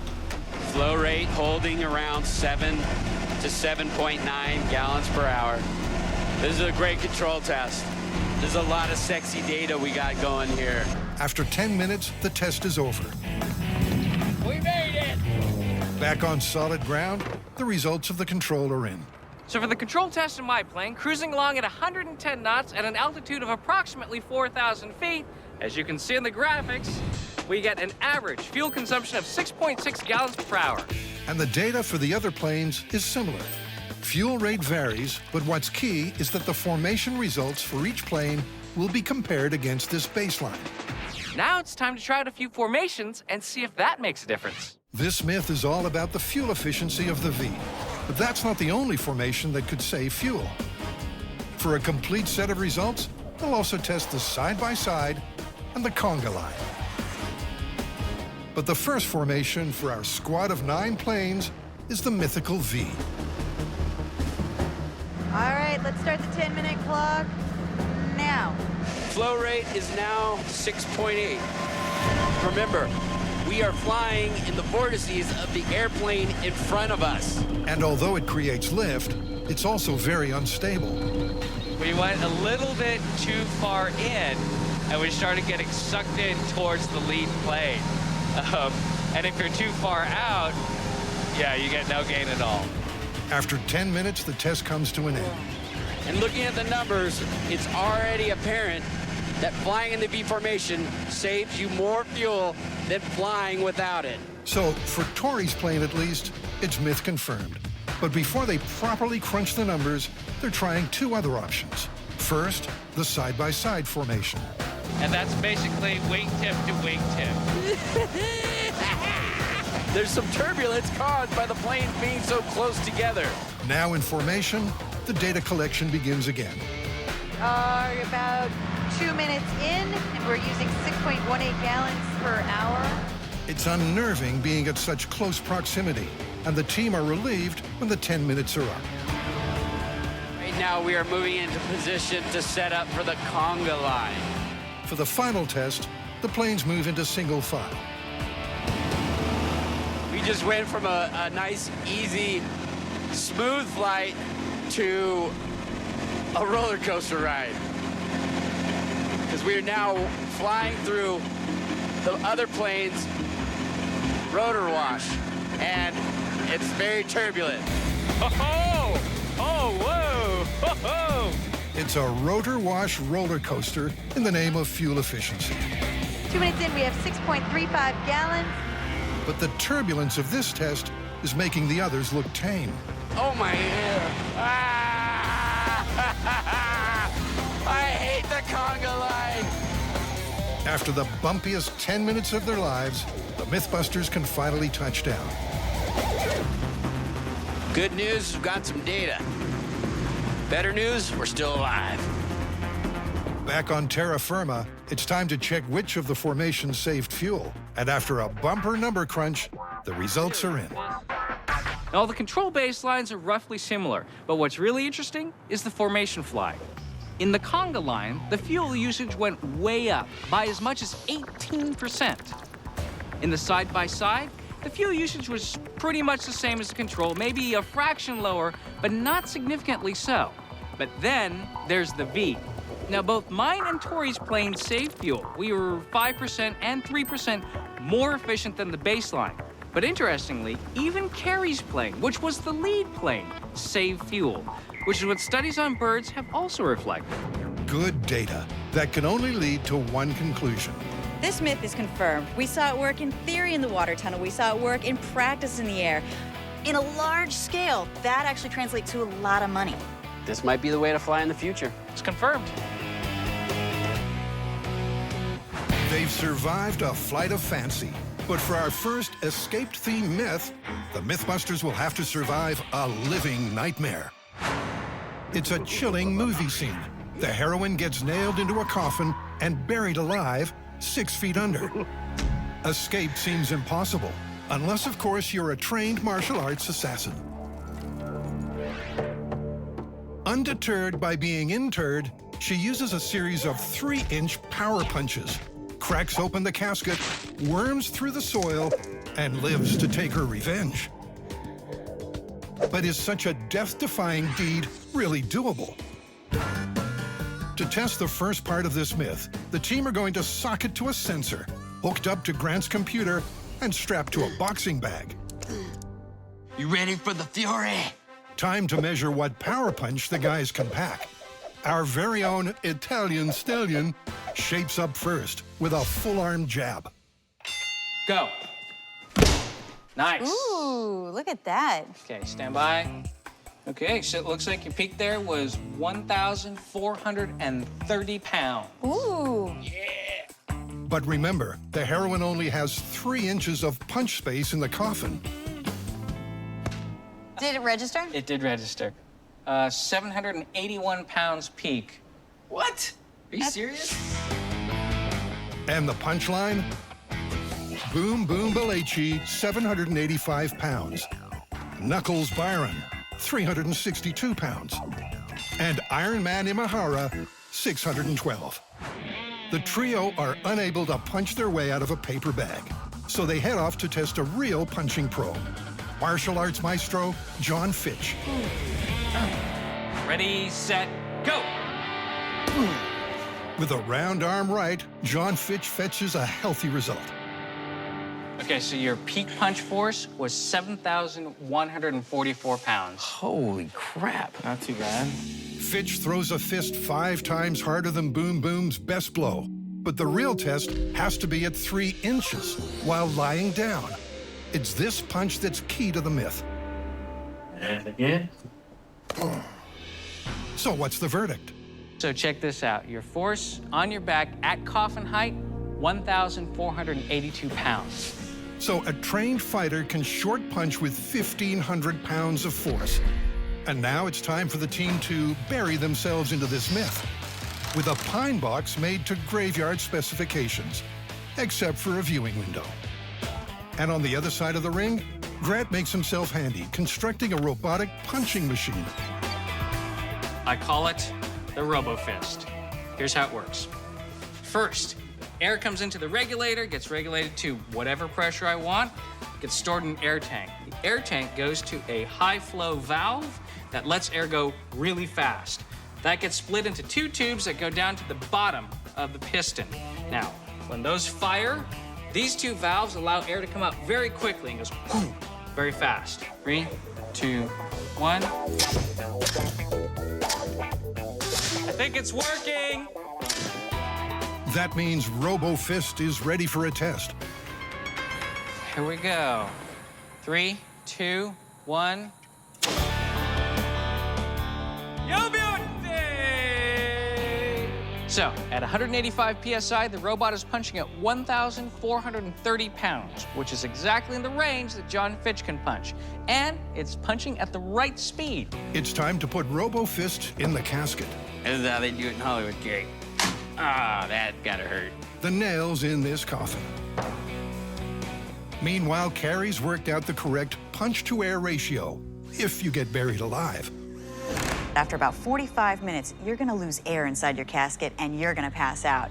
Now, John Fitch says that he can punch about 20 times per minute. So we figure the parameters for our myth should be set at about half an hour or 600 punches. If you can't get out after 600 punches, well, you might not be getting out. But to test the myth properly, this casket needs to be 6 feet under, and with 12,000 pounds of dirt up top. Here we go. 3, 2, 1. Robo-Fist starts swinging. Look at it, it's already starting to crack the lid. Every time he pushes up, dirt falls in through the cracks. Almost immediately, the coffin splits. But even after repeated hits, the wood is not breaking into pieces. And after 600 forceful punches, there's no escapable hole. This is not looking good for this myth. It's looking busted. But Tori hasn't thrown in the towel on this myth. He wants to see if he can crawl through the dirt, in the unlikely case of a lucky break. All right, so this is the trap door. Let's go to open like that, and then we'll start digging our way out. In this test, he'll be just 2 feet under. But let's hope he's not digging his own grave. Tori puts on a special crush suit for his best chance of not dying. Try to stop the dirt from compressing my lungs. And most important, a fire brigade breathing apparatus. Go. Is this how Houdini died? Careful in there. Tori slides into the casket and prepares to be buried alive. You ready? I'm ready. All right, I'm gonna open the door slowly. All of a sudden, this seems like a horrible idea. Carrie releases the trap door, exactly as if he'd been able to punch a hole in that coffin lid.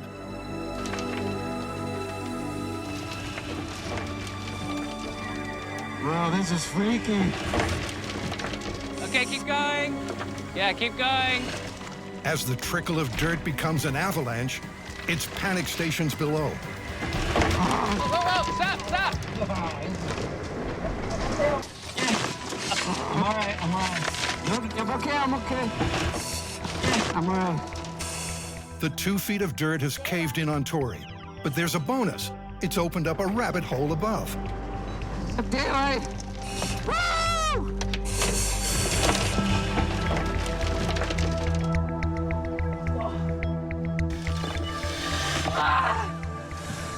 I'm alive! At 2 feet under, escape is just conceivable. But what about 6 feet? This time, the dirt's on Grant. And so he doesn't die, his plan is to sit up, not lie down in the coffin. Okay, Carrie, go ahead. And it's a good thing he does. Thousands of pounds of soil rain down on Grant's head. And within moments, he's buried up to his neck, unable to move until the rig breaks under the pressure.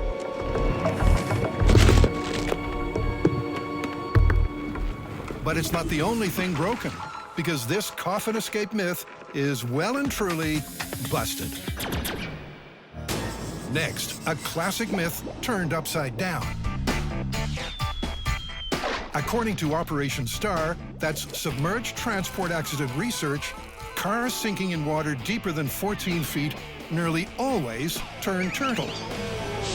It's time to sink an upside-down car with me in it. Adam and Jamie have tested many underwater escapes before, but the car has always been right side up. So they're gonna flip this one on its head. And for the myth to be confirmed, he won't make it out without help. That's perfect. We can lower it down. It's as risky a stunt as they've ever attempted. So Jamie is understandably fussing the details. Given that this is a one-shot deal, we're going to weld guide rails onto this barge so we know for sure that the car enters the water the way it's supposed to. Remember, Adam's inside this thing, and so if it goes off the barge cockeyed or anything goes wrong, it might not be pretty. Equally ugly is the prospect of sinking all the way to the bottom. They've welded and strapped tight 2 clusters of 3 empty barrels to halt the descent at 15 feet under.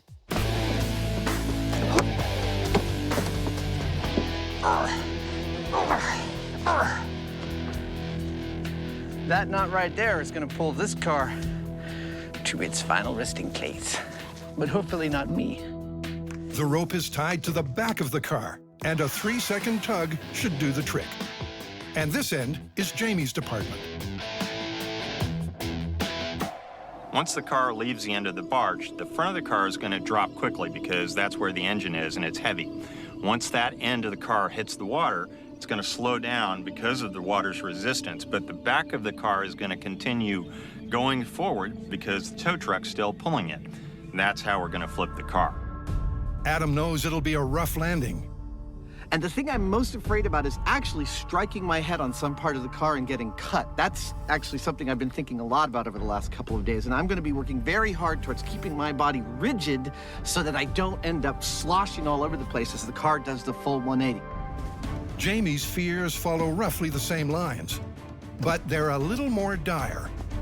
Worst case scenario here is that both Adam and our safety diver get knocked out cold from all of this violence and this impact. I don't think that's going to happen, but that'd be a bad thing if it does. If the myth is correct and escape is impossible, emergency air supplies are fitted fore and aft. I think we're pretty much ready to go. I don't think that's going anywhere. I don't think so. Except into the water with you.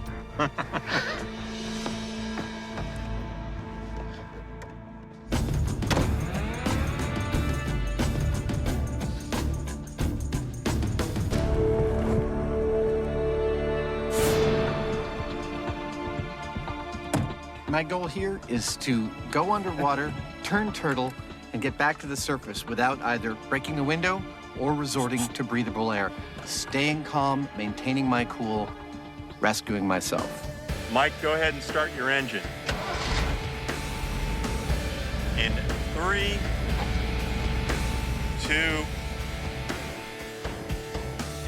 1, go!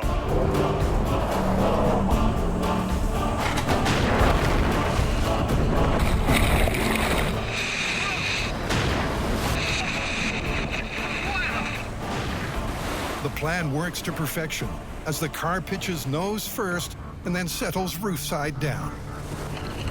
Adam's initial fears are unfounded. Both he and the rescue diver are so far uninjured. All right, the car's filling up. Whoa, it's definitely totally upside down. All our safety procedures are working great. It's slowly filling up. I'm definitely not going to try for the driver's side door. I'm going to try for the passenger door. I can't open the passenger door. Of course I can't, because we're still sinking. Until the pressure between the outside and inside of the car equalizes, Adam won't be able to open any doors. We're still about 30 seconds from having turned over. Well, I can hear Adam making all sorts of noise inside there. I don't know what he's saying, but he appears to still be awake and intact. It's crucial that Adam stays calm, especially as a massive curveball is coming his way. The upside-down car suddenly twists right side up. Oh, the car's turned over again. All right, and it might turn over again once we get down because of... Okay, stay calm. Wow, the windshield is totally spraying water out at me. Woo! I have to wait until this car settles down. It is taking a long time to sink. Is that the windshield? To Adam, it's taking forever. But in fact, it's only 60 seconds since the car hit the water. But just seconds later... Wow, okay. It's going down. Here we go. Oh, boy. Oh, boy is right, as the car suddenly drops like a stone. It flips yet again, so it's back upside down. Remember that Adam's not wearing a dive mask, so his vision is even more blurred than this. What's more, there's no air pockets left.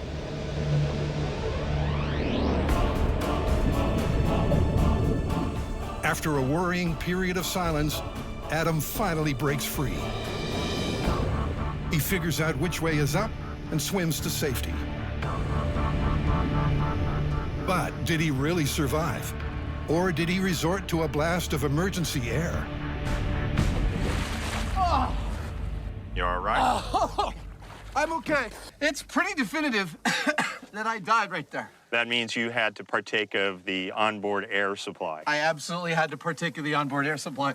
Oh, the car's turned over again. All right.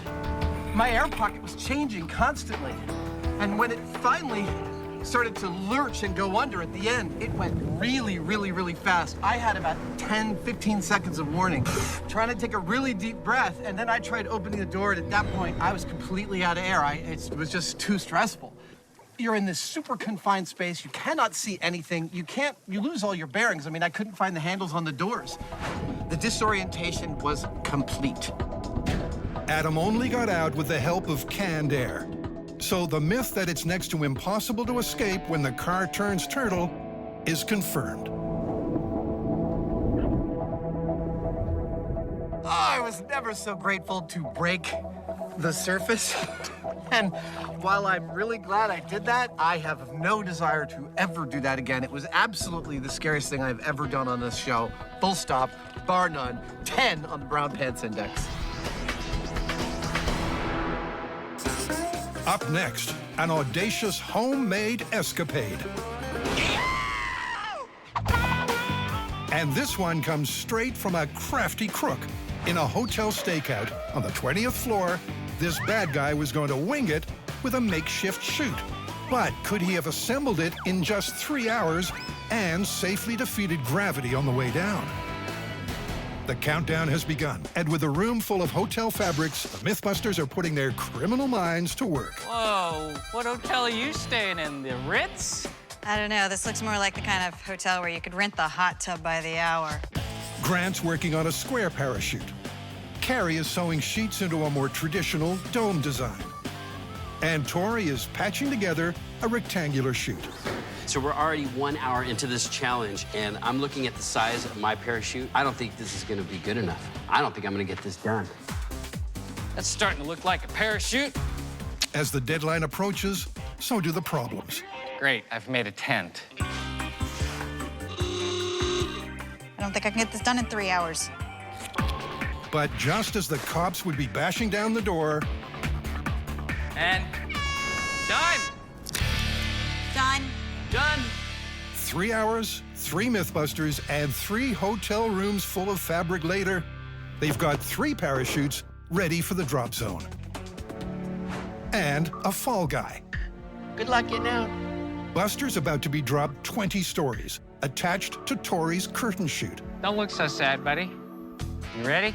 I'm ready. For Buster to survive, the chute needs to soften his landing to a G-force of under 100 Gs. That's something you don't see every day. Blackout curtain parachute drop in 3, 2, 1.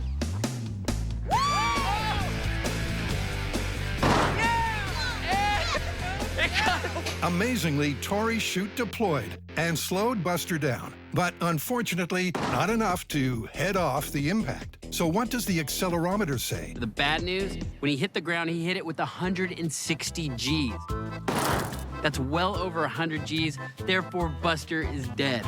It's a shame Grant's square parachute doesn't appreciate a stiff breeze. Had to be a windy day, didn't it? This is not looking good. Grant's got his panic face on. Things are breaking, bending, the whole frame's collapsing. We haven't even gotten in the air yet. Let go? I don't like it when he makes that face. It means things aren't going well. But maybe it can still bring Buster down safely. Look at that! Here we go. This is canopy parachute. In 3, 2, 1. What? Hey! Hey!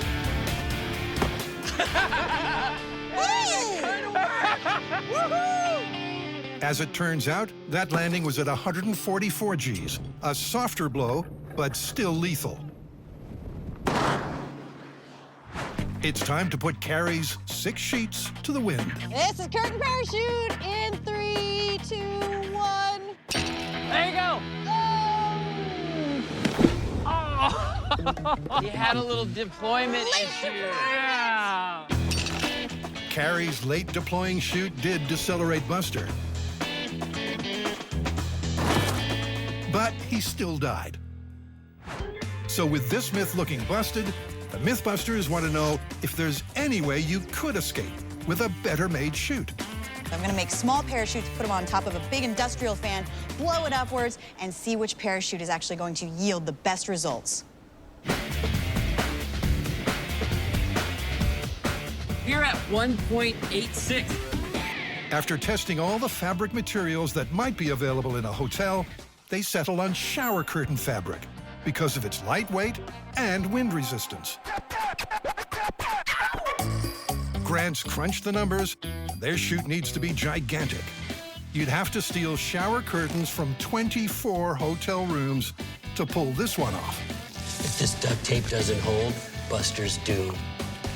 After using a hotel floor's worth of shower shields, this canopy caper is all stitched up. Might work.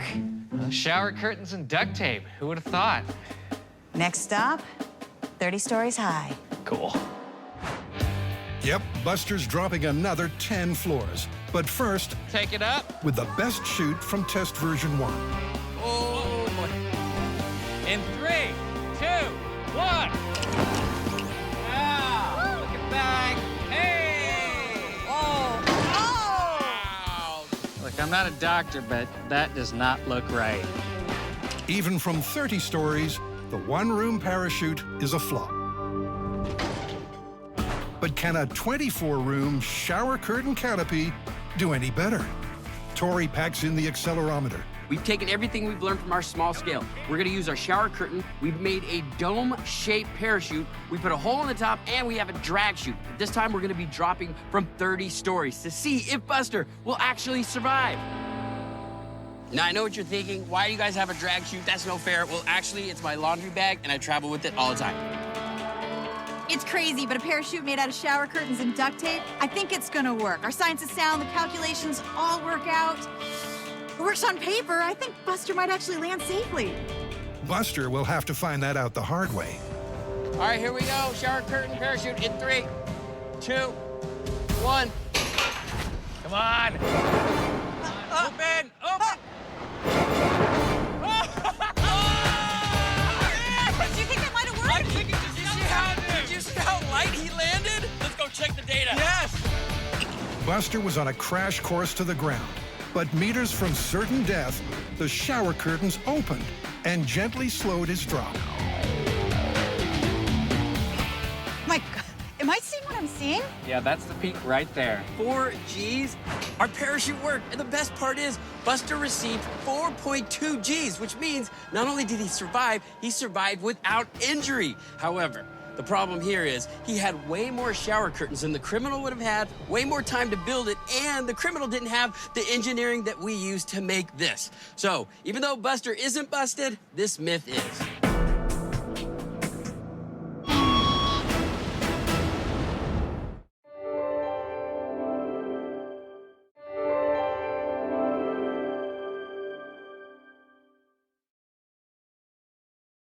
Never try anything you see on the show at home.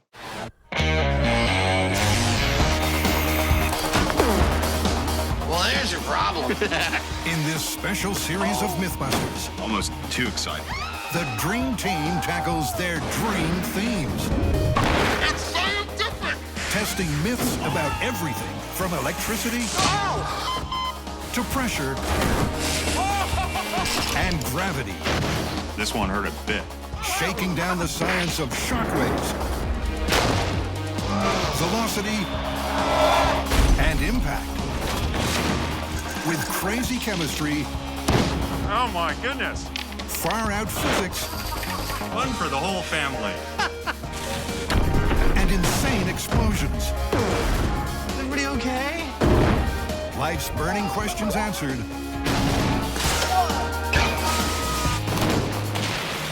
On MythBusters, there's your problem.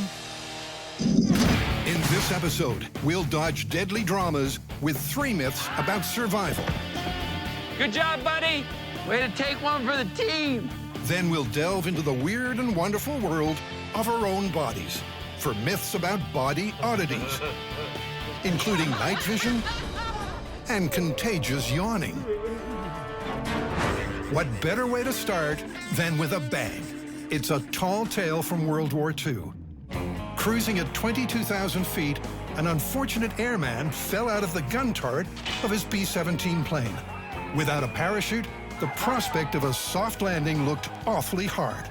But as he neared the ground, a 1,000-pound bomb blew up in a train station beneath him and sent out a shockwave that actually cushioned his fall.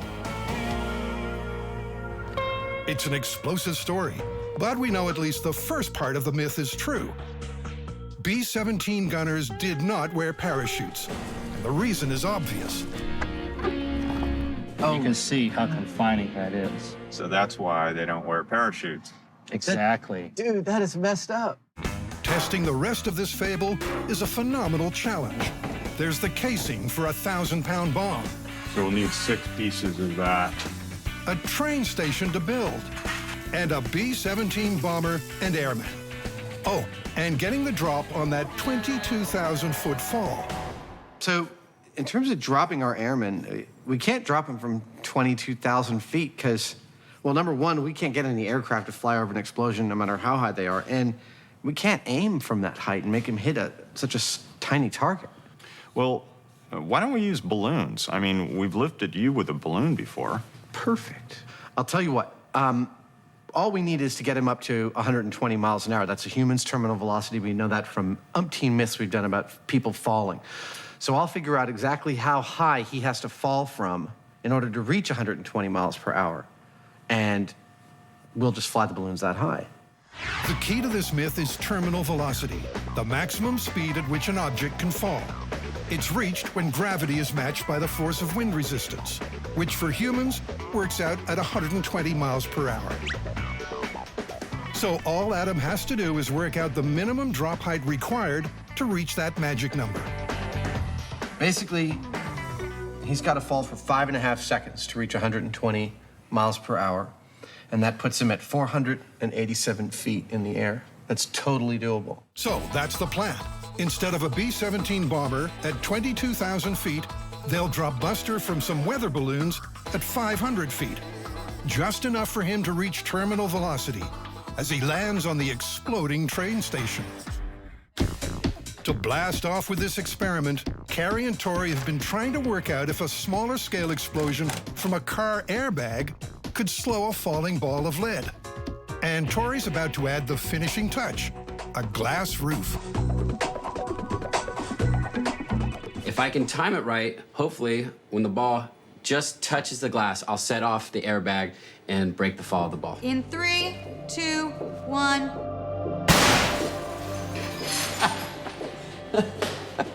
Some destruction. Did the bomb go off? Yeah. Mere moments before the bomb touches the glass, the explosion is triggered, spraying glass shards far and wide. But when compared to a drop without the bomb, there's really no difference. The explosion did very little, and that's led Carrie to make some early conclusions.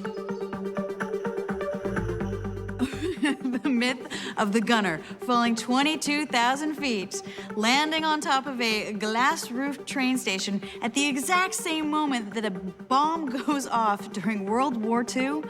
I can pretty much, for myself, definitively say it's busted. If I was gonna fall on a glass roof, I would not want a bomb going off underneath it. We are still gonna have to take this to the full scale. Why?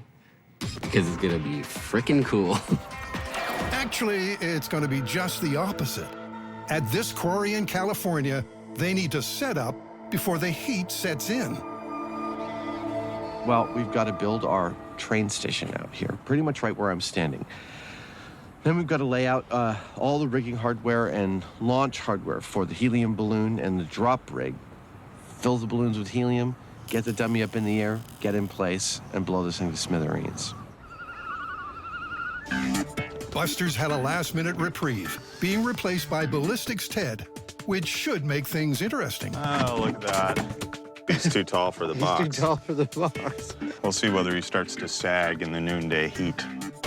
With the temperature already a mind-melting 115 degrees, sagging in the noonday heat is about all Adam and Jamie can do, too.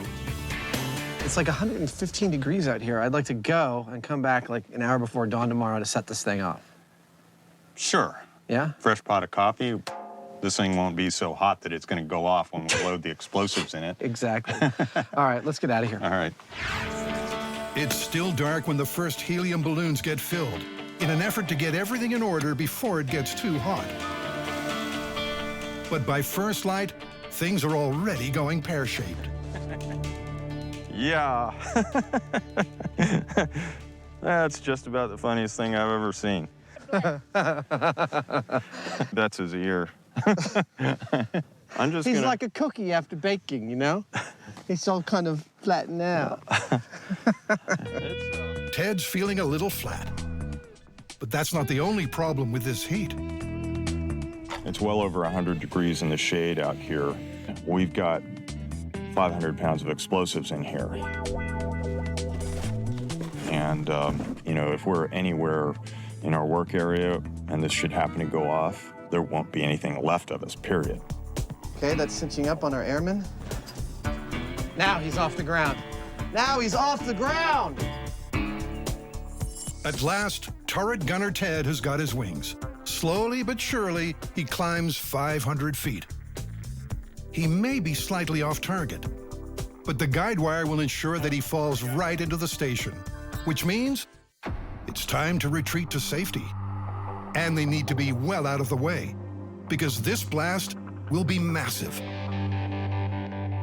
Here's what's going to happen. Airman Ted is suspended 500 feet above the ground. He's connected to the train station via a guide wire. On Adam's cue, the balloons will be cut and Ted will fall. 6 seconds later, the 1,000-pound bomb will boom. Will Ted survive? 5, 4, 3, 2, 1. He's falling. He's falling. He's going towards it. He's going towards it. Oh!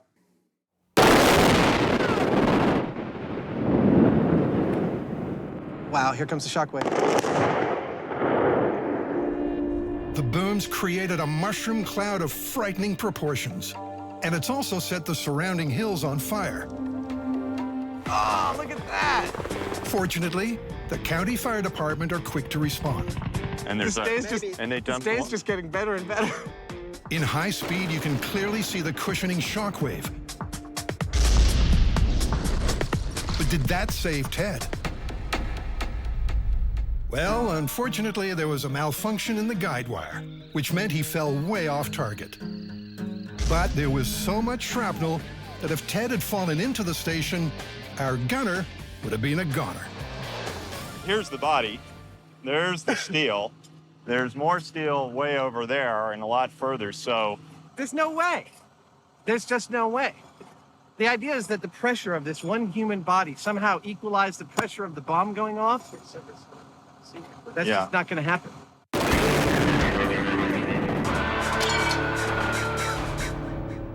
Next, surviving by the seat of your pants. Can you use a pair of jeans as an emergency slide from a chairlift? The idea behind this high wire stunt is to remove your denim duds and sling them over the cable, using them like a zip wire. To unzip this myth, the team head to Trapeze Arts, where they have everything they need, including 75 feet of steel cable similar to the kind used on ski lifts. So we're starting out at a fairly shallow angle of probably 5 or 10 degrees. But in order to get a really accurate measurement of what the true angle is, we have this.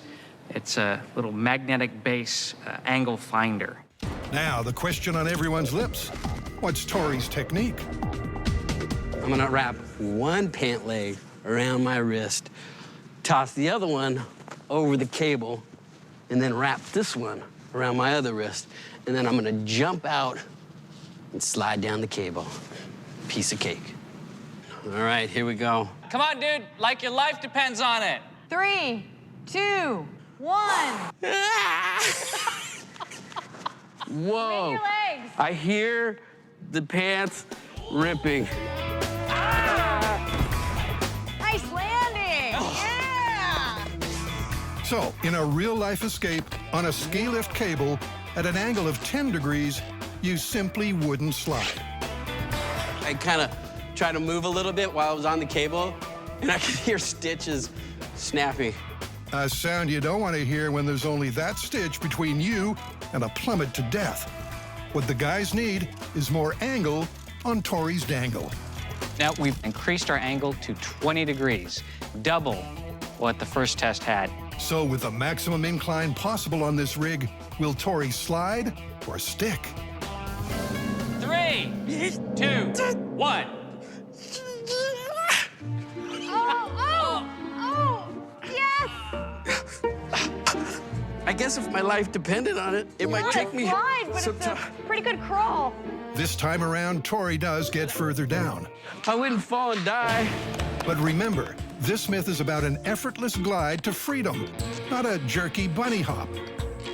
Could cable grease be the missing element? One thing that we're missing is lubricant. So I was looking it up online. Turns out they use a light oil. Now, we don't have exactly the same thing, but we have something that is the same consistency, castor oil. But is it the secret to the swift slide to safety described in the myth?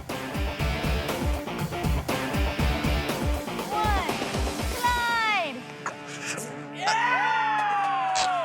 I didn't think it was gonna happen. I really didn't think it was. Tori made it down, but friction has caused his denim a little distress. Totally ripped right up the crotch. Tori would meet his death if he tried to use this method to get down from the ski lift. Those ski lifts are really long. He went down maybe 20 feet before those jeans split in half. I'm not seeing this being the most reasonable way to get rescued from being stuck on the mountain. There's only one way to find out for sure. Full scale, on a real ski lift. The guys head to the Sierra at Tahoe Resort, where the cables get some serious elevation. That's a lot steeper than I thought it was gonna be. Yep, and we're doing it all the way from the top. It's going to be a nervous ride to the top. Just to hedge our bets, we've found a section of line close to the top that's at 25 degrees. If I get quiet, don't take it personally. I'm not mad, I'm just freaking out. Try and avoid the rocks. Yeah. At the summit, Chief Rigger Lawrence and his crew are putting together a safety system of ropes and pulleys. These guys are here to make sure I don't fall to my death. Tori and Grant strap on their harnesses, secure themselves to the chair, hoist in Buster, and head downhill. Are we nuts or what? Oh my God. So what's the denim divination?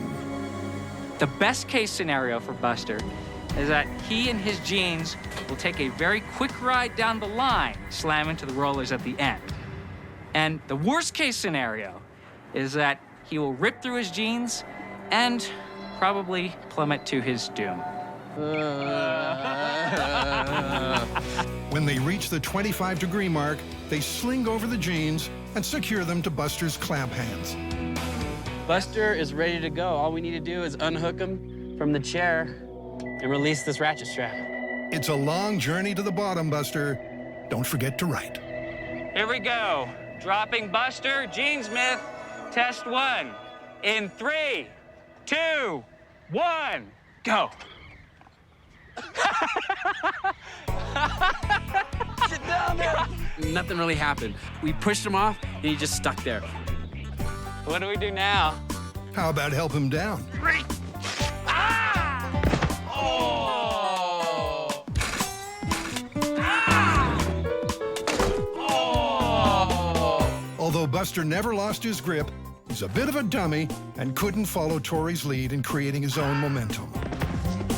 Good job, buddy. Way to take one for the team. The question is, can Tori do any better? Or will his jeans turn into denim hot pants? In 3, 2, 1. Get that weight on those jeans. Nice, nice. Very nice. But it's not easy. My hands started cramping up because I was holding onto the jeans so tight. But then I had to lift my weight off the jeans so that I could shimmy down the cable, and then my arms started getting tired. Our little dungaree-clad flying squirrel is plumb tuggered out. And not only that, stuck. I can't, I'm stuck. See that? Okay, I see it. I'm let go. Ugh. It's so much work trying to get down the cable that it's like, it just doesn't seem like a great way to get down. For me, when I think about a zip wire, it's like, whoa, you know, all the way down. This was not like that. This was like,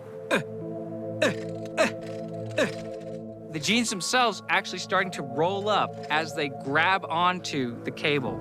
There's way too much friction in the system to be able to slide. This myth is busted. Up next, dishing the dirt on a graveyard myth. If a person was mistakenly buried alive in a coffin, could they survive long enough to be rescued? To test this morbid myth, Jamie needs a comfy casket. I don't like that, you know. You like the cash drawer? Yeah, keep my wallet and valuables in there. But it's unlikely he'll be resting in peace. These notches up here go right into the hole, and then you can lock it. So if you were inside here and once it's closed, you're not getting out by yourself, right? I don't see any way of getting out from the inside. Bummer. The choice is made, a preference for steel over wood. Jamie figures this is the most survivable option. You want to ride back in the back and I'll drive? Sure. The guys head back to the workshop to prepare for Jamie's burial.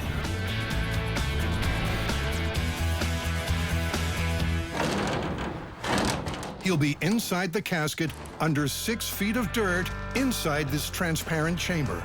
It's constructed to come apart for emergency access.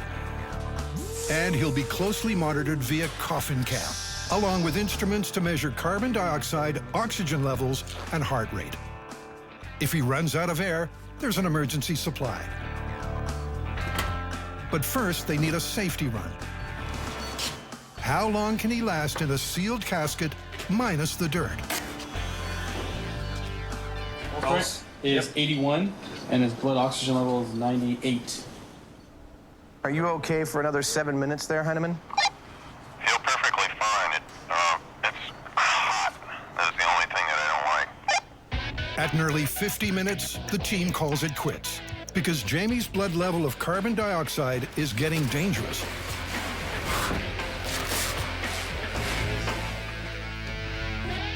Waking up in a coffin, you know, surprise, I think it would be a pretty scary experience.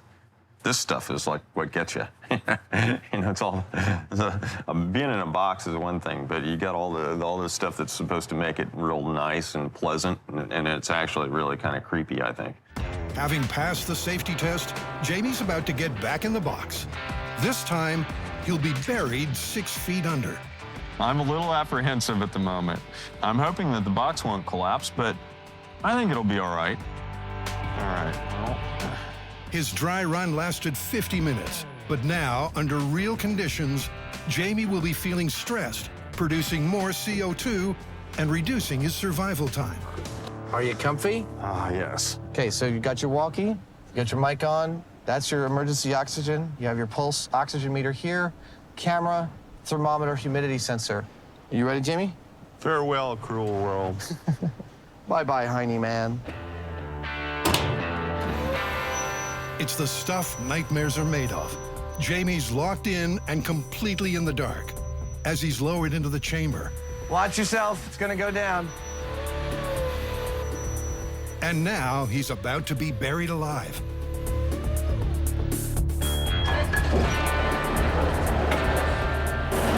To match a proper burial, his temporary grave will be covered by several tons of earth. But even after the first load, survival in this coffin starts to look doubtful. I got a fair amount of dirt in here, and it actually crushed the container a little bit. Roger that. Are you nervous about it? Over. No, I think I'm fine. It definitely had an effect on the casket, though. The medics are watching his vital signs closely. Any sign of distress, and Jamie will be exhumed. Oxygen levels? Oxygen, he's at 98%. It's become obvious that he's more than a little tense. I imagine my heart's beating a little faster than it was on the test, over. You'd be correct about that. It's at 95 right now, buddy. You are almost officially completely covered now, Jamie.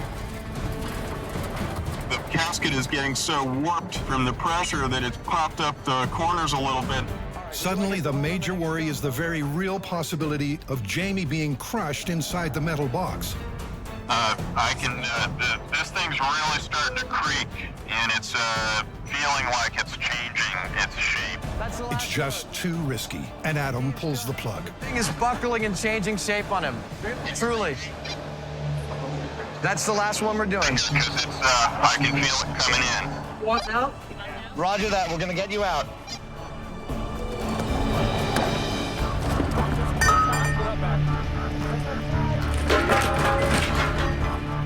Oh, wow. It will? Yeah, it buckled.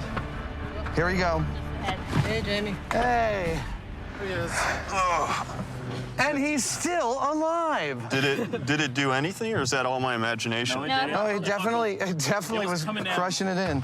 Jamie persisted inside the casket for 30 humid minutes, breathing only the available air. I started to panic a little bit there at the end. I mean, it's pretty scary. I mean, I don't have any particular fear of enclosed spaces at all, and you know, feeling those walls starting to cave in, it really gets you going, as I'm sure my pulse rate will testify. Here's where your pulse started. And with the point you asked us to get you out, you were off my chart. Your pulse was about 115. Okay. Which shows, I mean, because of your pulse, you were using up a lot more oxygen. So what are the chances of surviving 6 feet under? I think the myth is sufficiently busted. I don't think it's possible for someone to survive a couple of hours in the panic state of being buried with their coffin crushing and all of that stuff, let alone a couple of days until they're exhumed and found to be alive. That's just patently ridiculous to me. Well, there you go. Myth busted. Our 3 survival stories have been put to bed. And Adam's soon to join them as we blast into 3 body-related questions. For our first myth, the guys need a place to sleep. Got my jammies. I'm ready to go to work. And here at the California Sleep Lab, they're going to be monitored closely as they get a bit of shut-eye. This looks comfy. A lovely plastic sheet.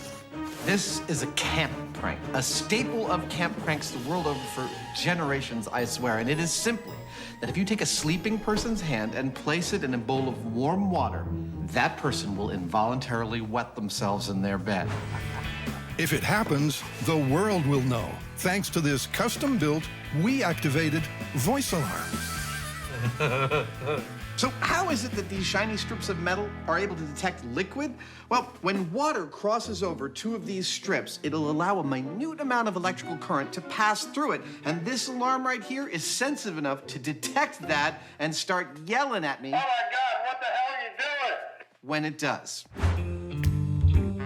Jamie is test subject number 1. When he reaches the correct phase of sleep, Adam's going to sneak in with a bowl of warm water and see if the myth is true. Do I think this is going to work? Well, in my case, not so much. As it happens, I'm a very light sleeper, and my suspicion is that if somebody comes in the middle of the night and tries to mess with my hand, the other one's going to hit him square in the face. Oh, a major stumbling block for testing this myth. Is he sucking his thumb? Unless Jamie is out for the count, getting his hand in the water without waking him up will be tough. But that's where clinical director Michael Salemi comes in. His eyes are closed, but he's definitely not asleep. So we're looking at his brainwave patterns here to see if there's any changes that would indicate that he's actually fallen asleep. Basically, by monitoring the brain's electrical activity, we can tell how deep Jamie's sleep is. Stage 1 and 2 are light, transitional stages. That won't be ideal for this test. Stage 3, called slow wave sleep, is the goal. Here, brain activity is significantly reduced and the sleeper is less likely to be woken. But Jamie's playing hard to get. He's not sleeping. He's waiting. Adam, geared up with night vision goggles, loses patience and goes in. Oh, you're totally awake. You've had like 2 hours, man. Sorry.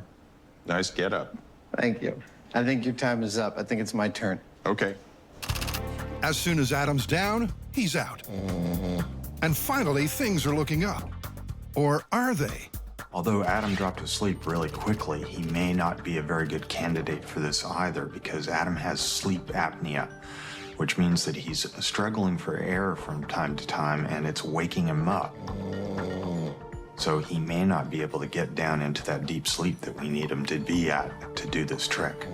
Just before the team runs out of patience, Adam descends into stage 3 sleep. However, there's another complication. Both of his hands are under his head, so I don't know what to do other than try it. If he doesn't wake up, maybe we'll get what we need. With Adam twisted awkwardly, Jamie manages to get his hand over the bowl. But the best he can do is gently pour water over the hand until our camp prank victim awakes. All right, then. So, Adam, notice that your hand is wet. Is there anything else that's wet? Nope. It's all dry. Darn it. No. It's definitely not looking very good for this myth at this point. But the MythBusters want one more shot. They've wrangled a crew member as the next guinea pig. Yeah, let's make Mama proud.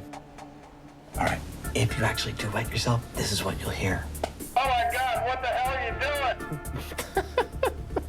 All right. Sweet dreams. And mere minutes after lights out, sweet dreams it is. There we go. They're starting to spread out. All right, let's get a bucket of water ready. Let this be a lesson to you kids, lest you think working for MythBusters is all fun and games. Even the runners are not above getting humiliated on national television. This is perfect. Matt's head is in the bowl. It's the ideal illustration of this myth. I don't hear the alarm, so I don't think he's involuntarily urinating yet.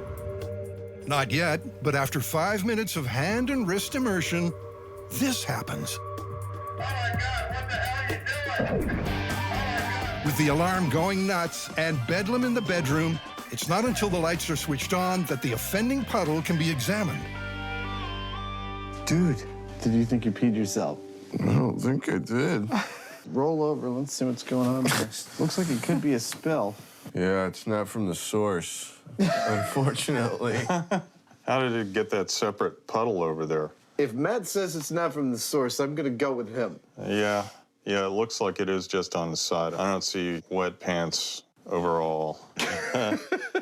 Well, if that is the case, then it didn't work because his hand was full on in that water for like, what was it, 5 minutes or better? Did you even feel it? No. That's awesome. I really thought that we'd hit pay dirt with the Smith when I heard this start screaming, but no. It's late in the middle of the night, and after Matt's hand was in that bowl for 5 minutes, some of the water sloshed out and caused our alarm to go off. With all of this, I can't see that we can call this myth anything but busted.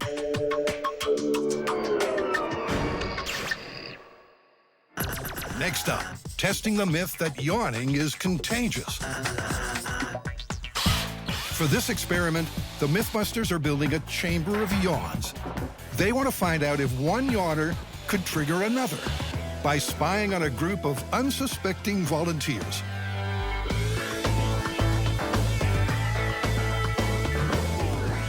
Just a few days ago, this was just a bit of garage. Now it's a room that looks like it's been lived in for years, with a few extra tricks. Behind our Jamie and Adam picture, there's a secret microphone. And would you ever believe that this right here is a camera? Not exactly James Bond, but they won't miss a dull moment. If anybody yawns in this room, I'm gonna catch it. Our test subjects are here. We're about to bring them in. These poor souls are about to be bored within an inch of their lives. First, the control.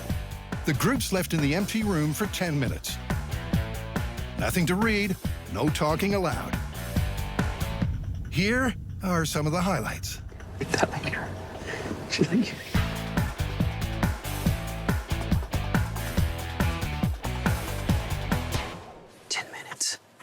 Absolutely no yawning. No yawning in 10 minutes. I yawned twice. Okay, so this time on your clipboard, you'll find a document. Please just sit quietly and read it. Next, the lucky volunteers get to read some tax law. Excitement reaches fever pitch.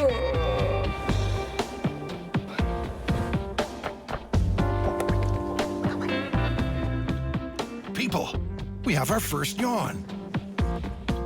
Now, will it travel around the room like a Mexican wave? Another one. Sure. 4 real yawns and 2 half yawns, but I think they're all out of the same person, so it's too early to tell. The first 2 tests are inconclusive. So for test number 3, Scotty tries to infect the subjects. But they appear to be totally immune. Unlike Carrie. Then at Yawn Central, sudden panic. The watchers think they are being watched as their cover been blown. I swear that guy's looking right at me. Or is working in a confined, dark space starting to get to them.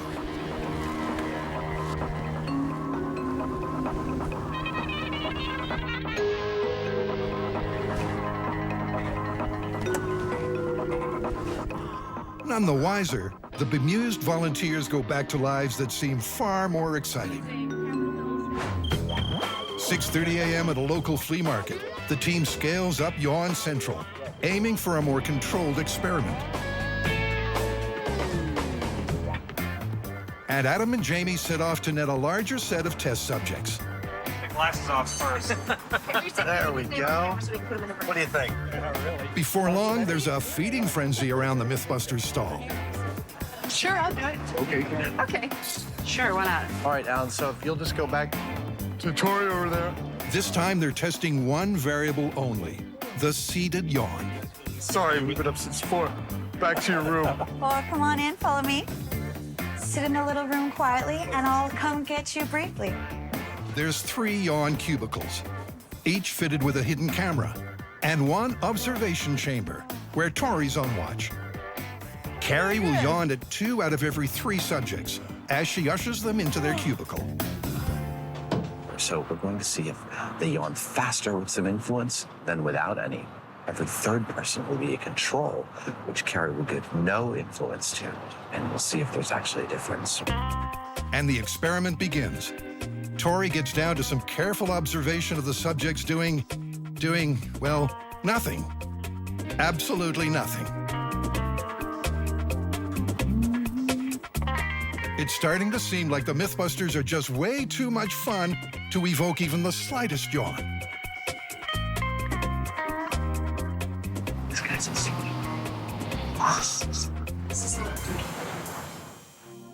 Then a breakthrough. You may have had a yawn in the first.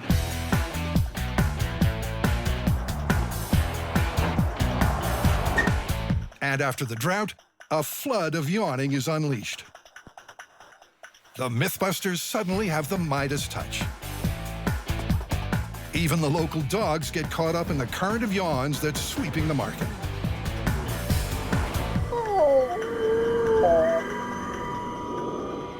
The experiment also suggests that some guinea pigs are more observant than others. and finally proving that all good things must come to an end. 5 hours and 50 test cases later, the Yawnathon draws to a close. That was it. That's the last one. We're done. All right, well, after testing 50 people in the field, our largest sample we've ever used on MythBusters, the results are in. And when the people we tested got no seed yawn, no stimulus, they yawned 25% of the time. When they got stimulus, they yawned 29% of the time. Well, it's not dramatic, but it seems like it's pretty good to me. What do you guys think? Busted, plausible, or confirmed? Given how large our sample was, I'd say it's confirmed. Confirmed. Yeah. Next, can an eye patch improve your darkness vision? According to pirate folklore, by wearing a patch over a perfectly good eye, a pirate could exit the glare of a ship's deck, shuffle the patch over, and enter the dark rooms below. Or leave a well-lit room below decks to fight a nighttime battle up top. Somebody to test this? Hoy, matey! I see land ahead. To test the myth, the guys are building a pirate ship jungle gym. I'm gonna make a cannon. Then they'll ask eye patch wearing Adam and Jamie to complete the course in the dark. Do you wanna play rough? Okay. Say hello to my little friend. Fire in the hole! There'll be obstacles to avoid, cannonballs to dodge. Cannonball. Just your average day out pillaging and plundering, really. And what's a pirate story without a fair maiden in distress? What I'm going to do now is I'm going to take all these pictures, we're going to put them on the computer, and then we're going to print them out life size, and I'm going to make these pop-ups that Grant is going to pneumatically control, so that when they come by, poof, if it's a bad pirate, they stab, and if it's the girl they're trying to rescue, they stab. They don't stab me, I'm the good one. But any pirate worth his salt won't be satisfied with a good night's work until he's found the treasure chest. And what goes inside the chest, Carrie? Booty goes inside it. Carrie has secured the booty, the pneumatic pirates are ready to pop up, and the ship is in shape. So, how about a demo? This looks really good. I'm really feeling good. Okay, so you've got buckets, various boxes on the ground. First pirate. That is the evil Grant pirate? This is evil Grant, and they're gonna have to stab this one through the heart. And hopefully not walk into that, walk under it. Okay, Then decoy. pops up the fair maiden that they do not stab. No stabbing of the maiden. Oh, that's brutal. Okay, and then... Oh my God, that's gonna be nuts. Okay, avoiding the cannon. Not knocking over the cannonballs. Pop-up evil Tory pirate. Which they'll have to run through the heart. And after all that, they get to raid the treasure chest and raise the Jolly Roger. Hoist the flag. And just when they think they're done... They're caught. Come on, she's scared of me, dogs. After Adam and Jamie have dressed for the occasion, the scurvy dogs dish out directions. Okay, well, you gotta wait out here 15 minutes. I know your eyes are relatively adjusted to the light. We just wanna make sure that you're totally in daylight right now. As Jamie and Adam get busy waiting, only their unpatched eyes adjusting to bright light. And that works because the eye has two major sets of cells, cones and rods. The cone-shaped cells in the retina enable us to see fine detail and color in bright conditions. And the rod cells, which are super sensitive to low levels of light, help us see in the dark. But it takes a while for the rod cells to get warmed up for night vision, which should make things interesting. Now listen, ye scallywags, and listen well, for you will only hear this but one time. Send only the evil pirates down to Davy Jones' locker. The evil pirates will have a target in the middle. You have to run it through with your cutlass. Don't harm the maiden. Don't harm the maiden. Don't knock over the cannonballs. Don't knock over the cannonballs. Find the pirate chest, unlock it, and hoist the Jolly Roger. There's gonna be a treasure chest at the end on the ground with this lock. You unlock it with your key. Which each of you will get right now. Okay, inside of the chest is gonna be this flag. Tie the flag on, hoist it up to the top. Right, let's go. Redbeard Savage needs to instantly see in the dark while his dark-adjusted eye remains patched. Right, lads, let's go get him. Oh, I can't see a bloody thing. Look at him. He looks like a blind pirate. By design, it's pitch black in there. The light you can see on camera is infrared. To Adam, it's as dark as the inside of a grog barrel. He seems very disoriented at the moment. Right from the get-go, it seems pretty obvious that Adam is having trouble finding his sea legs. When you go from bright light into the dark, you're as blind as a bat. Oh, he's about to hit his head. Oh, he's climbing over the saxophone. He's going the wrong way. The hardest possible route to take. Okay, he's coming up to Carrie. Did I look this bad? He just got hit with the bag. Adam has missed the first evil pirate and kicked some cannonballs. But when confronted by evil Tory... Sword is a cane. He can't decide who it is until he has a quick feel. All right, he's not really stabbing him. There he goes. There he goes. Yeah, good one. Well, at least he killed one of them. After a fun-filled 4 minutes, Adam's eye is starting to adjust to the dark. He now knows his port from starboard. Okay, he's opened the chest. Nice. Very good. Nice. Gonna get the flag, turn around. Oh, wait, there we go. Hoisted the Jolly Roger, did I? Ah! Well, the net missed, but that was quite funny. Adam narrowly escapes capture and makes a quick exit overboard. Nice work. Nice. Well done. You look great. That was fantastic. Really? You guys got to watch it? Yeah. Oh, yeah. Oh, I missed a pirate or two, didn't I? Yeah, you did. You missed the one pirate in the beginning. I could not see it. I mean, literally, it's just black. He made it through all of that darkness of the obstacle course in 5 minutes and 20 seconds. He only got 2 time penalties. 1, he didn't stick the first pirate, and 2, he knocked over one of the cannonballs. So in the end, 5 minutes, 40 seconds, Adam's first test. It's time for Captain Heineman to board the ship, find the treasure chest, and hoist the Jolly Roger.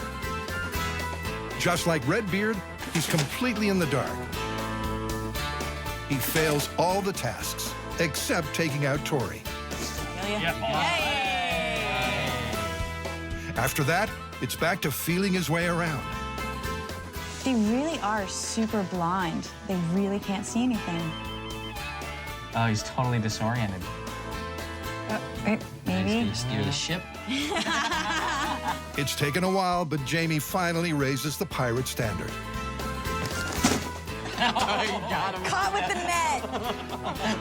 The big question now is what kind of difference will it make when our myth-busting pirates switch eyes? For test number 2, the obstacles are switched around. Adam is excited. I'm so pumped! I can't wait to switch this eye patch! Yeah! He swaps the patch. Now the eye adjusted to dark is uncovered.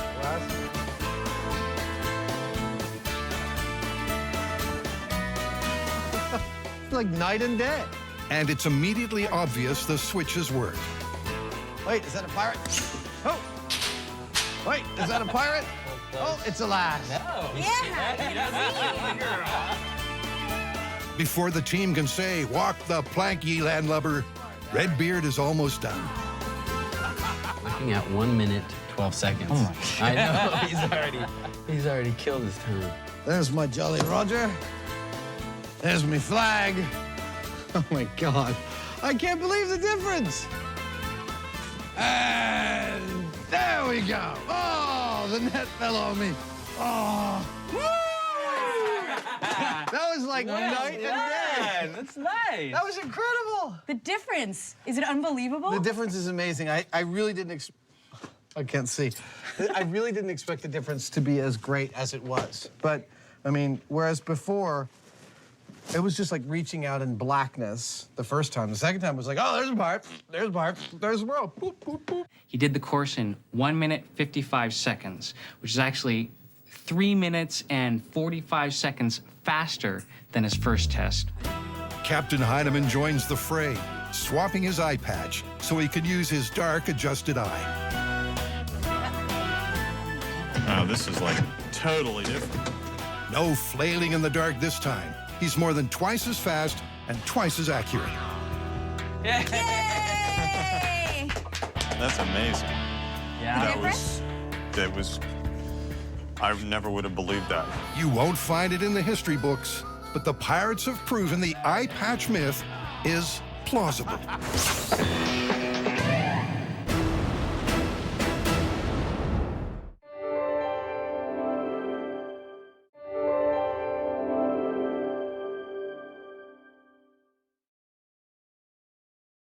Do not try anything you are about to see at home.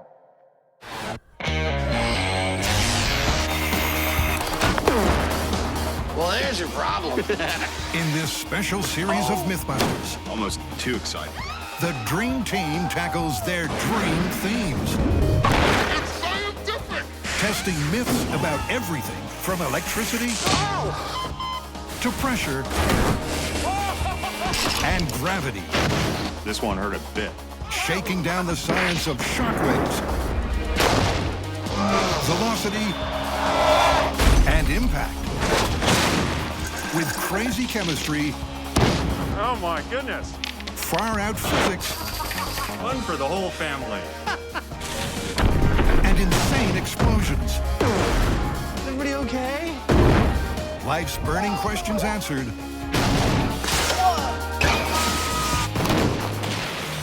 On MythBusters, there's your problem. In this episode, the MythBusters go loco for motion as they explore strange new ways of repurposing vehicles. Then they take a deeper dive into the physics of motion. Hey! First up, a hovercraft is heading into dangerous terrain. So, landmines. Yep. The myth is if you want to cross a minefield and you want to do it safely, which I assume you do, the vehicle of choice is a hovercraft. You know, I don't think I've ever driven a hovercraft. Especially over a minefield. Supposedly, a hovercraft is perfect for safely traversing a minefield. Because it evenly distributes its weight on a cushion of air. He's having way too much fun. Yep, and they're also starting to get a feel for how 600 pounds of man and machine could possibly power through a minefield without mishap.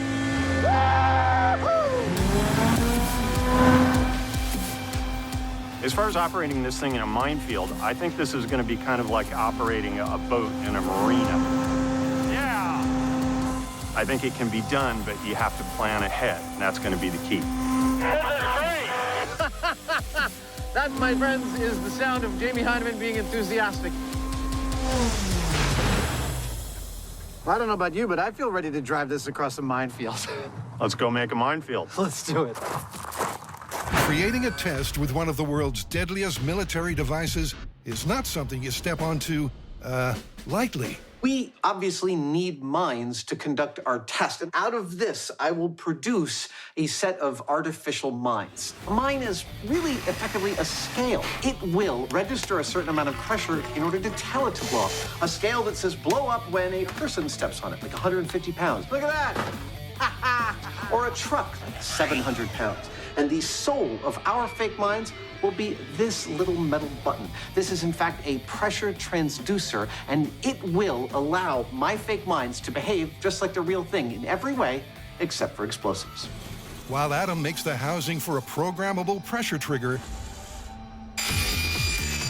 Jamie replaces the C4 with an air-powered mortar, designed to give off a safe, movie effect blast. That right there is the tank, and we'll have a funnel on the end of it filled with stuff that's going to get shot up in the air. It's pretty simple and straightforward. That's great. Looks pretty good to me. Meanwhile, Adam has a prototype pressure pad ready for demo. So here is the function of our mine. We've got the body that is the casing, and we've got our pressure rod here. And down at the bottom is that little pressure transducer screwed into the bottom of our ABS pipe cap. And that will work just like a real thing.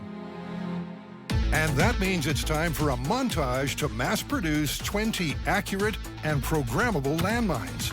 With time suitably lapsed, they hit the bomb range, their home away from home, to lay out their landmines in a deadly $sign design to ensure that when the hovercraft crosses, it'll hit most of the mines. Now, you may be wondering why we're doing all of this digging. That is a beautiful machine. Our mines are not autonomous mines, right? Because we actually have to wire them up to a system, allowing them to be switches for our air mortars. So, allow me to introduce you to our mines. Now it's got a paint job and a title and a wiring bus so that we can wire these mines to our central system, which will allow us to adjust the pressures they go off at and set off our mortars. And laying their high-tech minefield is a mammoth undertaking. I have to tell you, this is one of the more complicated builds we have ever embarked upon. We've spent a couple of days now digging, pressurizing, mining, mortaring, wiring, and testing, all to what end? To build a functional yet non-lethal minefield we can test with. With the mines laid out and wired in, a test run without the designated locomotion machine. Cue the dead man walking. Now, I could just walk out there and step on one, but where's the fun in that? I'm gonna walk this minefield blindfolded while being guided to doom by Mr. Heineman. Don't worry, I'll watch your step. Okay, arm the system. System is armed. From the control center, each mine is calibrated to go boom at 35 pounds of pressure. One light step, and Adam will feel the full force of a movie effect explosion.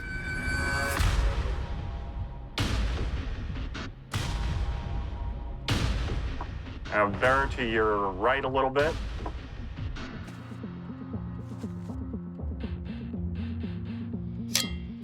Oh!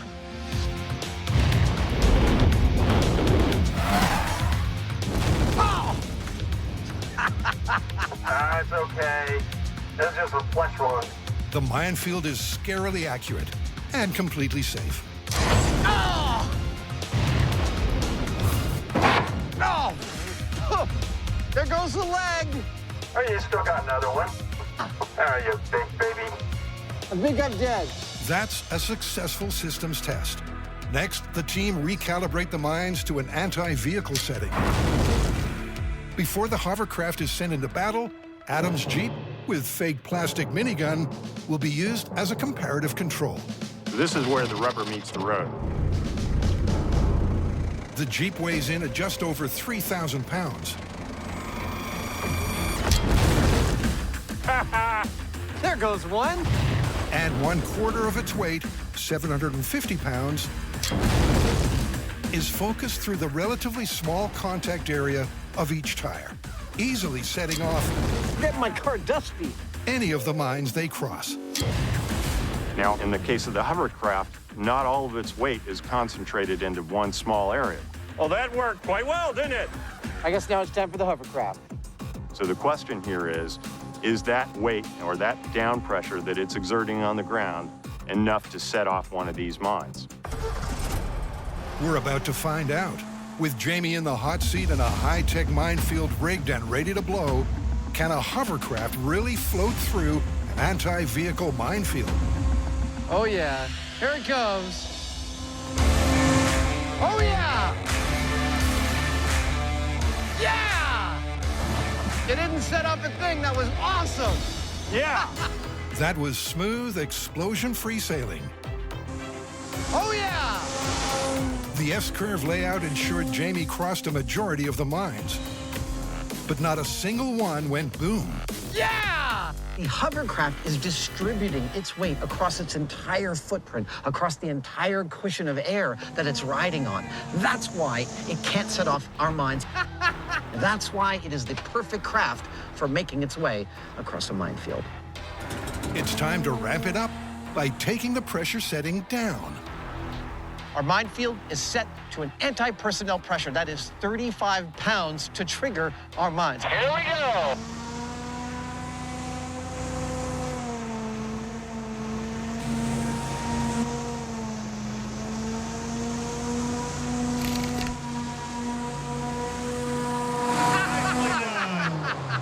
Same thing, no mine action. Yeah!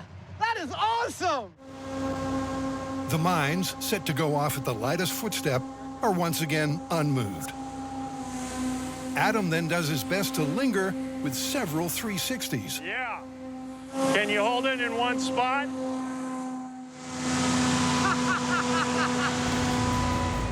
But the hovercraft and its cushion of air defies death from below. Woo! Come on. You know us. You know we're going to take it to the most extreme place we can. So we've set this to go off at 5 pounds. The Easter Bunny could set this off. It's the ultimate test for this myth. The Heinemann and hovercraft are 120 times heavier than each mine's threshold.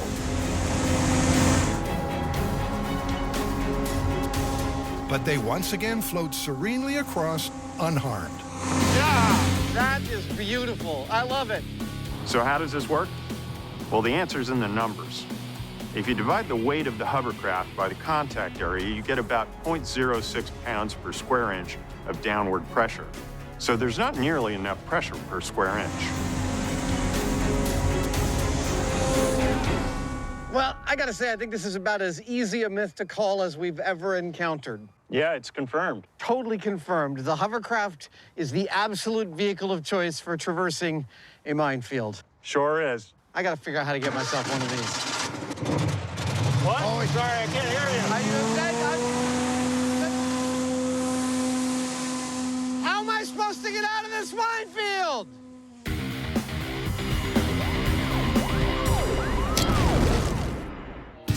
Next up, an extreme rowing machine. Are you having fun? I am, but there is a point to it. Which is? Well, we've been gathering videos over the past few months of people purportedly doing incredible things using an excavator. Like? Well, we've got one in which a guy seems to be rowing a barge with one. I can dig it. I thought so. The myth parameters are set.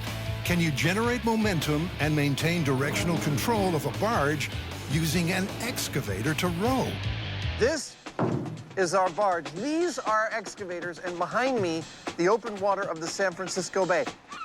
Soon, we're gonna be dragged out into that water, and we're gonna have to get back using only these as our oars.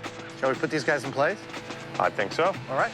Basically, what we're going to be doing is rowing a boat, except that instead of wooden oars, we're going to be using these buckets.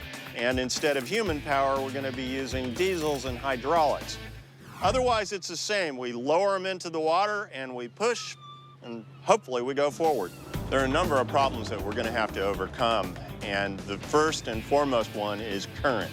If we have a lot of current or even a lot of wind, it's going to make our job really hard. Secondly, we've got to get our act together. I mean, Adam and I have to coordinate so that we're working in tandem to keep the barge on track. I think we're ready.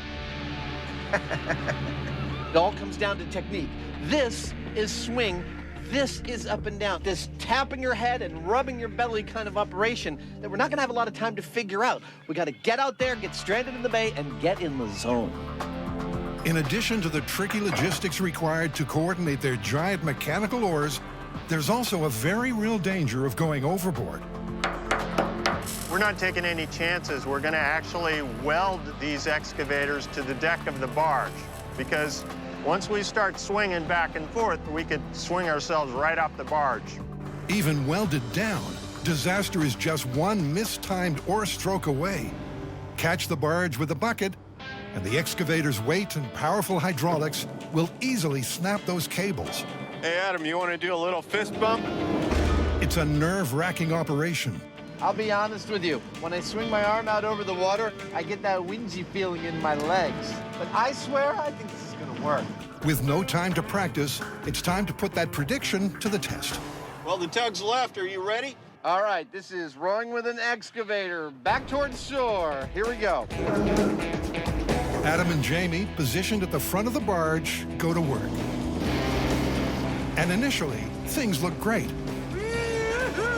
They successfully recreate a rowing action. The bucket is lowered, pulled back through the water, lifted out, and reset. However, simply going through the motions is not enough. They need forward momentum and control of the barge. You might want to slow down a little bit so I can keep the bow pointed towards shore more. Despite the difficulties of communicating from their awkward vantage points, Copy that. teamwork enables them to orient the barge in the correct direction. I'm going to start to reverse. Copy. But crucially, forward momentum eludes them. Well, so far, the current is turning out to be a bit of a problem. I'm encouraged by the fact that we are able to control the direction of the barge, but we need more speed. We need more power. I'm wondering if we don't need some kind of alignment like... The myth looks to be set adrift, but Adam and Jamie aren't giving up. Well, our first attempt was a little bit of a bust. It's a flood tide here in the San Francisco Bay, which means the current's pushing us south into the bay, and it was too strong for us to overcome. This time, their starting position is just outside the bay's central riptide. Cue test 2. Yeah, I'm good to go. Once again, Adam and Jamie swing their giant diesel-powered oars into action. Okay, yeah, now you can come in. Away from the grip of the rip, the teamwork and watertight communication pays off. Copy. Incredibly, incrementally, they begin to make progress. I think we're getting it. And a few minutes later, there's no doubt, they're rowing a barge with excavators. It took us a little bit of time to get up to speed, to get our practice, to get our sea legs with the excavators, as it were. But once we did, we had actually a pretty fair measure of control over this barge, and it's not small. Let's try one more shove towards the dock a little bit and then just let it drift. Even from our really disadvantaged vantage points, we were able to see what the other was doing and intuit what was necessary, and that made this successful. Hey, Jamie, I think we made it, baby. Well, it wasn't a picture-perfect landing at the dock, but we got within a few feet of it, which is not bad. Nice work there, partner. Yeah, so I guess that means you can, in fact, row with these things. In a pinch? Yes, you can. Next, an aquatic two-wheeled tall tale. And this myth is more than a little loco. Now, the myth here is that you can't ride a bike underwater. And on the face of it, I can see there might be some problems, mainly surrounding the fact that water is so much more dense than air is. That was a satisfying thud. Now, this is going to mean that it's a lot harder to move through it, and relatively speaking, your weight underwater is a lot less than it is above water, and so you may have stability or traction problems. That's what we're here to find out. It's a classic physics class conundrum. Now, one of the things that makes riding a bicycle above the water possible is that the forward momentum of the bicycle helps keep you upright. Now, forward momentum is going to come at quite a premium underwater, where I don't expect to ever be able to even go this fast. What is that going to do to my balance? I'm not exactly sure, but I expect it's going to make things a lot more difficult. There's only one way to find out. The guys dive in the deep end for science. You ready? Go for it. Now, to ride a bike underwater, the wheels are going to have to contact the ground. So if he's floating, that's not riding a bike. So far, so good. Yeah, you're propelling yourself, aren't you? I am propelling myself, and the wheels aren't spinning. It's so far so good. But riding a bike half underwater is only half riding a bike underwater. To test the myth, Adam's got to submerge. And there he goes. And there he doesn't. His front wheel's no longer rolling. He's wheeling, actually. For that test, riding a bike halfway submerged in the water, a lot easier than I thought it would be. But once I got fully underwater, it was, well, just as impossible as the myth would suggest. But we've got a couple of other things to try before we call it just yet. What do you need?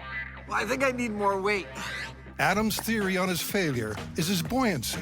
To counteract that, he needs more mass. Enough so that he can keep in contact with the ground. That's about 50 extra pounds. And this time he's buying more time below the surface with a scuba tank. You ready? You bet. All right, here we go. Ride the bike underwater. So, can Adam do a lap of the pool on a bicycle underwater? That's the benchmark the guys have set themselves for a myth-busting result. Going downhill, it all seems to be working. Moving along like a charm. But it's deceptive. After he turns to come back, his problems become apparent. A lack of traction means the back wheel freewheels, and that means Adam's going down. So while I was sort of moving myself forward, it really couldn't be called riding a bike. It was more like semi-controlled floating.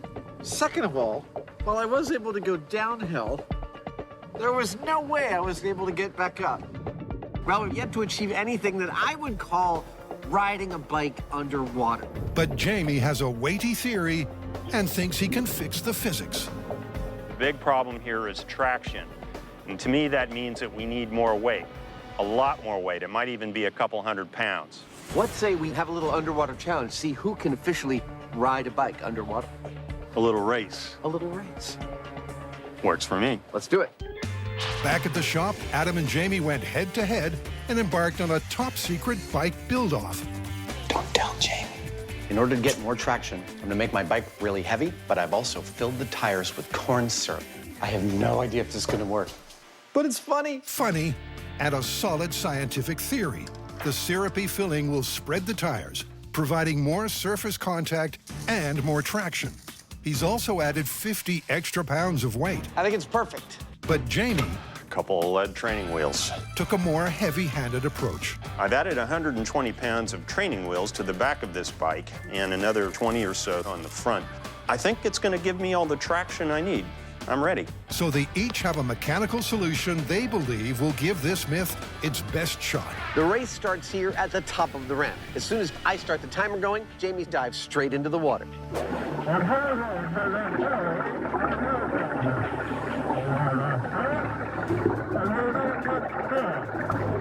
The moment he crosses the finish line, I wave the checkered flag and tell him it's time. Are you ready? Ready as I'll ever be. Then it'll be my turn. So they're all set for the Tour de Pool. Go. A uniquely mythbusterish event. Most peculiar start to any race ever. I like watching the top of his bald head disappear into the water. He's coasting downhill. 165 pounds of bike, 180 pounds of Heinemann. This is where we ran into trouble last time we were in this pool. Going back up. The whole design of his bike is about getting him back up the hill, giving him enough traction. But all the extra mass doesn't seem to be aiding Jamie's cause. In fact, it seems to be more of a 160-pound hindrance than help. It may just be too much weight for him to get up that slope. Jamie was hoping the downforce from the additional weight would help maintain contact with the ground. It's a marginal improvement, but not enough to escape the deep end. And in the end, he has to use his feet to get to the top. It's a little Heinemann that could. Inch by inch.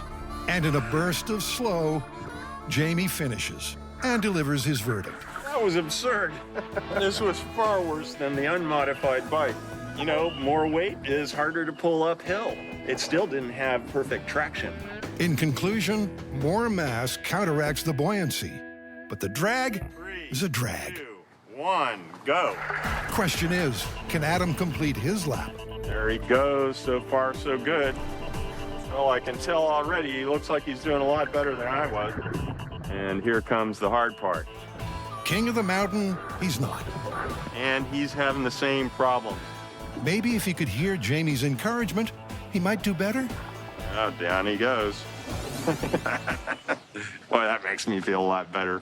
The good news is, the mods I made on this bike are a radical improvement over the unmodified bike. The soft tires and the more weight made this bike have much better traction. However, I was not able, even with those improvements, to get out of the deep end under any circumstances. In other words, we've both failed. But the good news is we have this idiomatic phrase that we can now answer: is riding a bicycle underwater impossible? No, it's not. No, I think on a flat with a very shallow grade, it's totally feasible, and both of us were able to do it. And that means the myth is busted. Totally busted. But so is our ability to ride uphill underwater. And we ruined a couple of perfectly good bikes.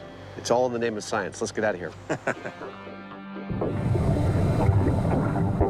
from one preposterous premise to a slightly more plausible one. Next, Adam and Jamie are pondering the physics of driving a car into the back of a moving truck. I want to know if that's really possible, or if when your 60-mile-an-hour drive wheel hits that ramp, boo, launches you right into the container. Well, wear your seatbelt. I will. The idea, popularized by a 1980s TV show, is that a moving car can drive up a ramp into a moving truck. But in real life, once you hit the ramp, wouldn't you suddenly accelerate and catapult yourself through the cabin?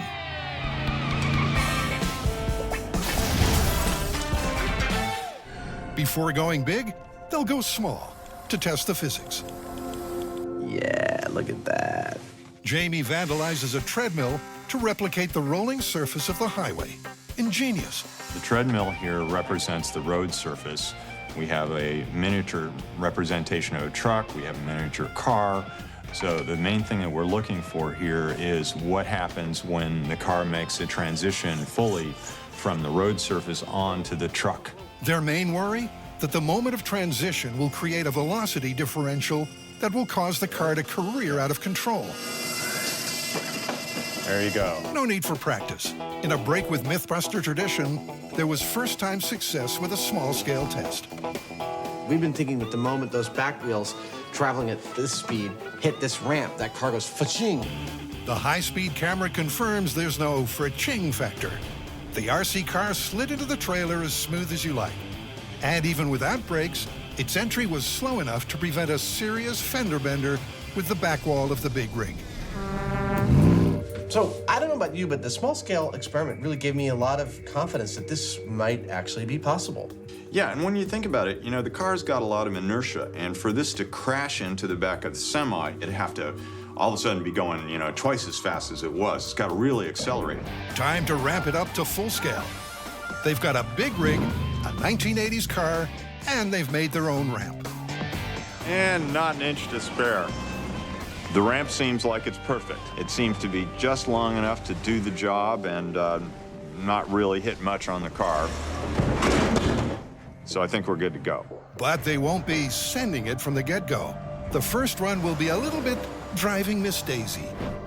We're hoping to get up to highway speeds, but we're going to start slow. 30, 35 miles an hour is what the first test is going to be at. And if that works, then we go to 55. So Adam, the human guinea pig, suits up for the 35-mile-an-hour run. And with just one successful bench test and a 1980s TV show to go on, they're taking no chances with safety. There's still a lot that can go wrong, which is why we've done a bunch of safety procedures to make this as safe as possible. One, we've added a roll cage into this car. Two, we've added a 5-point safety harness so that if I roll, I'm not going anywhere. And finally, I'm wearing a helmet. This is it. Test time. Gentlemen, start your engines. But just as they get underway, it starts raining, making the road and ramp slick. And the challenge, just that little bit tougher. Adam goes anyway, approaching his target speed. We're at 35 miles an hour. He takes his time getting in line. And with everyone holding their breath... Okay, let's go for it.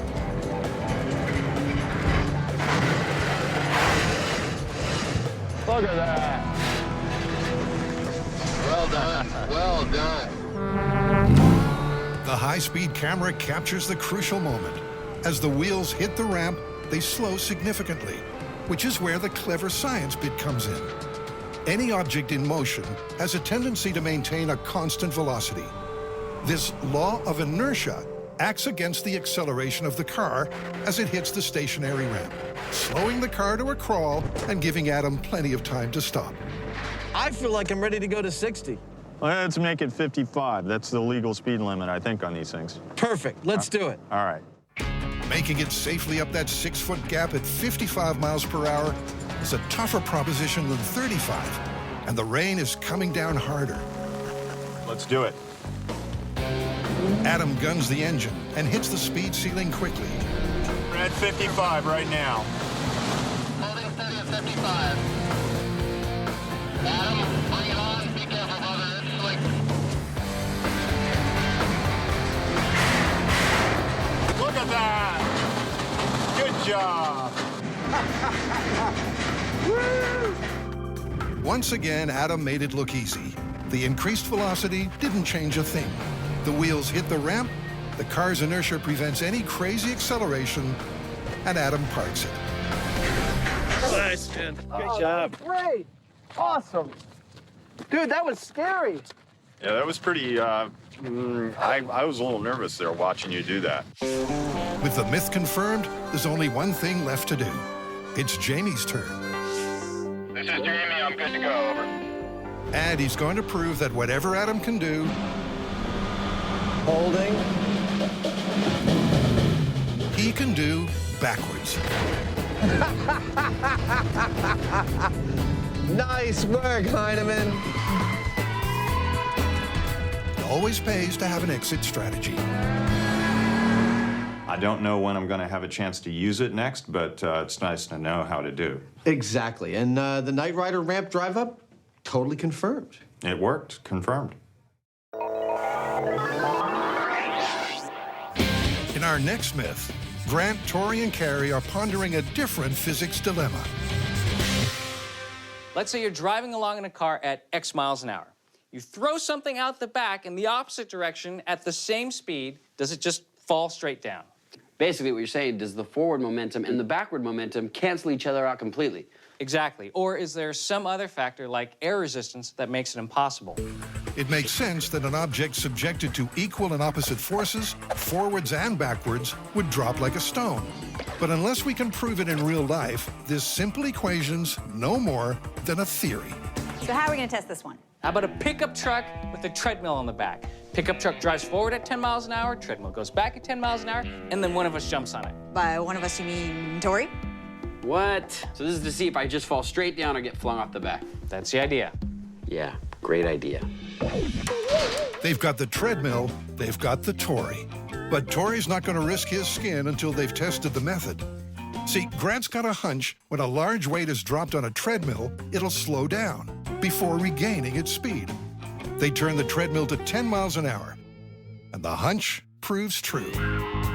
And it gets back up to 5.45 miles per hour. All right. So to balance the forces, the truck on which the treadmill will be mounted should also move forward at 5.5 miles per hour. Okay, while they mount it to the car, let's use one of those four-way split screens so we can get to the fun part quicker. Ah, the smell of fresh country air. And of sweaty, well-used padding. Feel like a gladiator ready to be slaughtered.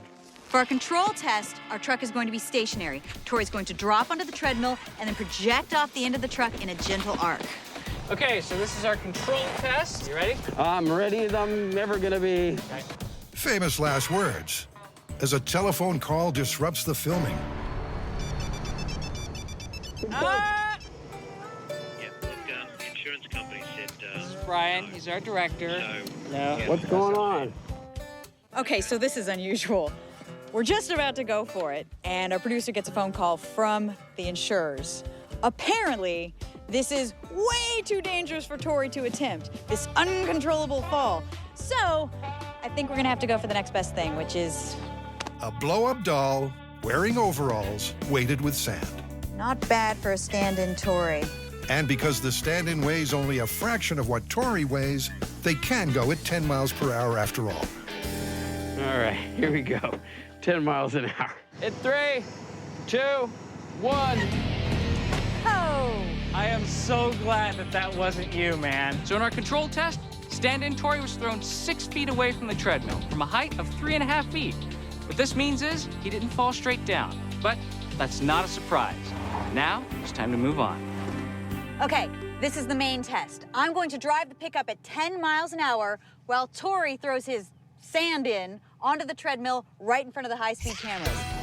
All right, ready? In 3, 2, 1. It's a rare case when the team gets excited by a lack of spectacle. So watch that point right there. Oh, nice timing on the drop. It pretty much drops straight down. I mean, compared to our control test, it would have been out there. Yeah. Here, straight down. That is really cool. So there might be some merit to this myth. Absolutely. The morning's testing was a total success. But this is MythBusters, and we just can't stop there. No, we can't. The team needs to see if it also works at higher speeds. So they're building an air cannon designed to fire a soccer ball. Oh, no! Look at the ladder. Yeah, we wrecked the ladder, and I think we killed the soccer ball. 340 miles per hour is good for wrecking ladders and soccer balls, but a little too fast for their test. So Grant winds the dial back a bit. Yep, that looked like 60 miles an hour to me. It's now back to the country to see if they can nail the myth. First, the control test with vehicle stationary. That just doesn't get old, does it? Flew off the scale before it even landed on the ground. That's fantastic. The ball clocked 60 miles an hour, so it's time for phase 2. I'll be driving the pickup truck 60 miles per hour in that direction, while Grant is firing the cannon at 60 miles per hour in the other direction. We're ready on your go, Tori. Hit it. 20, 30, 40, 50, 60. And fire. Hey! That was a pretty good shot. But the high speed reveals a problem. It's not perfect. It's not the same results as the other one. That's what I'm saying. This should drop straight down, not fly backwards. It's agreed that either the car was too slow or the cannon too fast. Just note to yourself, the speedometer was wrong. I was perfect. Absolutely. 25 attempts later, they haven't come close to seeing the soccer ball drop like a stone. It could be the car, the cannon, or the myth that's at fault. Okay, well, there's more than one way to fling a ball. Let's look into some other propulsion systems and figure out which one's the most reliable. They'll set up 3 machines, including the air cannon, to see which is the most consistent shooter. We have our official goal right here. Back here, we have the contenders. First off, we have the ball chucker. You're already familiar with the air cannon. And finally, we have our robot kicker. Consistency was a huge problem when we did our last test. So that's what we're testing now. Which one of these contraptions will be the most consistent at 60 miles an hour? Let the best machine win. First, Grant's robot ball kicker. Wow. That was a good kick. How fast did it go? 58 miles an hour. Boom! Nice. We're in the ballpark. And a series of kicks shows a deviation of just 3 miles an hour, Now, moving on to the ball chucker. which is also bang on target. God, 59. It's an impressive display, but there's still the air cannon to go. Fire away! The shootout is finished, and the result is a shock to everyone. You know what? Out of all the machines, this one looks like it's the most consistent. Oh my gosh, after all that, we have to go back to the air cannon. Yes. Perhaps it was the speedometer that was faulty. To be sure, Carrie swaps it out with an incredibly accurate tachyometer. This is it. We have eliminated all the variables. We have the cannon shooting at 60 miles an hour, the car driving at 60 miles an hour, just to show that this ball will drop straight down. It's go time. With the forward and backward momentum matched as close as they're going to get it, the pressure's on Grant for a perfect release. I don't know about you guys, but that looked pretty good to me. Let's check the high speed. Oh my God, it's like a cartoon. It's just in the air, it stops, and it just falls. Look at that. Fantastic. I mean, look, it doesn't move at all. It's going straight down. Dude. Woo! We did it! We did it! Yeah! Vector edition! Yeah! We canceled out velocity. And we got a perfect straight down drop. Ladies and gentlemen, the laws of physics are still hard at work. Meaning the myth is 100% confirmed. Our final story mixes physics with a flight of fancy. Here's the story. A guy's driving behind a big truck, and every time the big truck gets to a bridge, it stops, the driver of the truck gets out, bangs on the side, and then proceeds across the bridge.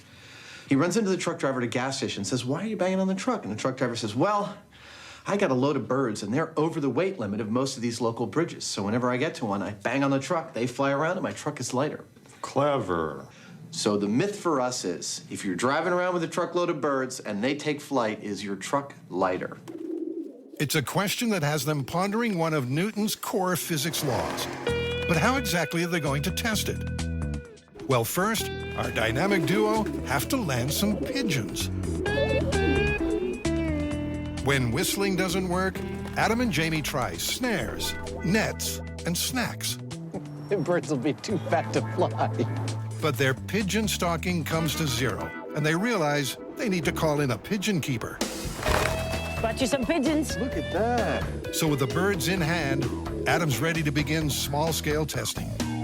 I've got my bird flying chamber here. It's got a closed top. The bottom is a screen, which I can vibrate by plugging it into this battery. The whole thing is standing on top of a very sensitive scale. First thing I'm gonna do is turn on the scale, which will zero it out.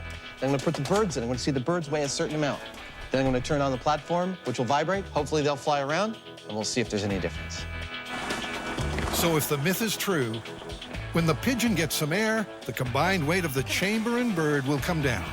Sounds simple. Fly, fly, that's it, come on, fly. Now, there's your problem. The bird just ain't flying. I don't blame him. I mean, because it's not He can like... barely get a full wingspan in there. Yeah, you know, he's running into the sides. Maybe we need to build a bigger chamber.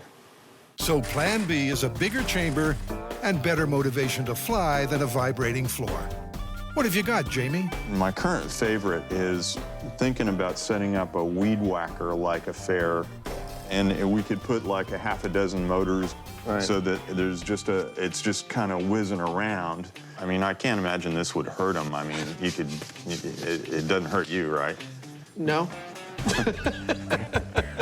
For our animal-loving viewers, let's be clear. Adam's pain threshold is way below the pigeon's. So if Adam's okay, the bird will be too. Freak me out, but it's not doing anything to him. Come on, come on, come on, Max, come on, come on, come on. That's pigeon for fly. But no matter what they do, this pigeon won't get airborne. Maybe we need a closer look at the physics. For a bird to fly, it needs to push the air beneath it hard enough to lift its own weight. And because that principle doesn't only apply to birds, Jamie and Adam have an idea. One that could give the pigeons a break. Pigeons are what the myth is about, but pigeons sometimes don't do exactly what you want them to do. So we figure that a similar sort of a thing that might show the same phenomenon, if there is one, would be a little helicopter that we can control. But it's not as simple as that. Flying a chopper in an enclosed space creates turbulence, making it hard to hover. So to run the bench test, Adam's built this rig, which will allow it to lift, but keep it centrally tethered at the same time. Excellent, 52.0. Adam has measured the weight difference of the container with and without the chopper. When the helicopter takes off, will the chamber get lighter? Hey, we got lift off! Look at that! The scale is not changing. I know that my helicopter weighs 0.6 of a pound. So if the myth was true, I should have seen that meter go from 52.5 or 6 to 52 flat. Interesting. But until they prove it with real live birds, not a mechanical toy chopper, this myth isn't proven one way or the other. We gotta try it in a truck or something close to it with the birds. So it's full scale ahead. And after a MythBuster makeover, this trailer, standing in for the truck and the myth, will be full of flying birds for the final test weigh-in. That's cool. You look like a little animal in a circus. Final prep on the big rig begins, and the flight motivators go in first. These rotating foam tubes are supposed to keep the pigeons in the air. There we go. We have liftoff. They now need to catch a flock more birds, letting them loose in the trailer and accurately weigh them. Good luck with that. We're not defeated by the task of catching pigeons. Even though it's not critical to this myth, it's a point of pride. We're gonna catch some pigeons with MythBusters' invention. It's the motto MythBusters live by. If it's worth doing, it's worth overdoing. I think we're going to build something similar to a potato cannon of plumbing parts made into an air chamber with an electrically operated valve and manifold that spreads 4 tennis balls with this net between them around our unsuspecting pigeons. 3, 2, 1. It works on Adam, but as we've seen, the pigeons around here are a lot smarter than the TV hosts. Shh, Jamie's hunting pigeon.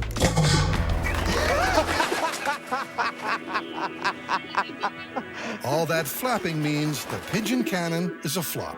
So the pigeon keeper gets another call, and once again comes up trumps. How many is that? I think we got 36. That ought to do it. With the birds taken care of, Adam and Jamie can concentrate on setting up the final test. This is a load cell. We're gonna put one under each corner, and as the trailer sits on this piece of metal will bend a little bit. That bend will be registered by a crystal on the side here, which will output a change in voltage through this wire that will be read by our computer and output as points on a graph over time. And with the pigeons in position and not flying, the team have their starting weight. Okay, so that's a difference of 11 pounds with the birds in place. I'll zero everything out to that, and that'll be our starting point, right? So if the weight drops while the birds are flying, the myth is confirmed. In 3, 2, 1, go.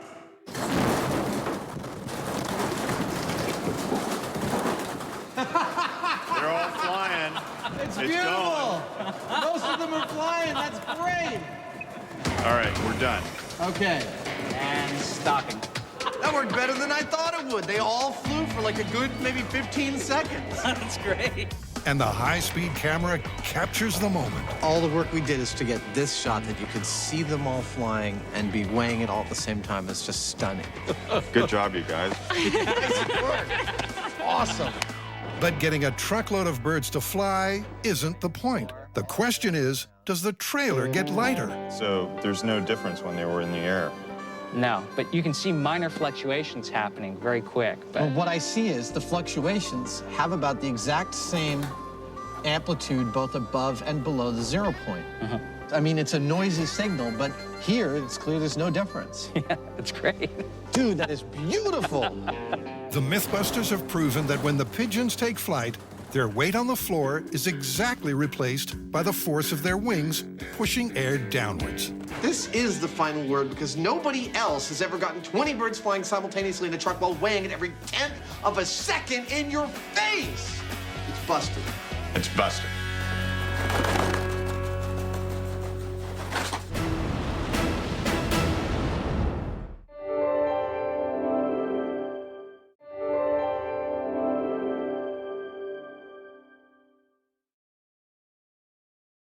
Please, don't try what you're about to see at home.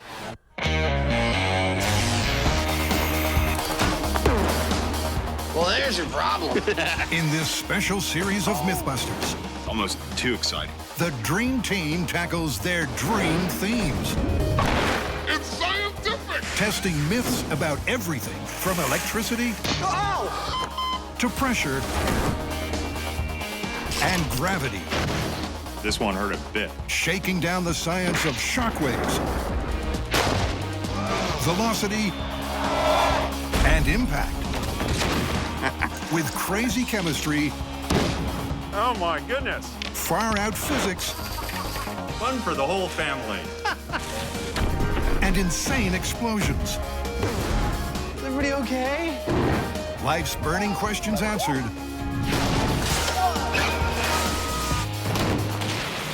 On MythBusters, there's your problem. This episode, the MythBusters take the plunge into 3 water-based myths, including if a ninja could really fire a blow dart while underwater. That's without cheating. Then they head to the surface to take on some truly extreme weather events, like could hail sink a boat? Coming down in buckets. And could you build a portable tornado shield? Okay, everyone be quiet. It's Jamie's nap time now. Our first story is a frothy one. Well, there's a myth going around that it is impossible to swim in bubbly water. Sounds like we're going for a swim. I think so. According to the myth, the bubbles make water less dense, meaning if it's extra fizzy, you sink like a stone. To test the theory out, they need to make an underwater bubble generator. So all we've done here is welded together a couple of heavy steel frames, and we've sandwiched inside the frames a pillowcase. We're pumping air into that pillowcase, and as it pressurizes, it comes through the weave of the fabric. That's great. It makes little bubbles. But we need just a little more water. So we've come back out here to this 10,000-gallon tank that we installed a few years ago, and we're gonna put a larger bubbler in it and Adam's gonna go for a swim. Or not. The water tower is set to become a fizzing cauldron of scientific discovery, if only they can figure out how to get the bubble maker into it. Oh yeah, they'll just use that crane. So our bubbler is just about ready to be put in place. That's a tight fit. Okay, stop. What happens next is that we hook up the air supply. And then we slowly lower it to the bottom of this tank, which is full of reasonably clear but quite cold water. Then I will put on some scuba gear, and then we're pretty much ready to do this test, which I hope happens quickly because this water right now is about 50, 51 degrees. 50 degrees Fahrenheit. That's a spine-chilling 10 degrees Celsius. Bon voyage. All right, here we go. How's the water? The water is so cold, I got an instant headache. But you know what's really cool in here? What? Looking out the portholes. As the rig roars into life, a perfect hubbub of bubbles bursts forth. It's a gorgeous stream of bubbles. With Adam weighted so he's neutrally buoyant, once the bubbles are turned on, he should start to sink. Oh, here they come! Whoa! Whoa! Adam does go under, but not quite as planned. He first gets pushed to the side, and only then does he sink.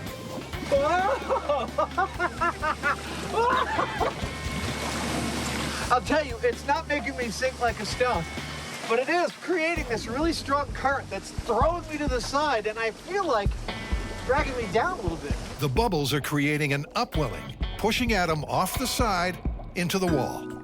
And without bursting the boy's bubble... It's like riding a Bronco. Methinks it's time for a rethink. Well, I don't feel like we can call it on the basis of this tank. I think it's actually too small. This current being everything, it sort of overwhelms the original story, which is about bubbles. So I feel like we need to create more bubbles in a much bigger space. It's go big or go bust. To attempt to negate the effect of the pool edge, they're going to upgrade to a full-sized swimming pool with a super-sized bubbler. Jamie welds the massive steel frame, while Adam sews the giant canvas bubbler bag. You know what it looks like? It looks like the world's largest whoopee cushion. We built a bubbler that will give us a swath of bubbles 4 feet wide and 16 feet long. We've got I-beams on it to hold it down against the flotation. We've got a massive steel frame, the big bladder, and not one, but 2 air pumps to supply all the air we need. We drop it in the pool, and you got yourself a big-ass bubbler. It is big, but will it be big enough to eliminate those supposed edge effects? To find out, Adam, designated to do the wet work, goes under to guide it into position and make sure it's level. But there's a problem. Cut the air. Luckily, Adam was clear of the rig when it made an unexpected and dangerous break for the surface. Not enough weight. The whole thing started to float. Well, that's why we brought the barbells. I'll start to break them out. With an additional 100 pounds in each corner, totaling 2,000 pounds. Stop. Cut the air. Again, the bubbler rears from the bottom like a leviathan hell-bent on destruction. Time to quit? Not quite. This is just a minor setback. All we need are heavier I-beams or bars of steel of some sort to put on this thing. We'll be able to weight it down. We'll fix it. They add 4,200 pounds of weight holding down the bubbler. That's perfect. Nothing's budging. It looks gorgeous. Excellent. They've tamed the bubbling beast. Now it's time for the real test. First, Adam will do a no bubbles lap. Our first test is the control. Without turning the bubbler on, I'm going to swim from here across the pool and back. And I'll take a reading on the stopwatch. Once we've got that timing, we're going to turn the bubbler on. I'm going to do the same thing again and see if there's any difference. Have I mentioned this pool is not heated? Okay, swimming without bubbles. In 3, 2, 1, go. Adam sets off. It's safe to say he's not going to break any Olympic records, but the time he sets on this lap will be compared to the time he does when the bubbles are on. And by the way, yes, it is a little weird that he kept his glasses on, but let's not go there. I got 29.84 seconds. Let's call it an even 30 seconds. Which means it's time to fire up the generator, blow some bubbles, and see if Adam's swim will be affected by those millions of pockets of air. Okay, swimming with bubbles. In 3, 2, 1, go. Glasses firmly in place again. On the first lap, Adam powers through the bubbles. But on the way back, it's not so easy. Just like the previous test, the upwelling current pushes him to the side. Okay. 32.5 seconds. That's a lot. That's like 8%. It does seem to be more difficult to swim in bubbly water, and the timings we've been taking from my testing seem to bear that out. So given that there might be a grain of truth to this story, that it might be more difficult but not impossible to swim in bubbly water, we're gonna ramp it up as far as we can go. That's more like it. And that means we're gonna go full power with those compressors. We'll see what happens. Wow, that's a lot of bubbles. Full scale bubble test. In 3, 2, 1, go. With the dial turned to 11, the forces Adam has to deal with are obvious. Despite looking quite serene below, there's nothing cruisy about this jacuzzi. And the current's too strong to swim across. Ah! Swim harder. You're just not trying hard enough. Stop screwing around. We started out with a myth about it being impossible to swim in bubbly water, the conventional wisdom being that bubbles make the water less dense and thus you would sink, when in fact it turns out that the bubbles create this churning upwelling of current as they rise to the surface, and it is the current and not the bubbles that makes it, in fact, impossible to swim in bubbly water. I love being surprised by results like that. Well, that's pretty neat. We had a build that was more difficult than we thought, a surprise ending, and a myth that is, I gotta say, plausible, but not for the reasons we originally thought. In our second story, Carrie, Tori, and Grant are diving into a very different water-based myth. This is a classic ninja myth that's all about assassination. But this is specifically an underwater ambush. So imagine you have a target. The only time he's unprotected is when he takes his morning walk by the lake. Okay. So you grab some poison darts and a blowgun, you hang out underneath the water, and when your target walks by, you attack. According to ninja lore, a shadow warrior could slip into a pond, stay hidden for hours, breathing through a blow tube. When the target finally turns up, the ninja fires a poison dart with deadly accuracy. Okay, this is gonna be tough. Well, if it was easy being a ninja, anybody could do it. First step, we need to find out if Tori can withstand one of water's especially dangerous characteristics. Stop right there, that's good. Its ability to chill the human body. Today, we're going to test exposure to cold water. And to do that, Tori has kindly volunteered to jump into our tank of 66-degree temperature water. That's 19 degrees Celsius. If that was an air temperature, it wouldn't feel cold. Here you go, buddy. Ew, it smells too. But because water is a better conductor than air, it draws heat away from the body more efficiently. Well, apparently, ninjas used to rub animal fat all over their bodies and then put a leather suit on before they got into cold water to act as like a wetsuit. Great, not only am I uncomfortable, I look like a complete idiot. This is the ninja hood. This Do part I really goes... have to wear this? Well, this Yeah, is, I mean, really. Yes, you do, Tori. You lose up to 50% of your body heat through your head. All right, you're gonna write on this board how you feel. 1 is you're okay, you're good to go, all the way up to 10, which is I think I've got hypothermia, get me out of here now. All right, 3, 2, 1. So well does water extract heat from our bodies, just 2 hours in water this cold could prove fatal. And just 10 minutes in, Tori's already struggling. Let's ask him what number he's at. 5. He's colder. In water this cold, Tori's losing body heat 32 times faster than he would normally. Paramedics are on standby. His breathing's really getting ragged. And the shaking's getting worse. Oh, he's coming up. He's coming up. Okay. Okay. After an hour, this ninja's had enough. Oh, that's it. All right. Now, given that Tori's just a regular guy of average health, that is a very good performance. It was harder than I thought it was going to be. The longer I was in there, the harder it was to breathe. So it seems a ninja could tolerate cold water long enough to become an underwater assassin. But how feasible is their supposed weapon of choice? I think as far as making blow darts goes, I'm totally going to kick ass. The team has vowed to use only authentic natural materials, so it's not easy. Bamboo grows in sections with joints, so you have to remove the bumps and notches to make sure the dart won't catch in the barrel or lose air around the sides. Tori and Grant are done. But Carrie's decided to bend the rules a little. You may have noticed I put a metal tube inside of my bamboo blowgun, and that might be considered cheating. I mean, metal is natural. It does come from this earth, so not entirely cheating. Okay, and whoever gets the closest gets to be the master ninja. All right, here's dart number 1.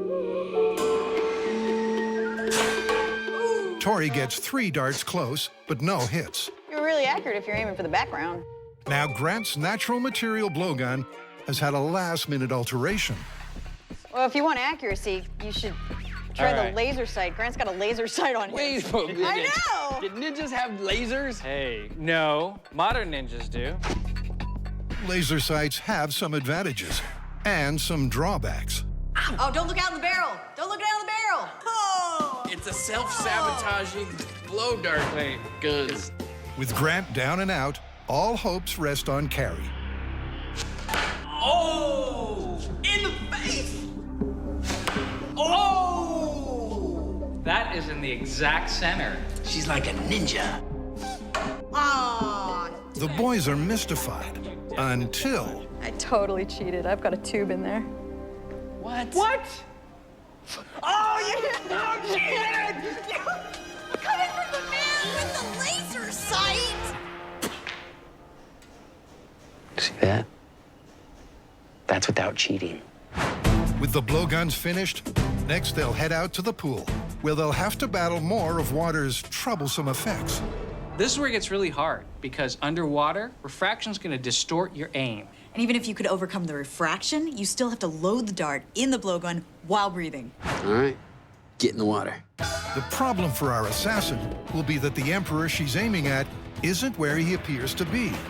That's because light travels at different speeds through water and air, getting bent as it passes from one to the other, a process called refraction. Although she's still a dead-eye shot above water, That's right where I was going for! under the water, Carrie is guessing where to fire. Oh, jeez. Sorry! She's missed by a mile. It's really blurry. Whoa! You hit the pole. It was high. Yeah, lower your aim a little Oh, bit. wow. I thought I was way lower than that. All right, refraction aim test, take 3. So will it be third time lucky? Whoa! Oh, that's a great shot. A really good shot, and that was only your 3rd try. Ah, the sweet smell of success. The refraction test went so much better than I expected. I thought that maybe I could hit the target, but I didn't think I could sit underwater, see the target, and really aim for it. In 3, 2, 1. Well, now we've tested all the elements. Now the final test is to see if we can load our dart underneath the water and then fire and hit our target. Trouble is, once you take your mouth away, pressure makes the water rush in. And your blowgun becomes a water pistol. I shot mine first, so I got to see what happened with both of yours. All the darts went really low, and yours didn't even make it out of the pool. It's a blow to the myth. But Carrie could have the solution. I was thinking of this. You've only got poison at the tip, right? So what if you have the end in your mouth, and you kind of hold on to it like this with your teeth, and then you breathe through your teeth, and then you load it. That way there's never a water transition. Sure, whatever works. You wanna try that? We need to assassinate this guy. Okay. So let's pucker up and see if breathing through clenched teeth is the ninja way to liquidate. Oh, yeah! He did it! Yeah! Ninja! Yeah! And it's not long before everyone starts hitting their groove. Woo! He's assassinated! Oh, I hit him in the face! We got him! Yeah! This This is totally plausible. We covered all the elements. You can survive the exposure to the cold. And you can overcome refraction. And you can breathe underwater while firing a blowgun. The blow dart experiment was phenomenal. This is actually a plausible ninja myth. I'm completely surprised. While water may be a ninja's best friend, it can be a bridge worker's worst enemy. For our third story, the MythBusters are at an old Navy shipyard with a giant crane. Wow. Snug as a bug in a rug up here. To test the myth that if a bridge worker falls from a huge height into water, they might be able to survive by dropping a hammer in to break their fall. I guess this is based on the idea that if you fall from a really large height, hitting water is pretty much like hitting concrete. I mean, it doesn't move out of the way like we expect it to. It actually resists impact at that speed. Yeah, and so by throwing a weight in front of you, you're going to break the surface tension or possibly simply aerate the water to where it slows your deceleration down. You don't stop so quickly because that stop is what kills you. So we'll take the dummy to the top of this crane and drop him into the water a bunch of times? That's it. Dummy's going to go swimming. Adam is about to fit the crash test dummy buster with a device that measures the energy generated by sudden stops. We've got to put this in his head or in his torso, wherever it will fit. This is an accelerometer. This will measure the G-force when he hits the water. Do you want to get hit in the head? You're going to anyway. Poor Buster. The torture for him begins with Adam carving out extra room inside him to fit the accelerometer. I like this. I'm quite pleased with this. I just tested all the systems of the accelerometer, and they're all a go. So it's now recording events. It's probably recorded more than a few jostles on the way out here. Although not as dense as the ground, water is still dense enough to create a fatal impact. They're going to drop Buster from 180 feet. He looks good. Take him all the way up. First, they're going to drop him without the hammer. A guide wire will keep Buster on target. And if Buster's having second thoughts, it's officially too late. Okay, I'm ready. 3, 2, 1, go.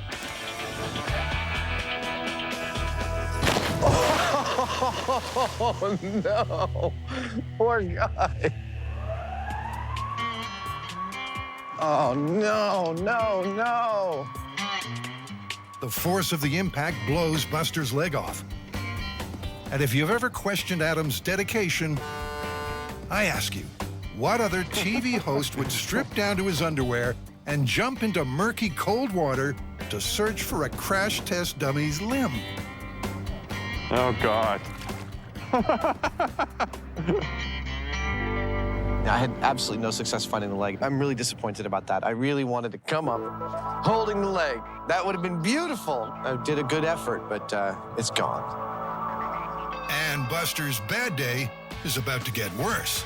3, 2, 1, go.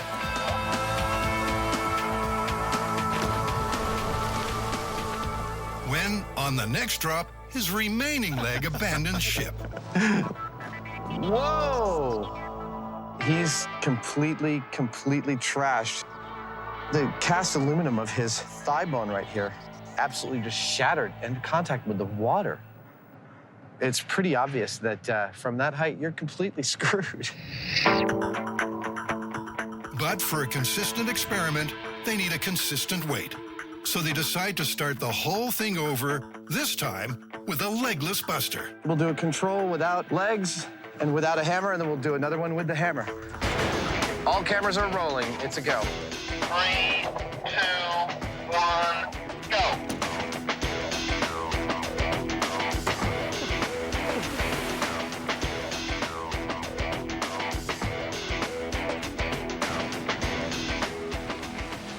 That's so radically hardcore. Now it's hammer time. Will the froth it creates reduce the water density enough to prove the myth? We're ready on your count. 3, 2, 1, go.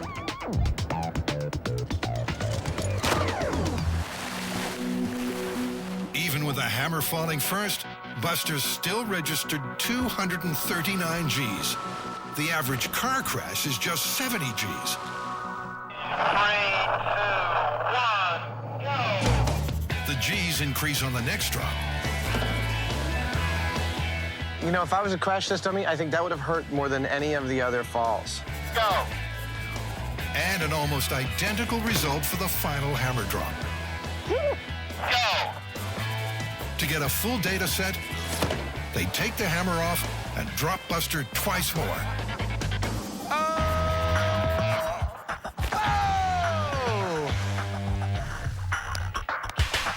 It's not looking good for Buster or the myth. We got a good control of 3 drops without the hammer and 3 drops with the hammer. That's a reasonable data set to make an assessment. Yeah, there's effectively no difference in the length of that curve, just between 200 and 300 Gs. Even if the hammer helped a little bit, when he hits the water, he's going 60 miles per hour plus, which is like twice the speed that they test auto crashes at. And then bottom line, our data doesn't show any effect of the hammer at all. No, it doesn't. I would say that this myth is busted. I'd agree. While water can definitely make an impact, That would have been beautiful. for a true disaster, you need meteorological mayhem. Cue the first of our weather-related myths. What do we got? All right. So the myth is that during a tornado, glass can get sucked out of a window and travel so fast that if you're in the wrong place at the wrong time, Let me translate. Could glass whipped up by a tornado really cut off a person's head? Don't worry, they won't be using a real human neck. Instead, they get a pork neck and sew on a fake head. Meet Neckman. So our plan is pretty simple. We're gonna take turns flinging panes of glass at Neckman. And this is the glass. It measures 12 inches by 12 inches by 1/8 inch thick. But most importantly, it conforms to the residential building code of houses that are actually in Tornado Alley. The only thing cruder than this test is Carrie's aim. That was not anywhere close to the net. Holy crap! Are we gonna need to order some more glass? The problem here is not just accuracy, it's speed. Maxing out at a disappointing 30 miles an hour means Carrie's not even reaching a 4-0 tornado. Next up to the plate, it's Grant's turn. I guess you can have a worse shot.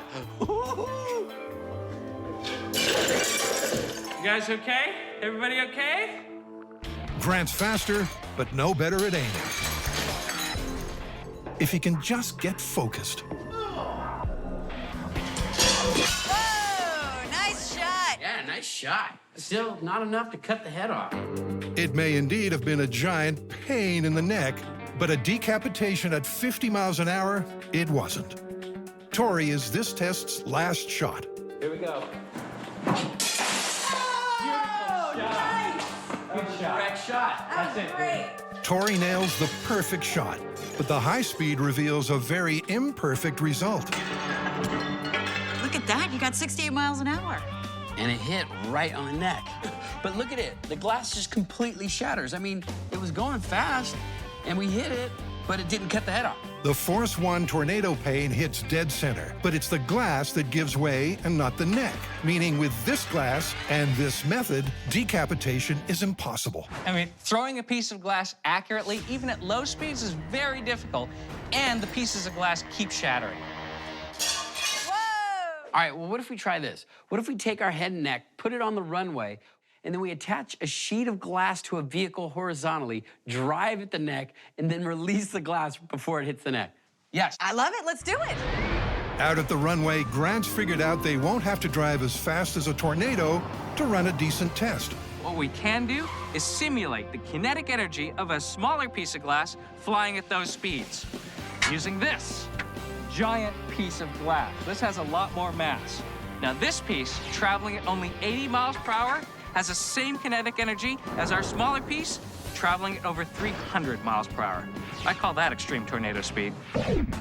Grant's right, and it's over to Carrie to explain why. Tori's 450-gram pane of glass flung at 70 miles an hour had a kinetic energy of around 220 joules. If that glass had been traveling at an F5 tornado speed of 300 miles an hour, it would have had the energy of over 4,000 joules. Now, because the truck can only drive 80 miles an hour, to get a 4,000 joule hit, you need a heavier piece of glass. So how heavy? 6.5 kilograms. But will that cause a decapitation? That's one big piece of Tornado Alley code glass. And to put it to work, Tori's built a rig that looks lethal. So this is the Super Tornado Decapitation Rig. So I built this steel structure that we've attached to the truck. On the end of it is a piece of glass being held oh so gently by these foam blocks. When we hit the neck, the styrofoam will break and the glass will act as if it's flying through the air. With Neckman's neck on the line, Holy mackerel! Look at that tornado! it's all systems go. Yeah! You ready? Ready? Okay, this is Neckman versus the large piece of glass in 3, 2, 1. Not wanting the glass to slip loose, Tori gently accelerates up to 80 miles an hour. Here comes. That's what I was gonna say. Now is the time I feel compelled to yell, duck! No! Whoa! Wow, that was almost no hesitation whatsoever. That was gruesome. I mean, there was no resistance. The head just came off. All right, let's check it out. But after looking at the high speed, they're worried that even with the hair trigger on the clasp, the momentum of the car is having an effect. So it's back to the shop to devise a new method of accelerating glass to tornado speed. So how exactly are we going to accelerate a piece of glass very quickly? Well, the first step is to take a bunch of these caster wheels and flip them upside down like this, so that we have a low-friction surface to slide our glass on. It's like a little conveyor belt for potentially deadly glass. At the end of this line, these two tires go on an axle, which is connected to an electric motor.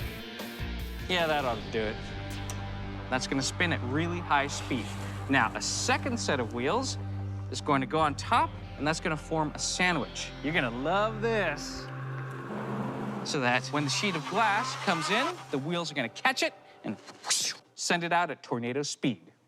Now, we're hoping that this machine is going to actually help us with our speed and accuracy. But like most of Grant's truly intimidating-looking rigs, we don't know what it's going to do until we do a few tests. And that glass is going to be twice as thick and twice as heavy as the glass the guys first threw. All right, calibration test, full power. And go! Woohoo! Yes. Maybe too much power. Instead of throwing the glass, the machine smashed it to smithereens. Shoot. That was awesome. But a quick nip and tuck, and it's good for take 2. 3, 2, 1.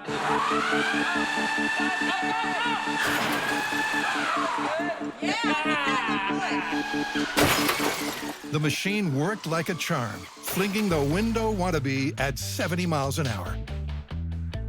And that means it's Neckman's curtain call. Chin up, buddy. It's very important. Keep your chin up for this one. You ready to get your head cut off? All right, fire it up. Okay, here we go. 3, 2, 1. I think we've got decapitation. That is unquestionable. We did it. We confirmed this myth. We got decapitation. It's incredible to think that a small piece of glass with hardly any mass at all, going only 70 miles an hour, which is a mild tornado, is enough to cut your head off. Now, we know one of the ways strong winds can kill you. But next, Adam and Jamie are going to investigate how to survive a tornado. So our question is, how are you going to keep yourself from getting blown away in a strong wind? Storm chasers usually opt for an armored vehicle. But if you're outside with nowhere to run or hide, then surely you're toast. Well, not if the MythBusters can somehow build a personal tornado protection device.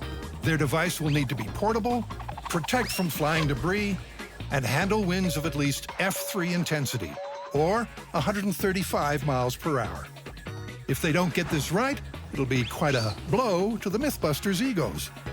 The plan is this. I'm going to be making what amounts to a low-slung, it's my baby, streamlined and very heavily armored tent. Oh, yeah. Now it's starting to look serious. It's got armored panels, it's got aluminum tent poles. Okay, everyone be quiet. It's Jamie's nap time now. It's got a heavy-duty fabric. You crawl inside, and you're safe. That is awesome. And with the addition of a spike base that will secure it into the ground. That is what says I'm not going anywhere in a few 100 miles an hour wind. That works. It's ready for some testing. Well, not quite now. Before we test our tornado shield, we need something to compare it to. That's called a control, and that control is called Adam Savage. I'm going to stand here directly in the wind stream until I can't stand no more, and that will be the point at which we test the tornado shield. But with no tornado in the forecast, Adam has an intimidating alternative. It's not every day you stand behind a freaking jet! However, I can step out of the wind stream of the jet's engine at any time, and they can cut it in a moment's notice or a second's notice, so I guess there's nothing to do but proceed. Okay, fire that puppy up. For safety, the pilot starts the thrust at just 20%, which allows Adam to heave himself to his start point. Once there, the pilot ramps up the thrust. 30% is 100 miles per hour for our fearless MythBuster. 40%, 110. 50%, 120, and he's still holding. But when the wind hits 130, he gets a knockdown blow.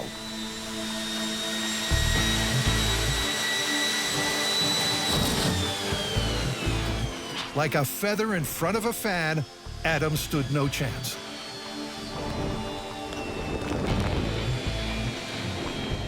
How you doing? I'm good. That was awesome. Without any protection, Adam lost control at about 130 miles an hour. Now it's time to test the tornado shield. And just like that, Jamie unpacks his tent and gets ready for the wildest camping trip imaginable. All right, here's the first test of the human tornado shield. Go ahead and start the engines. I can hear the engines going up. We're all good. Like last time, the pilot ups the thrust in increments. And there comes the wind. Yeah, now he feels it. One design flaw of the shield is that Jamie can't see out of it. We can only imagine how terrifying it must be as the pilot ups the ante. The tail end of this thing is whipping around a little bit, but feels okay. The shield holds up well as the wind creeps beyond 130. But suddenly, things take a turn for the worse. The suit tears away, and Jamie is left vulnerably exposed.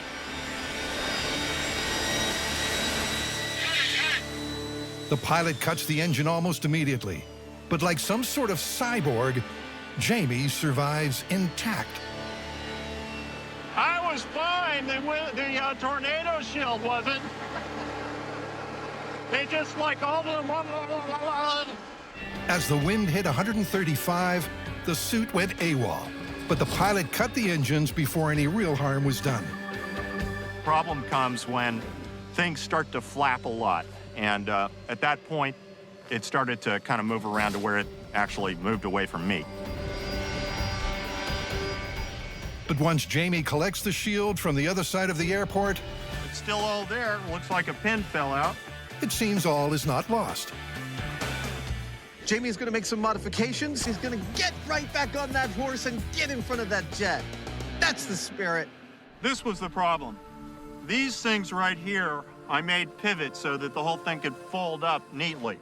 They're what actually holds the whole thing to the ground. Because they pivoted, they were allowed to move and they let go of the actual shield. So we're gonna actually bolt them in place and bolt them to the shield. They won't let go this time, and I think I'll stay in place. So Jamie's going to repitch his tent, and he's more optimistic than ever that his design will use the wind pressure itself to keep him from flying away. Okay. All right, ladies and gentlemen, back by popular demand, it's Jamie Heineman in Tornado Shield 2, the Back to the Drawing Board Tour. Jamie, take it away. All right, start those engines. Jamie sounds really impatient in there. He's like, I'm still standing by, as if we've, like, forgotten about him. I can smell the exhaust. Here we go. It's getting scary. At 110 miles per hour, Jamie's finding it a breeze. All good. Snug as a bug. So the wind speeds increased to 130. Okay, that's picking up a little bit. Still good. He's now experiencing 130.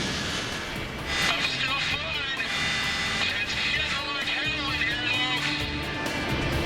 though. With the suit holding up, the pilot puts the pedal to the metal, increasing the speed to 180.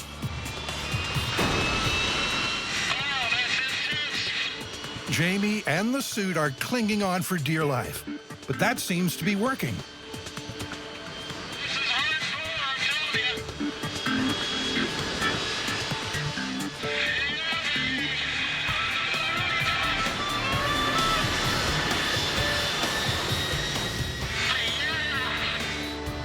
That's 180 miles per hour.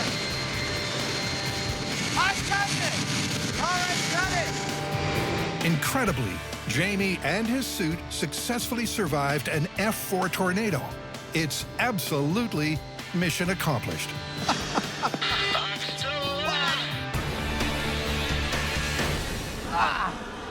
That was 180 miles an hour. Yeah, baby. 180.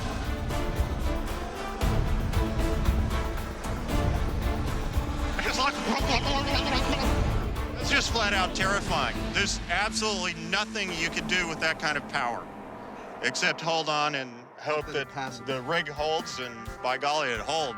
It held. It held. I was waiting for the claw to let what's going to let go, but nothing did. It just, I was getting beaten by the surface of this thing. Wow. Like being spanked. The high speed shows just how intense that was. With ice chunks hitting and a 180-mile-an-hour wind, the prototype stood strong. Nothing prepared me for how devastating that wind was, and our tornado shield, with only one modification, held its ground in 180-mile-per-hour winds with nothing holding it down except some spikes, keeping it from sliding. That is amazing. I don't know that everybody in the tornado belt is going to want to carry one of these things around, but we saw what happened to an unprotected person. And the simple fact is that if you had one of these and you got in it in a tornado, you'd be safe. Next, Carrie, Tori, and Grant have hail on the horizon. All right, so this is an old fisherman's myth. Now, the story goes that a hailstorm can be so intense that it can actually sink a boat. Does the hail penetrate the boat and make it sink because there's holes in it? Or does it fill up with hail and it sinks because it loses buoyancy? Don't know, but that's what we're gonna find out. First, they're going to find out if hail has enough mass to punch a hole in a boat's hull. Carrie's at San Francisco Ice Company on a chilly mission, where science is best served cold. Hail balls. And while Carrie's been prepping the ammo, Tori's tracked down the target. Avast, you scallywags! To give this myth a fighting chance, we've opted for a single-hulled boat. And by using all the most common materials, we've covered all our bases. Those common boat hull materials are wood, fiberglass, and aluminum. Will icy projectiles be able to pierce any of them? And that's where the cannon comes in. Oh my God, that is ridiculous. How long is this? 40 feet. But at hailstone terminal velocity of 80 miles an hour, That looks solid. It's like snow glitter.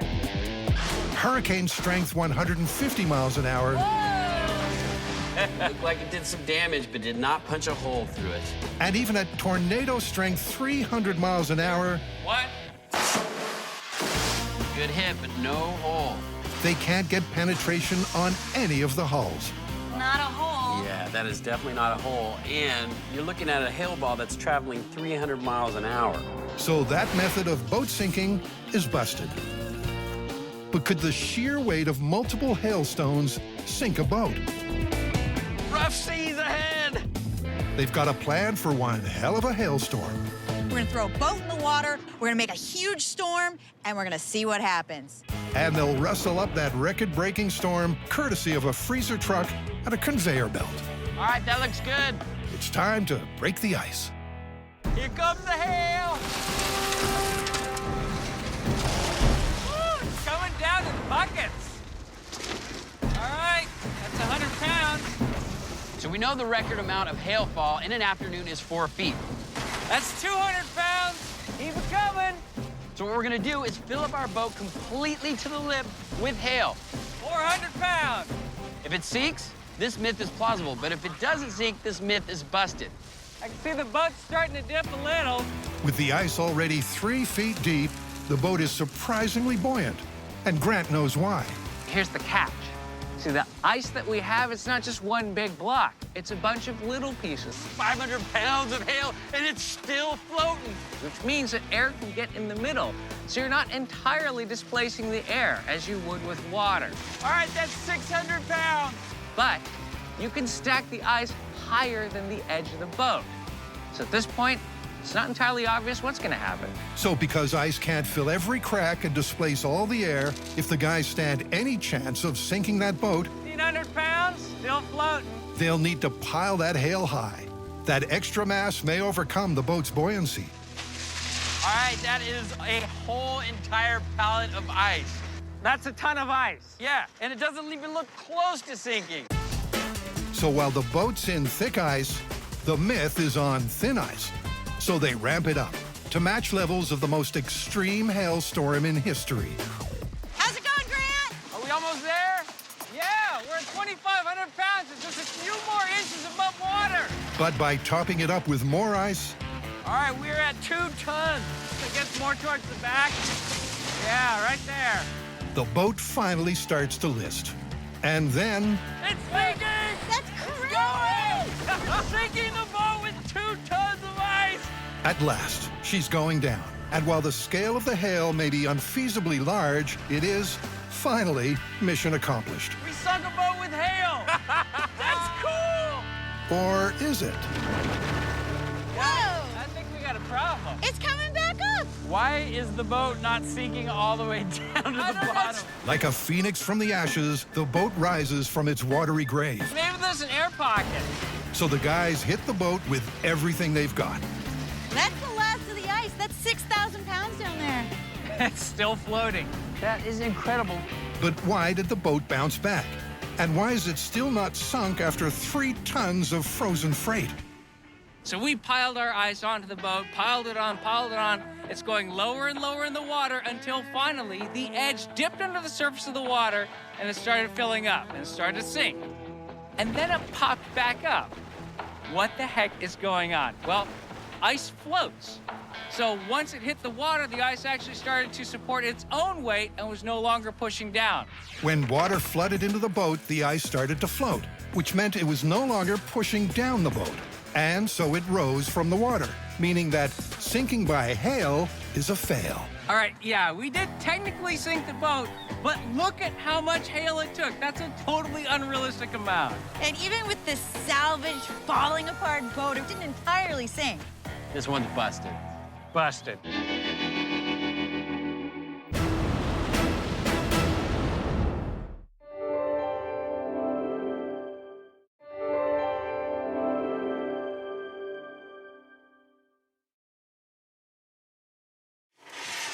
Please, don't try anything you're about to see at home.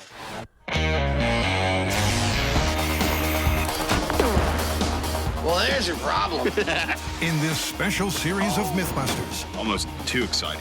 the Dream Team tackles their dream themes. It's scientific! Testing myths about everything from electricity to pressure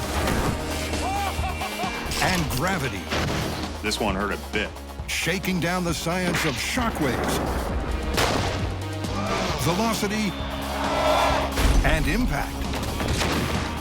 With crazy chemistry, Oh my goodness. far-out physics, Fun for the whole family. and insane explosions. Is everybody okay? Life's burning questions answered.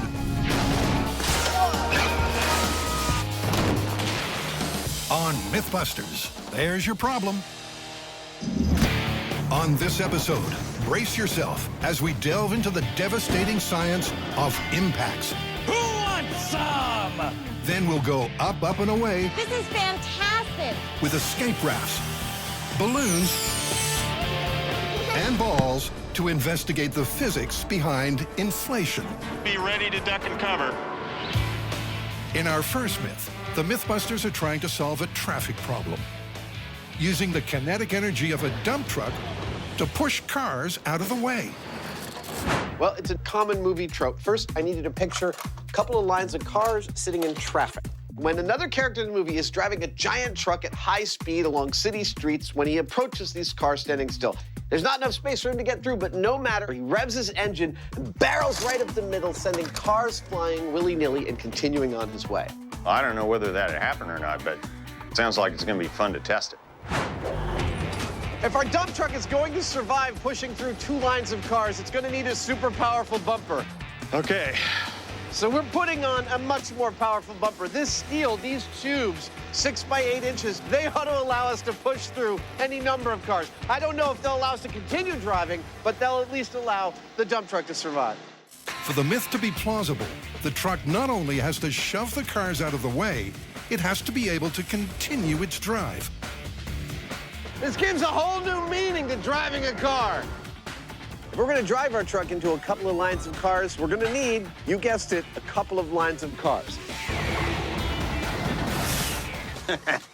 That's a nice line of cars. Are you ready to smash into these cars? Did I ever tell you how much I hate traffic? Well, now's your chance to even the score. With 10 cars in 2 lines, will this speeding dump truck have enough force to clear its path?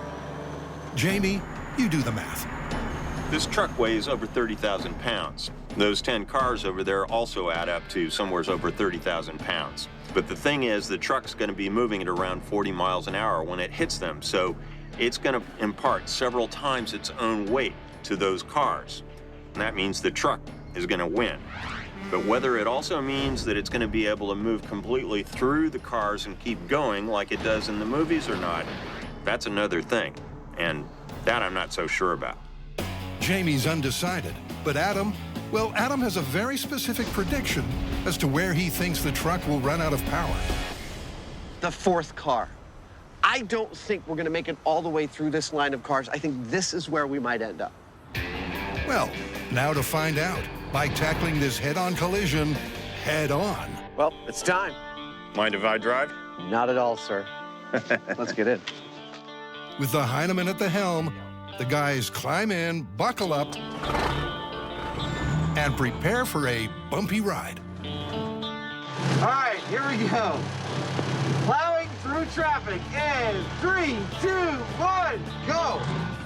30,000 pounds of truck heaves into action as Jamie slowly accelerates down the runway. And once he hits 40 miles an hour, the boys get set for a truly meteoric impact.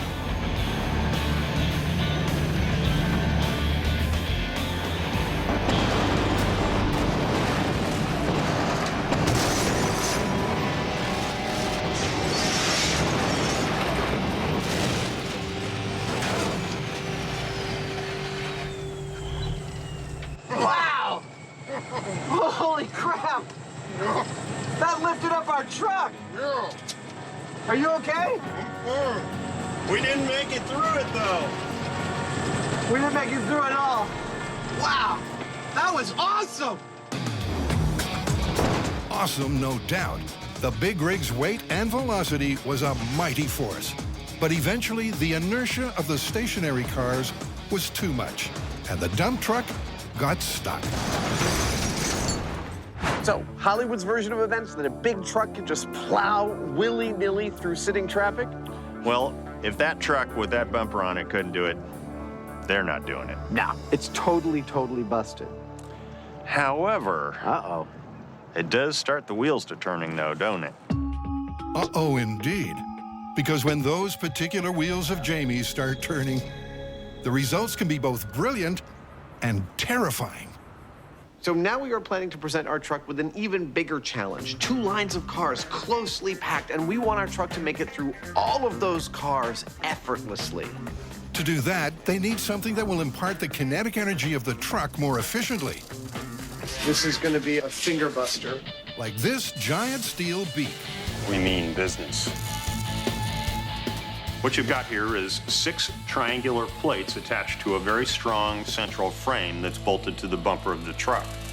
Now, the idea I have here is that this semi-conical frame will come in low on the cars and then lift and separate them, allowing us to pass between them the most efficiently and also be the least likely to slow us down. Yeah, I can't wait to see this thing go. Back at the runway, the dump truck gets a much-needed nose job. Yeah, that's it. Can you imagine sitting in traffic and looking in your rear view mirror and seeing this thing going, Nice.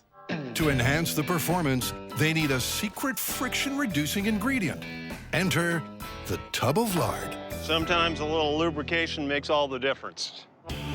And with 16 cars all lined up, Jamie's feeling positive vibes. All of those cars are going to go flying. I'm not just talking pushing them aside. They're going flying. Flying cars in our future? It's not the first time we've all heard that prediction. Coming in. But could this be the first time it actually comes true?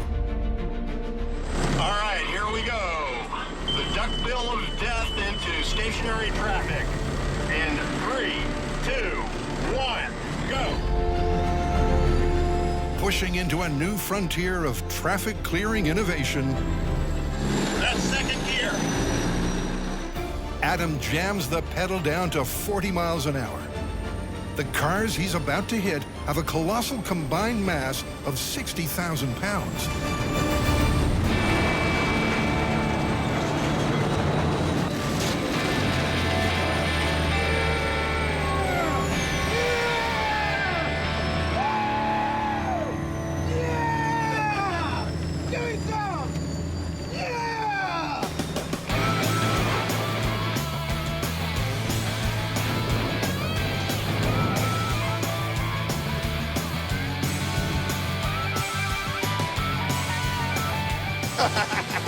That was amazing!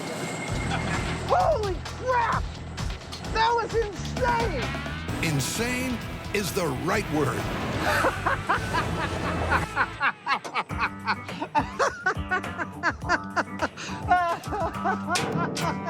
It just didn't stop. It didn't stop. I kept giving it gas and it didn't stop.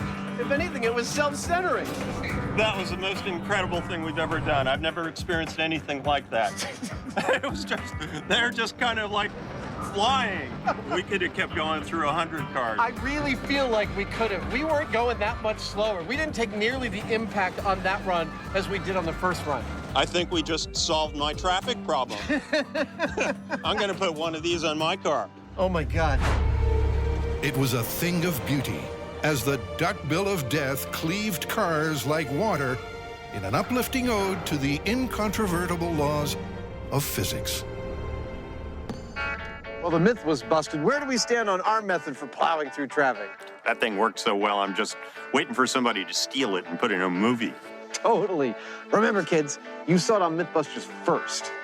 In our next story, Carrie, Tori, and Grant are looking at a very different way to reduce an impact.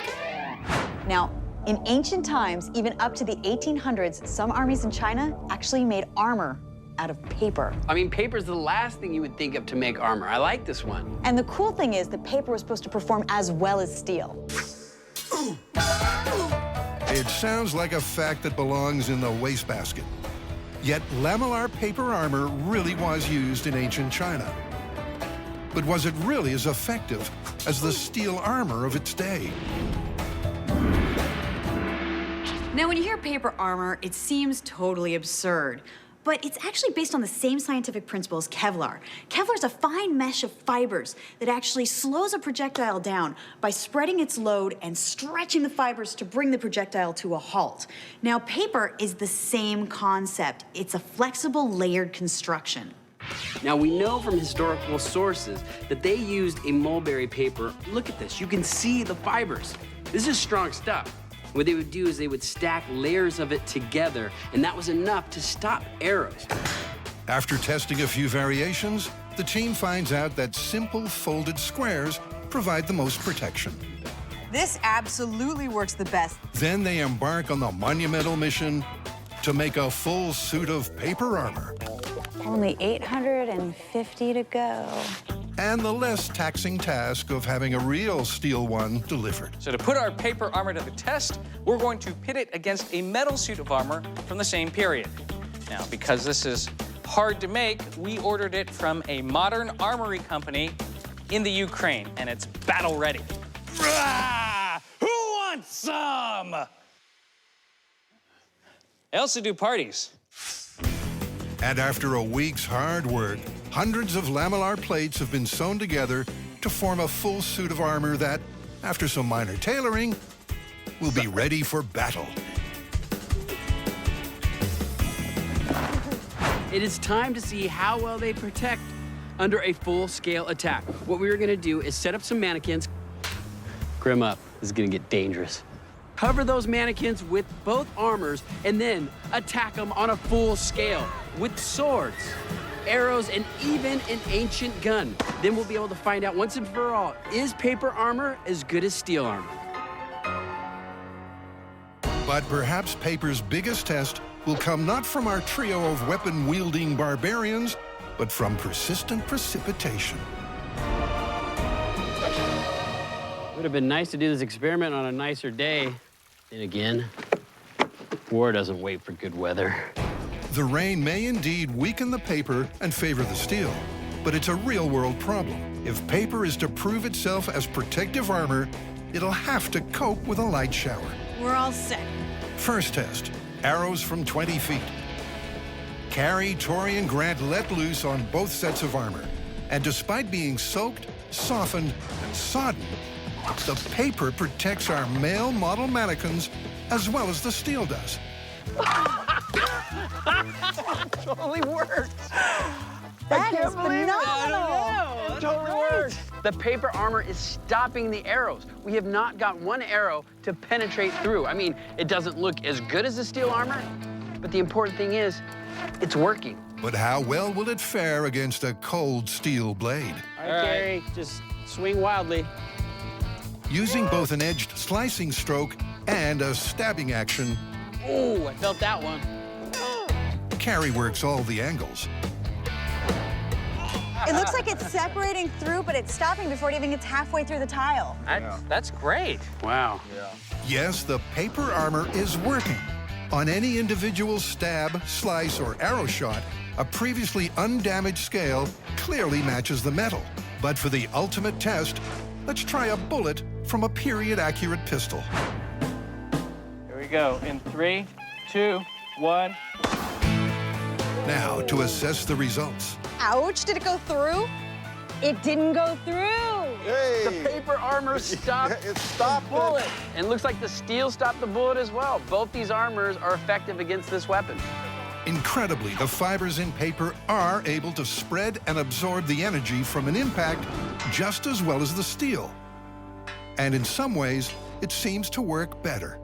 I've really been wanting to do this story for a long time because it seems so outlandish, but it's super impressive. Paper armor is actually a viable option in warfare.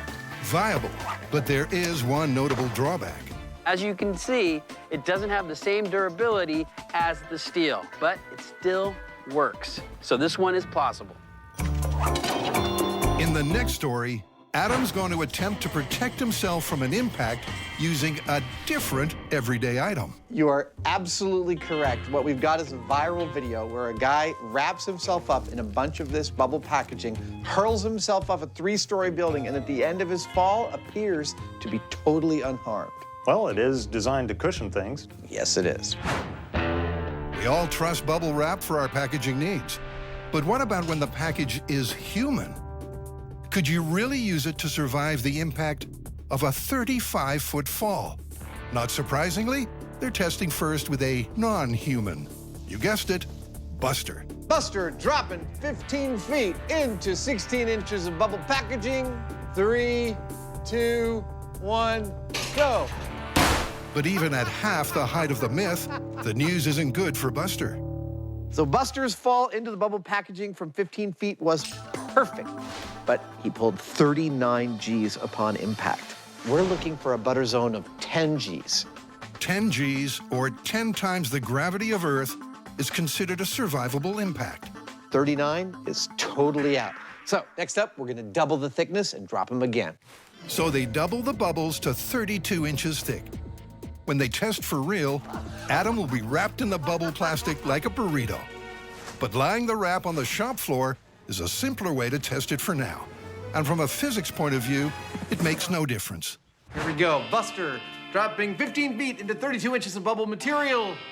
3, 2, 1.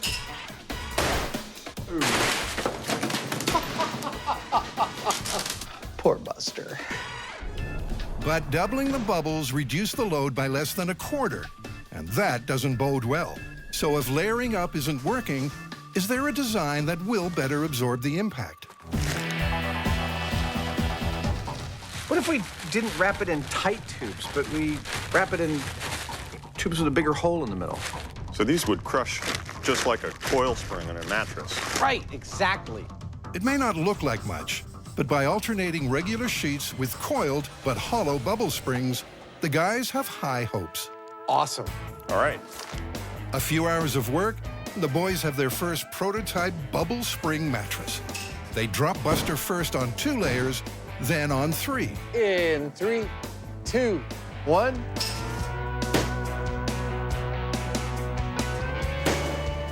So our 15-foot Buster drops here in the shop are yielding some exciting data fruit, and I just coined that term.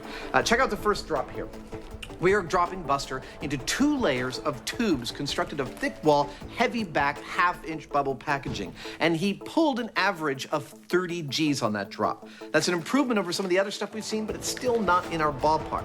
However, for the second drop, which you can see here, we added a layer of thin wall, non-heavy duty half-inch bubble packaging to slow down his deceleration, and it seems to have done exactly that. On that second drop, he pulled an average of 15 Gs. We cut our G load in half.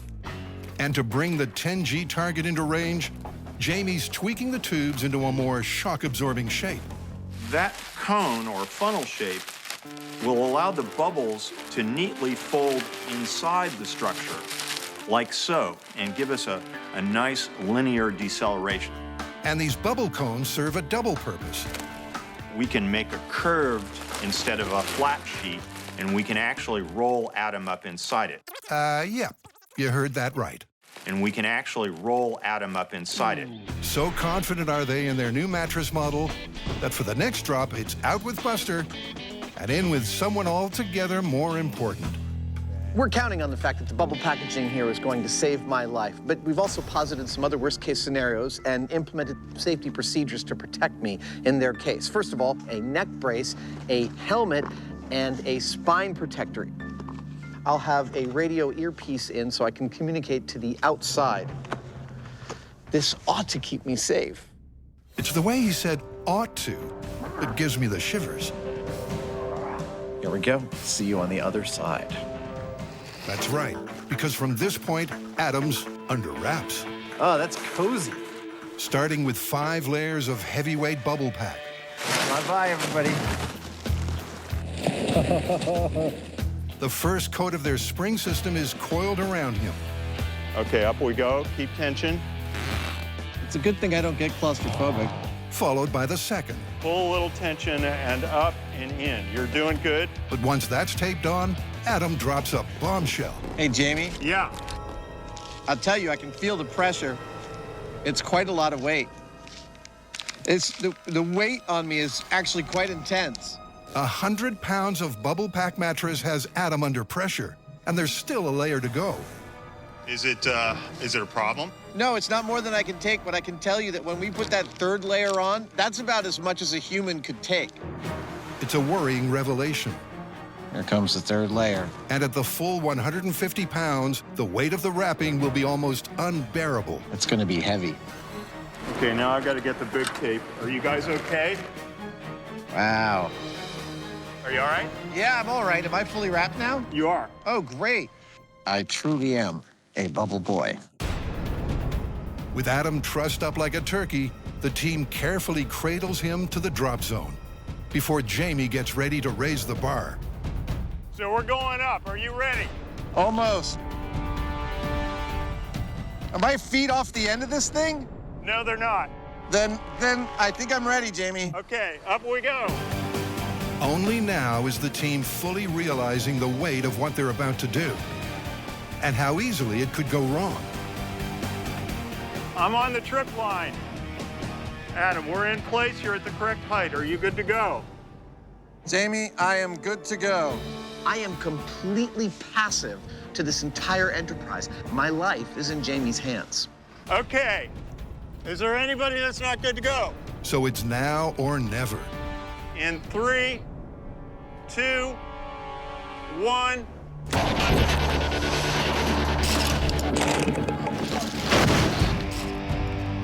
Bubble wrap or not, Adam dropped at an alarming rate. And that silence rings alarm bells. The team rushes in, and Jamie is the first to the scene. Oh, I'm okay. I'm okay. After a free fall of 15 feet, Wow. it looks like Adam and Jamie's bubble engineering has taken the bulk of the impact. That was intense. But the touchdown didn't please the pilot. What happened was the moment you released me, my head came off the board, and then an instant later, it hit the board. Thank you, sir.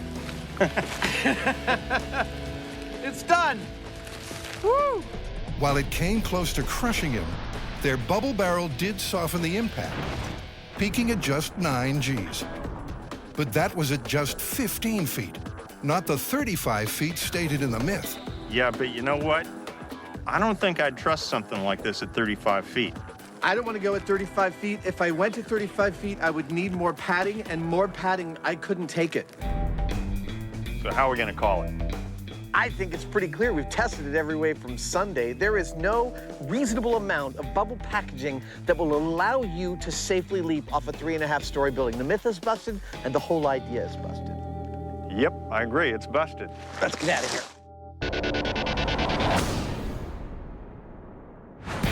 With the facts of impacts absorbed, the MythBusters are taking on 3 more myths, this time about inflated objects. Will they fly into confirmed airspace or plummet into the busted zone? For our first story, please assume the brace position.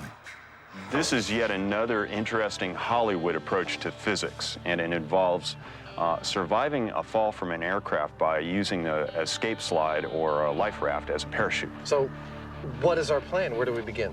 Well, obviously, we have to find an escape slide and a life raft, and we're going to attach Buster to them and haul him up in the air in a helicopter and compare the speed that he falls at with what he would fall if he wasn't attached to anything. And maybe it'll be a survivable speed. Well, one can only hope. Can an inflated raft provide enough wind resistance to save Buster's life? To determine the survivability of Buster's ride, Grant preps the rig for the key metrics. How fast the fall, how hard the landing. We've got the accelerometer in the head. We've got a velocity meter that's actually used by the special forces, frangible bones that we know will break according to human bones. We've got our shock meters that will tell us by visual indication if we've exceeded certain G-forces. Grant, with his radar gun, will also track Buster's ride manually. And speaking of ride,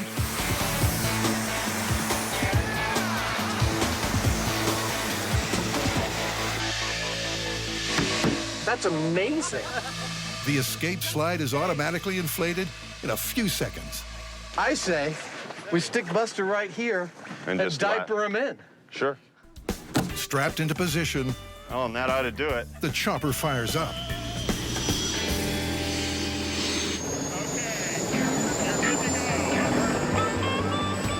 The lines attached to the chopper will be released once they hit 2,000 feet. But disaster. At 400 feet, the rig fails, tipping Buster out.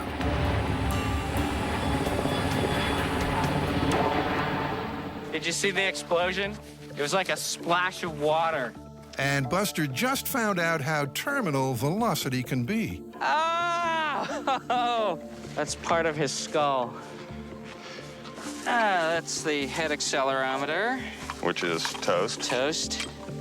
How bad is it? Real bad. Without anything to slow him down, the rapid deceleration caused by Buster hitting the ground was catastrophic. This gives you an idea how severe that impact was. Even the silicone is ruined. Wow.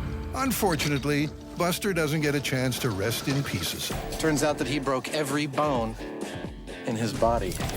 This is without a doubt the worst damage Buster has ever sustained. The surgery team goes to work to bring Buster back to life. Jamie goes to work on the rig. This time we have some big hauling straps. So we've got 2 straps that are not going to break, basically. They could pick up the whole aircraft. Meanwhile, Buster's resurrection is a medical miracle. They've replaced all his bones, replaced the shock watches that will measure impact, and the head transplant includes a new accelerometer. So, it's go time. Again. Bye, Buster. Good to go, over. Buster appears to be detached, but he's still in the raft, over. We're at 2,000. They're at 2,000. Okay, whenever you're over the target, over. Go ahead and drop on your mark, over. It's going down, guys, take cover. He's drifting back towards us. Let's get near the truck. Oh, no. He flipped over. Yep, and Buster has accidentally been ejected again. The raft clocked in at 22 miles per hour. Buster, on the other hand, clocked in at 154. The only good news after 2 failed drops is that they do actually have some useful information. The team now knows how fast he falls on his own. I think it's clear that the raft actually would have slowed him down a great deal. You know, the raft came down just beautifully by itself, like a parachute. So this time we're going to actually try and make it behave like a parachute, and we're going to tie Buster onto the underside of it and see what it does. While Buster once again recovers from his fatal fall, Jamie re-rigs the slide like a parachute. I'm just going to give a little extra and lace him a couple places. I'm tired of Buster taking off on me. And Jamie is unusually optimistic. It's got to work this time. Famous last words. Looking good so far. Okay, I'd say go ahead and release at will. You look good. Over. Okay. It's going. Oh, it's beautiful! Buster's on the ground. Buster's on the ground. Well, that looked like a much nicer ride. I'll hazard a guess that Buster may well be intact this time entirely. Once up close, the prognosis isn't so clear. He's taken some damage, but was it survivable? All the 50G shock watches broke on all of his limbs, but in his chest, the 75 and the 100 did not get tripped. So that means that he got all busted up. He would not be a happy camper, but he might just be alive. The myth, like Buster, is just about hanging on. And the guys have one more test up their sleeve. Come on. They're using a bigger slide that will increase the wind resistance, but also the weight. That's the coolest thing ever! And with a new improved system to hold the passenger in place, Chopper ready to go? Buster is cleared for takeoff. Wind's increasing, so you guys be ready to duck and cover. 2,000 feet. Anytime you're ready. And the drop has happened. Oh, look, it's sailing. Wow. So far. I bet Wow. it flipped, so it's looking like it's wanting to. Oh, wow. That is incredible. Oh, damn. What? It just looks like it wants to flip so bad. Wow! Appears to be okay. The reading from the radar is encouraging. I got a peak of 42. It's rocking back and forth. Yeah. Mostly about in the 20 range. But is there life in the myth or just dead air? It's looking pretty good. Let me I break don't see any damage at all. In fact, not a single bone is broken. Let's see his chest. Nope, it's clean. And the 3 shock watches all remained intact. Well, it looks like Buster survived, so I'll be darned. But, you know, that looked really sweet. It looked like it would have been a lot of fun. Dude, it looked like it would be also the most terrifying ride in the world. You're like, oh my God, no, it's okay, I'm okay. Oh, no. The inflated raft slowed Buster's fall and acted as a giant airbag on impact. Even so, not everyone's convinced it's a practical way to save lives in an air emergency. The life raft and the slide significantly reduced Buster's velocity. But you're not going to get that door open that's got the slide in it. The second you inflate it, it's going to rip right off the plane. If you inflate the raft inside the plane, there's no way you're getting it out the door. I mean, it's just every aspect of it, it's busted. Okay, it's busted. For our next story, instead of being used to help a descent, I love blowing these balloons up. It's fun. Scotty, Tori, and Carrie Hey, you can get a job at the carnival. I have too many teeth. Yeah, you do. are going to use inflation to aid an ascent. They're going to test whether it's possible for a kid at a fairground to float away if handed a normal bunch of helium-filled balloons. To find out if the myth is plausible or poppable, they'll need a willing kid and a whole bunch of balloons. But how many exactly? Here's 10 balloons. There's 10 there, okay. They calculate 46 balloons will lift 1 pound. Let's try to get a really skinny kid. Yeah. There you go. How about a cute one? Well, it looks like 3 balloons won't fly you away. Maddie's got the cute thing covered. Grab a scale. I got a kid. Let's see how heavy you are. 44 pounds. Yeah. Maddie, you want to fly away in balloons? Up in the air? Are you afraid of heights? Nah. Good. That's gonna be you. More math says that to get Maddie moving, they'll need a truly breathtaking number of balloons. Oh my God, we're coming up with 2,070 balloons. We're gonna need to get a lot of balloons. A lot of balloons and a lot of helium. Because helium is less dense than air, it acts as an uplifting force. We're gonna build columns. We're gonna make columns of balloons, 250, and then we'll tie those together down to the kid. Oh, look, check that out. Over several hours, the pillars of balloons begin to take shape. So we're doing all right. We're golden. And it's time for the team to test if they're on track. Before trying it out on real Maddie, they'll use a decoy Maddie. Isn't she cute? She is the exact weight as Maddie. This is fantastic. This is pulling me up so hard. You know, we figured that it would hold up about 10 grams per balloon. I think we've got more lift than that. Carrie's buoyant, but as they attach the decoy Maddie, there's a sinking feeling. There's a little bit of lift, but Not enough. 1,900 balloons only cancel out about half the dummy's weight. Oh, you're kidding me. It seems they'll need to up their calculated number of 2,000 by a lot. Are we sure we counted right on the balloons? What they didn't account for is that helium is an escape artist. Better work faster. With every minute that passes, Oh my God, my fingers can't take it. the balloons that are inflated lose some of their helium and lifting power. Ow, I need that finger. Working faster than ever, the builders blow and tie and curse their way towards a balloon bunch of mythic proportions. Well, if our count is correct, we are now at 3,000 balloons, which is about 1,000 more than we originally expected. I guess we should do another test with the dummy, huh? But once more, Sandbag Maddie has deflating news. 7 more pounds. We only have to lift 7 more pounds. 500 more balloons coming up.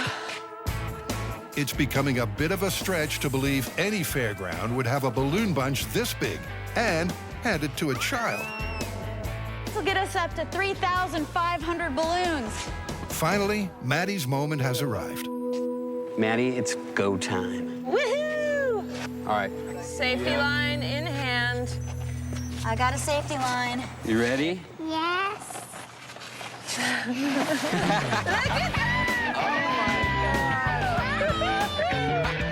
It worked! Okay, Maddie's flying, but it took almost 4,000 balloons. So the team don't believe it could ever have happened in real life. I would say we popped that myth. Totally busted. There's no way that a circus would have this many balloons in one bunch. Busted, busted, busted, busted, busted. For our final inflation myth, Adam and Jamie are also taking a punt on helium.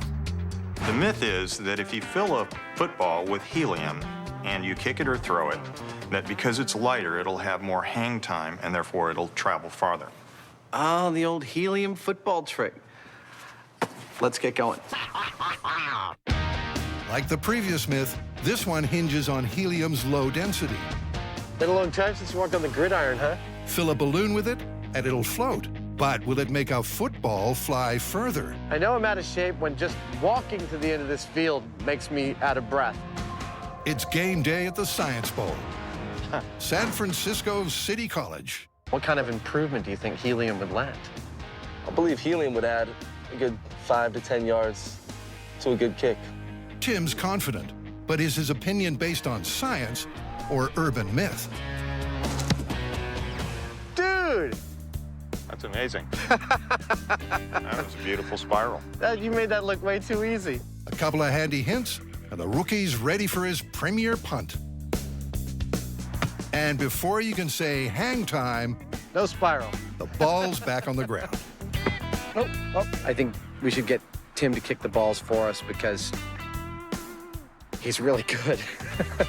Makes sense. Tim takes care of the kicking, while Adam and Jamie take care of the nerding. I brought a bunch of meters for the weather conditions, just to make sure, we've got comparisons on everything, and I think we should just keep on checking the wind speed.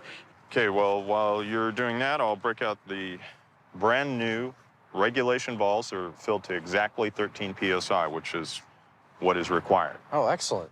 But is that 13 PSI of helium or air? This ball feels a little light. Is it filled with helium? Well, we couldn't tell you that, could we? Or we'd skew the results.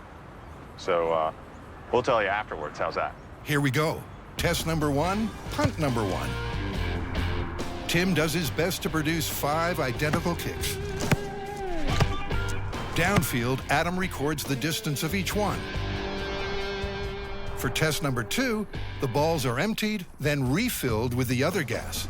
Once again, it's crucial to the experiment that its identity remains secret. See how far they go. Yeah. Tim puts up another 5 punts, this time with helium-filled balls. So what are the results? And did he spot the difference? Your first set of balls were actually regulation balls filled 13 PSI with just regular air. Wow. I would have thought that those were the helium balls. Well, the second set was the helium balls. That's surprising. What's more, even though Tim didn't pick them, the helium balls did travel further than the air-filled ones by an average of 3 yards. But is that data reliable? Unfortunately, kick to kick, we're looking at a difference of like up to 20 yards sometimes. And when I see a difference of that between 2 data points, I just don't look at my average as being a real number. I'm not ready to call this one busted, plausible, or confirmed yet. I don't think we have enough real data. So it's back to the shop for a rethink. This is too much variance between the kicks. We need to get a lot more scientific about this. Well, let's look at the very first part of this. Does helium actually make a football lighter? Let's carefully weigh some helium-filled footballs and some air-filled footballs and see what, if any, difference there actually is. 1. They weigh each ball's dead weight. Ha-ha! Then fill it with the regulation 13 PSI. Well, this is actually pretty cool. I'm getting almost exactly a difference of 3.2 grams, which means we're filling this with 3.2 grams of air. I never would have guessed that. I would have thought it was like 1/10 of a gram, maybe. Yeah, it's pretty amazing. Air weighs more than you think. Put a cylinder around the Eiffel Tower, and the air inside will weigh more than the tower itself. But the crucial question, How much does helium weigh?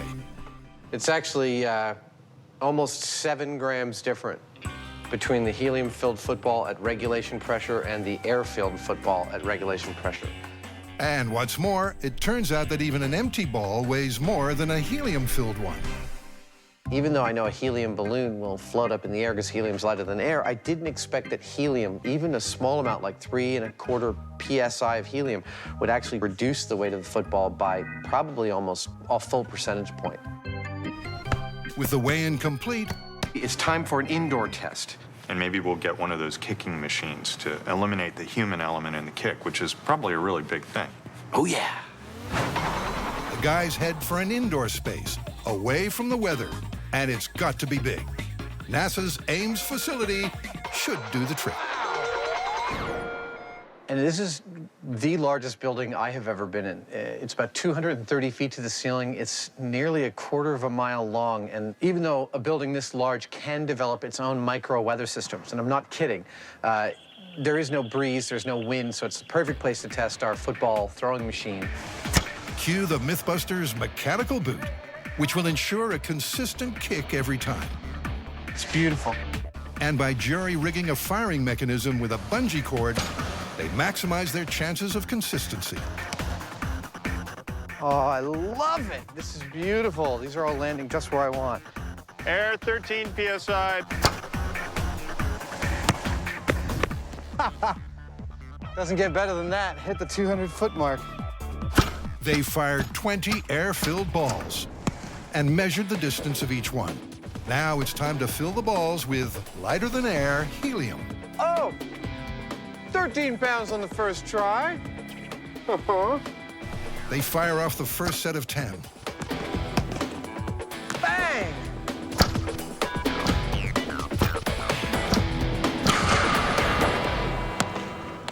Dead on the money with its predecessor. I love that.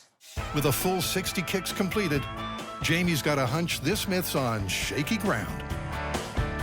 In spite of what you might think, a lighter ball is going to be easier to travel farther. Physics determines that if we launch the ball at the same speed and it has more mass, that's actually going to go further. It's all to do with inertia, which, according to Newton's first law of motion, states that the heavier an object, the more inertia it has, and the more resistance to drag. In other words, a helium-filled football should not fly as far as an air-filled one fired at the same speed. But once the numbers have been crunched, surprisingly, there's no substantial difference. Jamie thinks he knows why. The machine we were using in the hangar seemed to me to replicate more of a throw than a kick, so maybe it's about time that we actually build a kicking rig. So this myth goes into extra time. And to nail it once and for all, they're going to use a hammer. There's your kicker.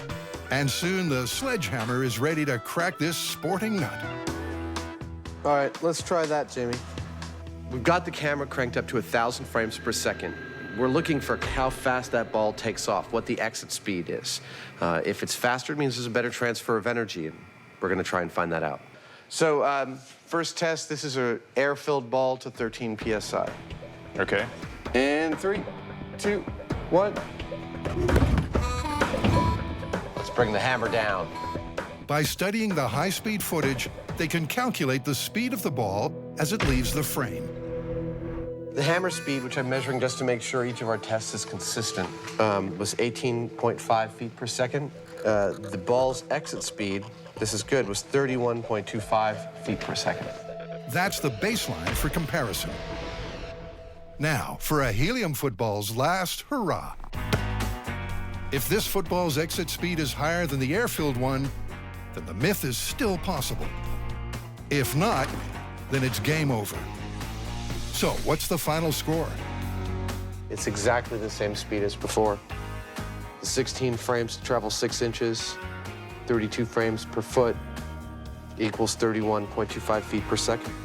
Identical. The game's up for the myth of the helium football. The myth that a helium-filled football flies farther than a football filled with air, what's the verdict? It's absolutely busted.